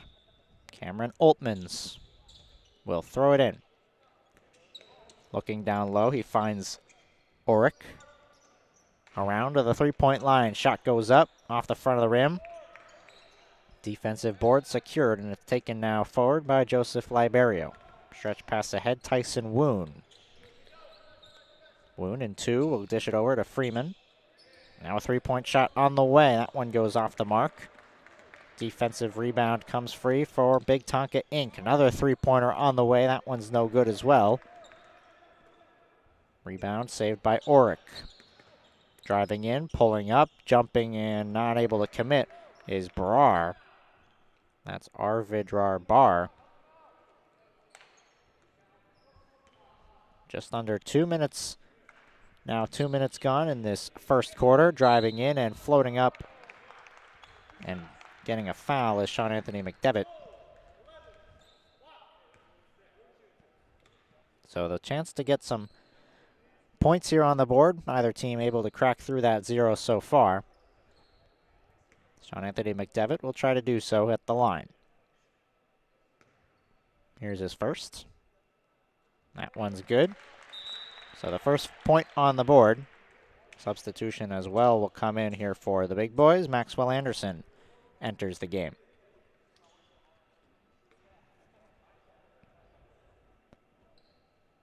Second free throw here for Sean Anthony McDevitt. This one goes off the front of the rim and in. 2 points on the board, courtesy of the free throw line. The Big Boys will try to answer with Joseph Liberio. Head manning the offense. He's fouled on the drive. No shot. Now inbounded here from the baseline with Tyson Woon heading over to inbound it. Woon dishes it out. Three-point shot on the way. Misses long. That was off the hands of Jacob Friedman. The other way they go. McDevitt dishes it out to the three-point line. Now driving in was Brar. It's going to be a traveling violation, I believe, on Arvinder Bar. As we approach now the halfway point in quarter number one, a low-scoring contest thus far. Only 2 points on the board. Big Tonka Inc. in the lead. Here's a three-point shot on the way. Liberio can't connect. Rebound comes, and it's taken the other way by Tiger. Down low, it's knocked away, and it goes last touched off the leg of Brar. Possession will turn back into the hands of Big Boys.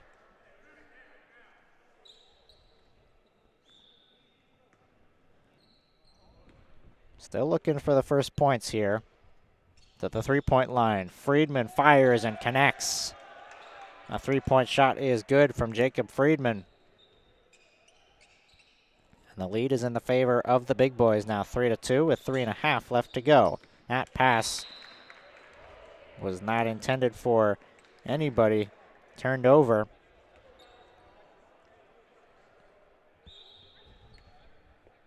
And the big boys will start forward here with a stretch pass all the way down to Jacob Friedman on the near side.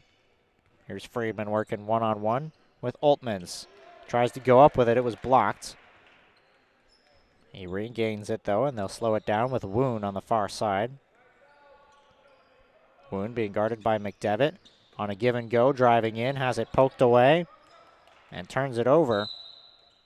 Ball goes out of bounds on the baseline. Last touched by the big boys. Big Tonka Inc. will regain it. Here's Brar carrying it forward into the corner, three-point shot.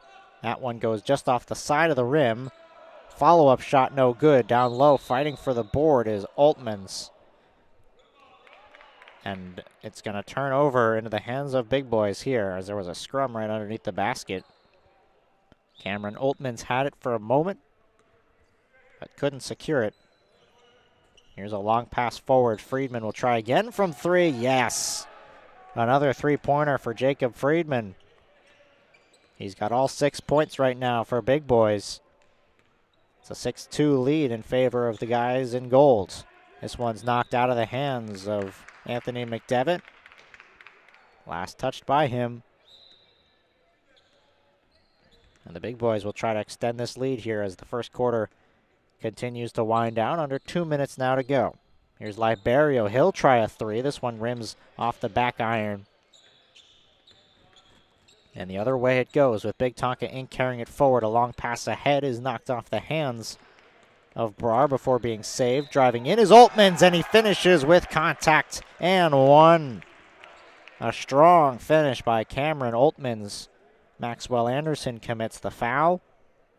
And a chance for three for Cameron Oltmans here.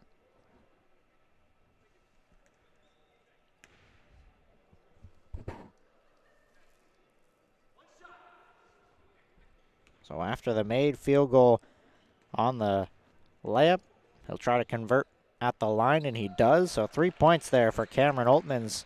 A nice swing of momentum back in the hands of Big Tonka. It's a 1-point game once again, with now under a minute to play in the first. Maxwell Anderson can't get the shot to fall. The other way it goes, and it's knocked out of the hands. Here comes Joshua Valentine. Gives it to Freeman in the corner. Friedman back up top for Liberio. Under 40 to go. Liberio driving in, left hand, got it. Joseph Liberio with the strong finish at the rim. 8-5 lead in favor of the big boys. Behind the arc, it's Sean Anthony McDevitt. 3-point shot this time from Oltmans doesn't fall. 15 seconds to go. They don't stop the clock, and so potentially one last shot here coming for the big boys. Maxwell Anderson hurries it across half court. Liberio thought about a three, now spins with it. Got to get a shot off quickly. Valentine will fire from long range, no good. And a relatively low scoring first quarter comes to a close. It's an 8-5 lead in favor of Big Tonka. We'll take a break here on Inferno TV. I'm Mari Wall. Thanks for joining us. We'll have the second quarter for you in a few moments. Stick around.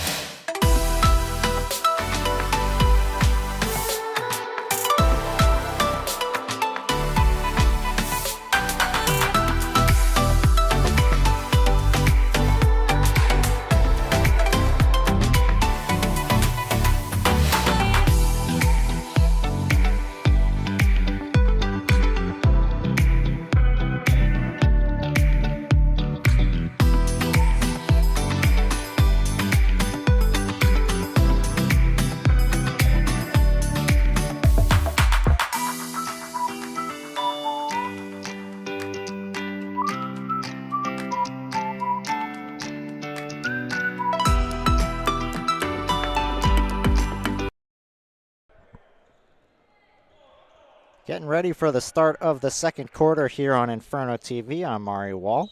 Glad to be bringing you this presentation of the Tempe Open Rec Intramural Basketball Championship game live from Desert Financial Arena. Glad to be bringing you all of the streams that we were able to give you here tonight, as there's a three-pointer to start things off for Big Tonka. That's the way to get back in business. We're tied at 8 apiece. Here's a three-pointer on the way. Joseph Liberio answers right back. So after a little bit of a struggle to score in that first quarter, not the same here to start things off in the second. Another three-pointer, yes! Both teams heating up here. Arvinder, Brar. Why not keep the train alive? It's 11-11. Neither team missing from beyond the arc to start off this quarter, as that one didn't count, but it went in also. Shows you how locked in these guys are now. They just needed one quarter to get their feet wet. Now we're in for a good 3 quarters of this rest of the way. We've seen that happen actually quite a bit, thinking back to it. A lot of these teams have struggled in the first quarter, finding their footing, made the proper adjustments as the game went along to do things like that. Joseph Liberio, a strong move, and then the finish with the foul. 2 points on the field goal, and another coming here at the line, a chance to make it 3. It's Joseph Liberio. Try to extend it off here for the big boys, and he does convert on the 3-point play. Taken across half court by Brar. Brar driving in, he floats one up and gets it to go. Some great offense being shown on display here to start the second quarter. Stretch pass ahead. Here's Wickus. He loses the handle of it. Turned over. It's carried across half court now here. Stretch pass to the far side. Dylan Penning into the corner now. A three-pointer goes off the side of the rim. Rebound taken by Jack Wickus. Some more bench players in for both of these teams. A deeper roster than we're used to seeing today. There's a three-pointer from Joseph Liberio. He's not a bench player, and he's showing off his range here in the second quarter. Can't seem to miss, and the big boys have opened up a 17-13 lead just 2 minutes and 20 seconds in to this second quarter. We got 5:40 left to play after a timeout being called by Big Tonka Inc. We'll take a quick 30-second timeout, and we'll be back in just a moment here on Inferno TV.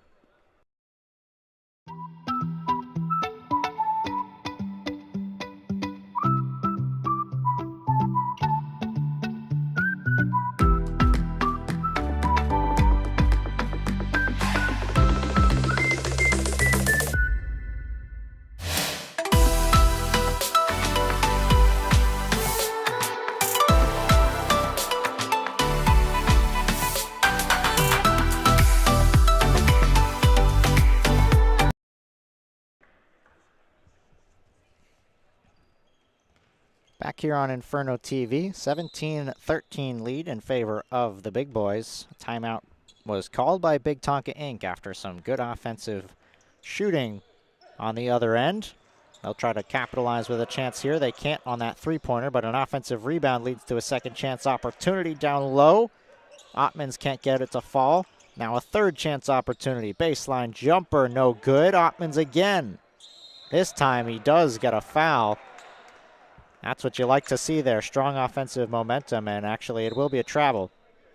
Thank you to our producer Brady Hansen pointing that one out to me. Inside, the pass comes down low, looking for Valentine, and he finishes at the rim. Joshua Valentine. What a strong offensive start to the second quarter by the big boys. They just can't seem to miss from three-point range at the rim. Looking good to start off the second quarter. Down low, it's knocked away. And it'll be taken forward now here with a long pass forward for Wickus at the basket, finishes. And this quarter continues to be all big boys.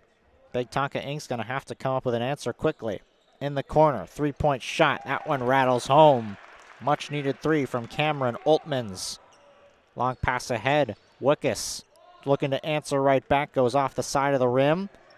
almost saved, but a fantastic recovery in the corner. Now it's turned over at midcourt. Pass finds Wickus underneath the basket. Basket is waved off as there was a foul beforehand. Under 4 minutes to go in the second quarter. Wickus will inbound with the big boys leading by 5. Liberio, step back, 3. Yes!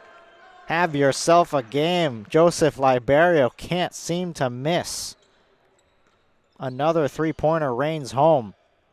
Looking to answer back. Brar cannot do so.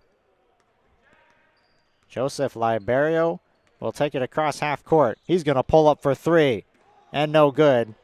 Trying to go on a heat check there. Can't with that shot. The lead will stay at 8. No look pass finds its way into the corner. And a three-pointer is good. Sean Anthony McDevitt. What a play at the point from Cameron Oltmans. Look to his left. Passed it down low. Led to a wide open 3 and a 5-point game. Down low, a foul. Maxwell Anderson fouled going up. 2 free throws on the way for 53 in gold.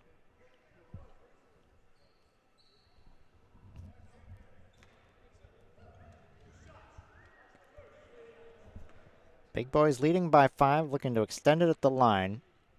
Maxwell Anderson will take his first and hit on that one. Lead up to 6 now as the clock continues to tick down, approaching the 2-minute mark in quarter number 2.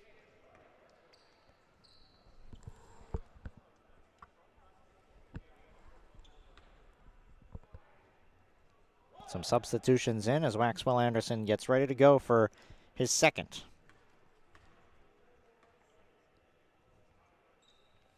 That one is good as well. So 2 for 2 from the line for Maxwell Anderson. Big quarter continues here for the big boys. They'll have to hold on strong here towards the end. Big Tonka looking to get momentum. It's going to be a foul on the floor before the shot. Foul goes against Joseph Liberio.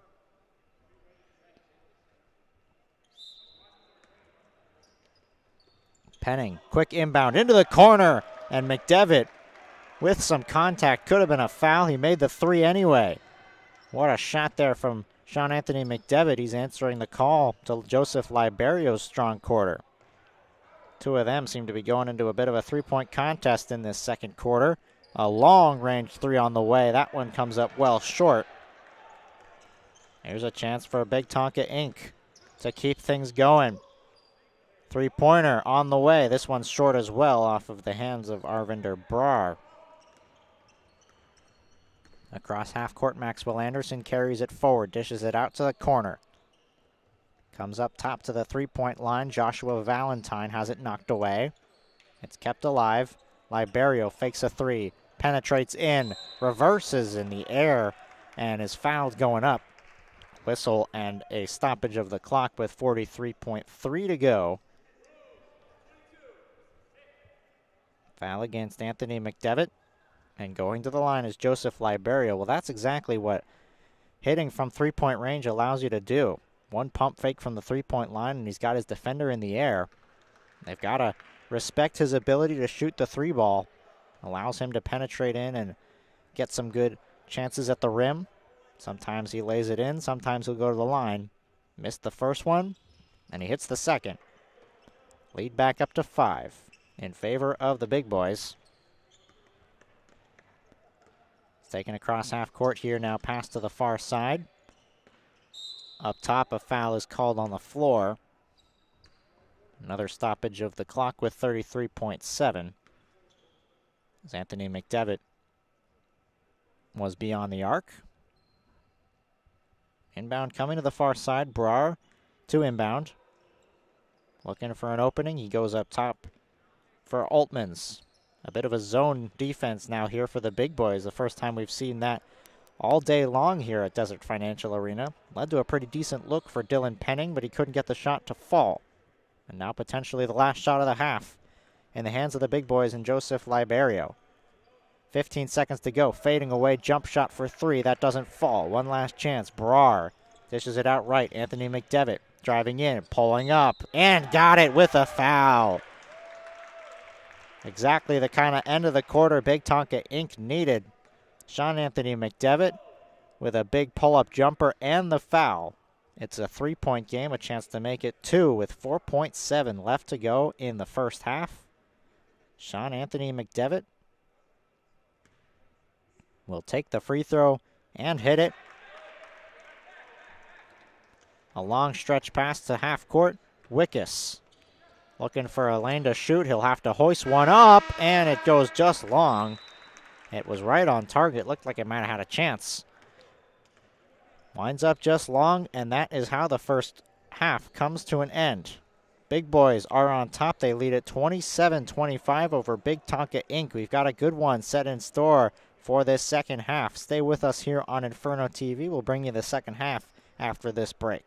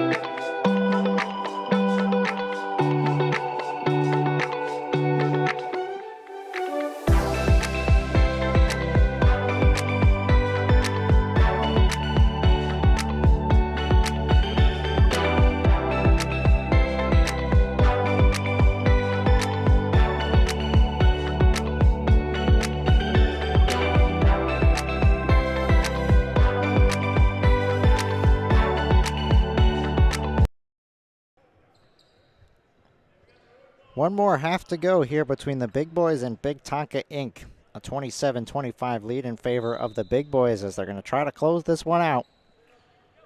Come away with the Tempe Open Rec Intramural Basketball Championship here in 2024. It's the last of our games here tonight. Been so pleased to be able to present you all these games starting off at 4 o'clock. That's when we started these streams. So we now approach 10:30, close to 11. Still glad to be on the airwaves presenting these games for you here this evening at Desert Financial Arena. As we said earlier today, just can't say enough of a thank you to Christopher Johnson, the entire SDFC and Intramural basketball crew for having us out here, for allowing these players to be able to compete, as that's a three-pointer there. Big Tonka Inc. gets back in it with the three-point shot by Maxwell Waldron. Just can't say enough of a thank you to all of them. A thank you to the referees as well for all that they do. They've been here just as long as everybody else has, longer than these players have, doing the thankless job. That one goes last off of Big Tonka Inc. Possession stays with the big boys here now, going right to left. As it's Tyson Woon who will get handed the ball here on the inbound. He'll float one up to the three-point line for Joseph Liberio, one of the big impact players of the first half. A foul is called on an illegal screen from Maxwell Anderson. Liberio put himself, started with a good first half. A lot of three-point shots, found the bottom of the net. That was nearly a backcourt violation off that inbound. Oric barely saved it. Here's a three-pointer on the way from Big Tonka Inc. That does not fall. Last touched by the big boys in gold.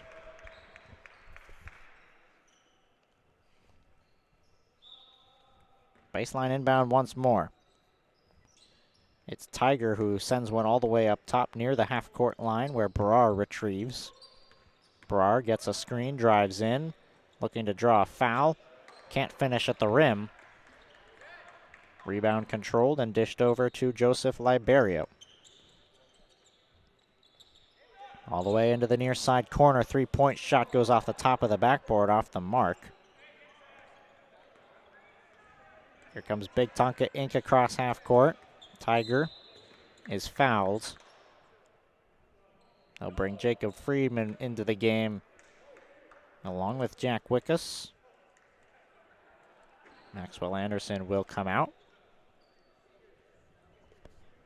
Nearly 3 minutes gone here in the third quarter. Inbound in for Tiger here. Big Tonka tries to continue to chip away. They're only down, they lead now by one. Long stretch pass, Wickus able to make the grab. Nearly avoiding a head-on collision there. As coming the other way with some speed, trying to poke it away was Maxwell Waldron. 28-27, the score in favor of Big Tonka Inc. They've put together a good start to this third quarter. Friedman draws a foul. Tiger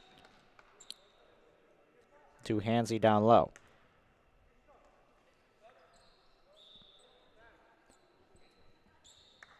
Some more substitutions now into the game here for Big Tonka Inc. So we're almost halfway through this third quarter. Woon around to the top with Wickus. Wickus hands it off. Driving in is Liberio, and he's fouled on the shot. And Joseph Liberio will head to the line for 2 free throws.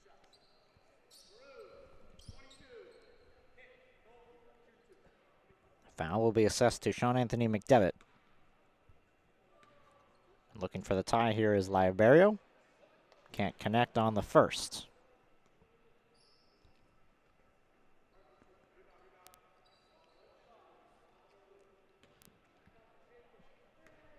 Second free throw here for Joseph Liberio is good. So he splits the pair at the line. And we're back to a tie ball game, 28 apiece with 3:30 to go in the third quarter. Across half court, it's Anthony McDevitt. Dishes it out left. Brar gives it back for Anthony McDevitt. Brar on the baseline. It was blocked down low. And that was Valentine getting a piece of it. Valentine the other way. Tried to dish it out to the corner for Friedman. Instead, he lost the handle. Anthony McDevitt stops, pulls up, and can't get the shot to fall. Another offensive rebound, though, by Oltmans, who is fouled on the floor. Some good offensive rebounding this evening by Cameron Oltmans. He's been in the right position, and he's been grabbing those offensive rebounds, leading to second chance opportunities. In this case, it'll be another inbound coming for Anthony McDevitt. He'll dish it all the way up top for Brar. Outright, Oltmans. Driving in, this time a foul will go on the shot. So Cameron Oltmans will head to the line here for 2 free throws. Trying to give the lead back into the hands of Big Tonka Inc. Big Boys led for most of this game. Throughout the first half, they had some great shooting from Liberio and Jacob Friedman with some three-pointers early. Big Tonka Inc. took the lead in this quarter. In the first and third quarters, we've seen not a whole lot of offensive momentum. In the second quarter, both of these teams seem to be unable to miss for stretches. Holtman's missed the first. Here's his second. That one's no good either, so he's 0 for 2 from the line in that trip. We remain tied with under 2 to play. Pass finds Wickus at the top of the key. His shot won't fall, and the ball trickles out of bounds. Back into the hands of Big Tonka Inc. Sean Anthony McDevitt, number 22 in maroon, carries it across half court. Driving into the paint, floats it up over top the tall Joshua Valentine. Gets his own rebound twice, and finally on the third shot is able to follow it up with a basket. Back to a 2-point lead now in favor of Big Tonka. Under a minute to play in the third quarter. It's poked away. Anthony McDevitt doing it all himself on the defensive end. Can't get the shot to fall on the offensive side. Big Boys back the other way. Nice pass down low, and a reverse layup is good. Joshua Valentine with a slick pass from the top of the key. A beautiful cut and basket. 30 seconds remaining in the third quarter. We're tied at 30. Another close matchup here in these championship games at Desert Financial Arena. Can't ask for much more. No shot clock, so we'll see if Anthony McDevitt is content to dribble this one out for the last shot. Pass across for Oltman's nearly stolen by Friedman. Friedman is whistled for the foul, and the clock will continue to go. 5 seconds left. Inbound Anthony McDevitt. Three-point shot off the rim. No good. Nearly at the buzzer of this third quarter. And would you look at this? We've got another close matchup here in Tempe, Arizona. The Tempe Open Rec Intramural Basketball Championship game right here on Inferno TV. The Big Boys 30, Big Tonka Inc. 30. 8 minutes to play and all to play for. Stay with us here on Inferno TV. We'll have the fourth quarter of action for you right after this.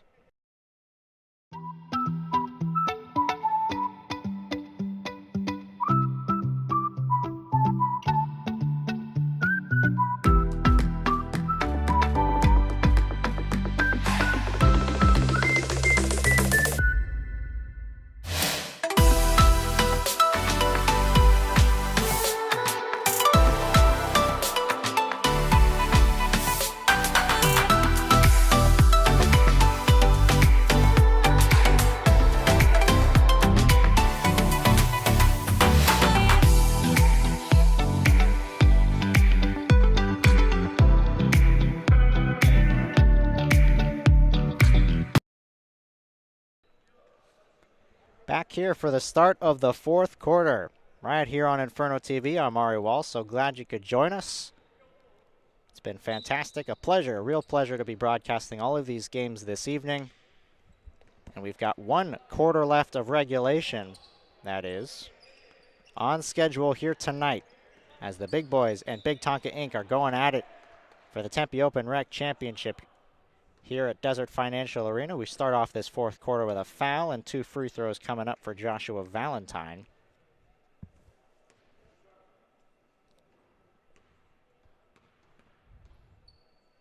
First free throw on the way. And that one goes off the backboard and in. Maybe not the prettiest way to get the free throw in there, but it counts nonetheless. Chance to make it 2 for 2 at the line.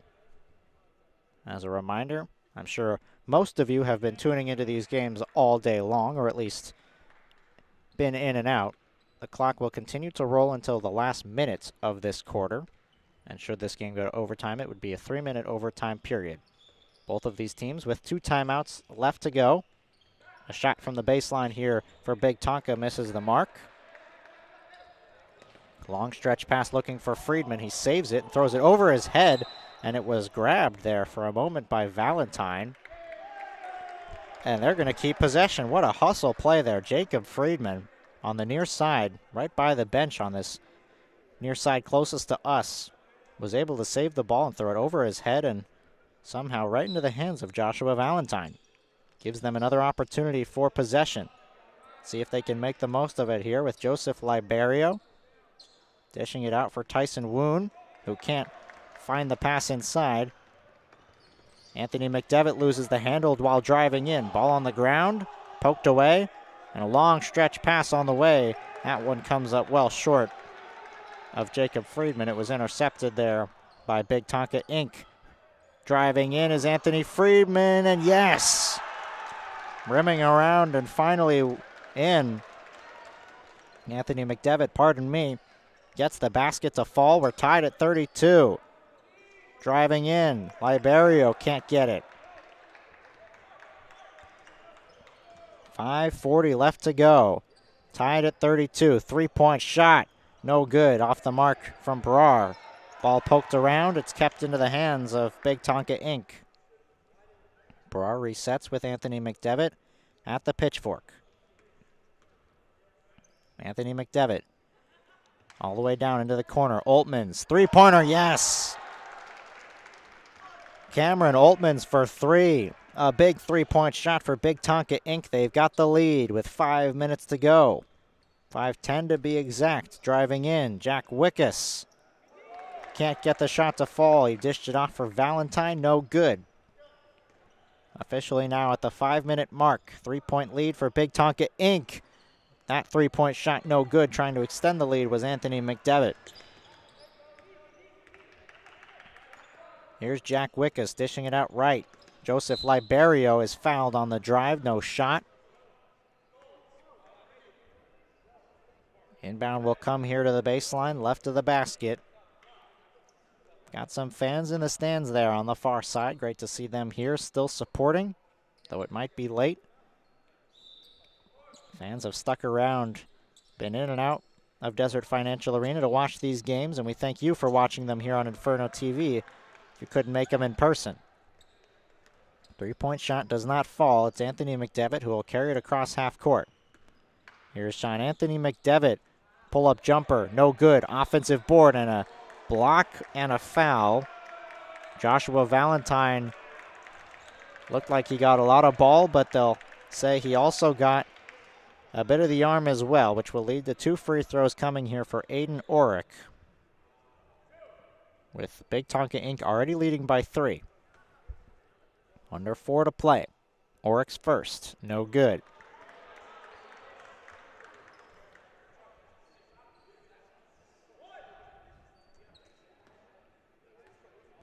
Chance to extend the lead here for Aiden Orick at the line. Second free throw off the front of the rim. And no good. He goes 0 for 2 at the line. Big boys will try to capitalize. Pull up three-pointer off the front of the rim. Doesn't go. Joseph Liberio looking to tie it with one shot. Couldn't get it. Here's Sean Anthony McDevitt. Dishes it out for 3. Now he gets it off the rebound and follows it up with a 2-point basket. A nice little jumper from inside the key. A foul is going to be called there right before the inbound on Rajpal Tiger. Clock now under 3 to go. And a 5-point game in this Tempe Open Rec Championship game. The last of our full slate of games here tonight. Liberio with a nice hook shot. Finishes with the left hand. Cuts it back to a one-possession ball game. 37-34.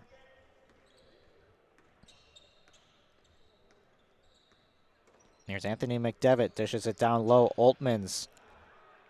Tiger pressured in the corner, able to find Oltmans at the 3-point line. Oltmans driving in, gives it down low. Orick out to the 3-point line. Brar now in the corner. Oltmans, 3, no.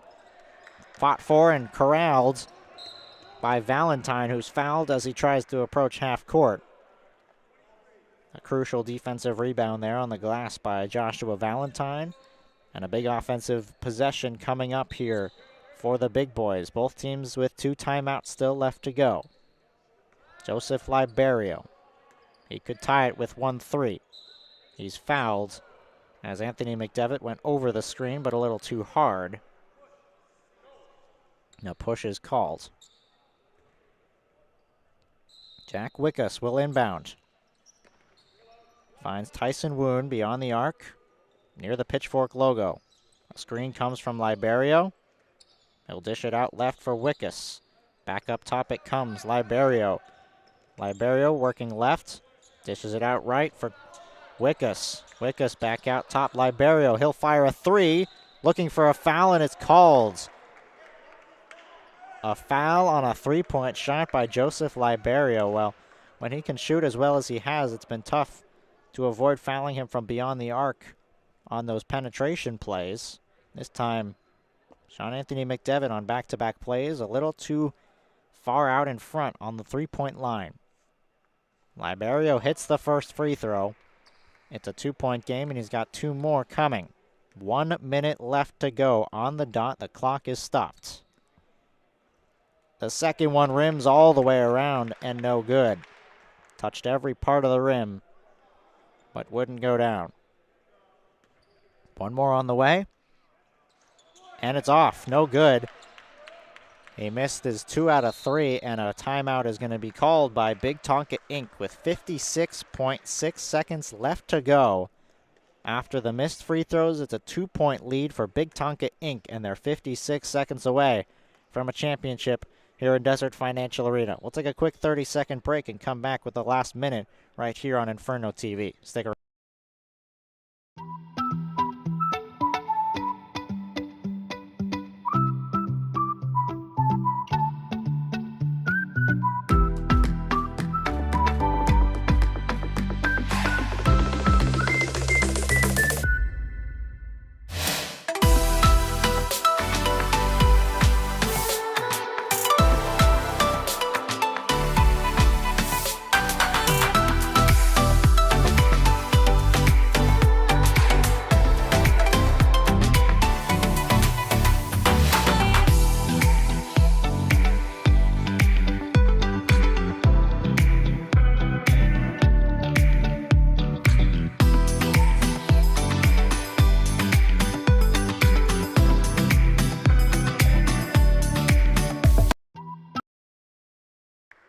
56.6 seconds is all that separates these two teams from a Tempe Open Rec Intramural Basketball Championship. The ball in the hands of Big Tonka Inc. with under a minute to go. They lead it by 2. We'll see how desperate the big boys are in the fouling game. Right now it's in the hands of Sean Anthony McDevitt. Pressure will come forward by Friedman. Friedman trying to force a steal. Anthony McDevitt dribbles back with it, now dishes right, penetrates in. Oltmans had an open look from 3, didn't take it, and now a foul will come. With 33.3 seconds to go, Sean Anthony McDevitt will head to the line for 2 free throws, already leading by 2. Free throws have been a big factor in a lot of these games here today. We've been blessed to see so many close games, really coming down to the final few minutes. In some of these games, like this one, coming down to the final 1 minute. Last game came down to the final 1.5 seconds. And this one, we'll see how it all plays out. Sean Anthony McDevitt is standing at the free throw line. I'm not sure whether they're figuring out whether these are indeed free throws or if it's an inbound. Looks like he's going to walk a little bit away from the free throw line, and it will be an inbound. So that's going to waste a little bit more time for Big Tonka Inc., but also a potential shot at a steal for the big boys. Successful inbound into Anthony McDevitt. Being guarded by Liberio. He's forced backwards at the pitchfork. Able to find some space, gives it out to Brar. Oltmans has it, 23 seconds to go. And now a foul once more on Anthony McDevitt. It almost played out exactly the same way as it did on the prior play. Still time to go, though. 20.9 and another inbound coming. Not yet in the bonus. Gonna have to foul quickly here. Brar gets it, and he's fouled. 19.7 seconds to go. Another inbound here. Still not in the bonus. It's Cameron Oltmans to inbound. Looking left, finds Anthony McDevitt. Foul is called. 17.7 seconds to go. That one does push them into the bonus, and it's Anthony McDevitt who will have the chance to hit some big free throws here with 17.7. It's a 2-point game. He's got 2 shots at the line.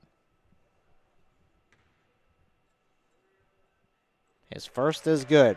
It's a 3-point game, a big free throw there. 2 timeouts remaining for the big boys. 1 remaining for Big Tonka Inc. Second free throw here for Sean Anthony McDevitt. Trying to make it a 2-possession game. Free throws up, and it rims out. Rebound is secured. A foul is called. They might have called timeout prior. There's going to be a foul assessed with 16.1 seconds to go.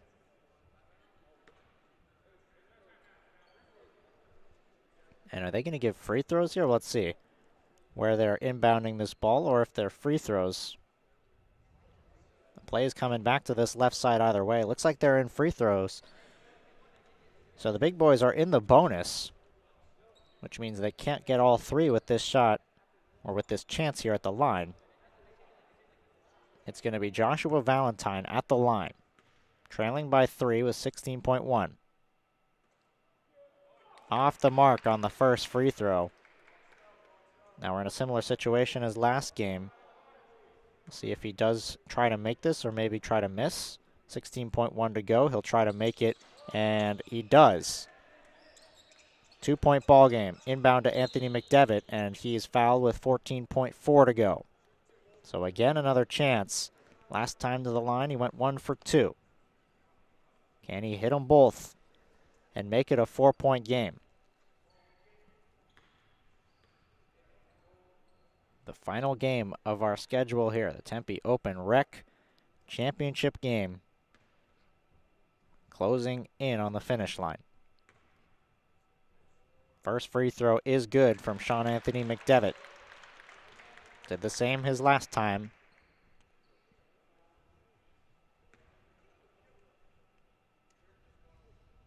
Silence over the crowd. Second free throw is good as well. They have a timeout. They're not going to use it yet. Inbound comes forward for Jacob Friedman. He carries it across half court. Fakes the pull-up. Liberio will fire from 3. No good.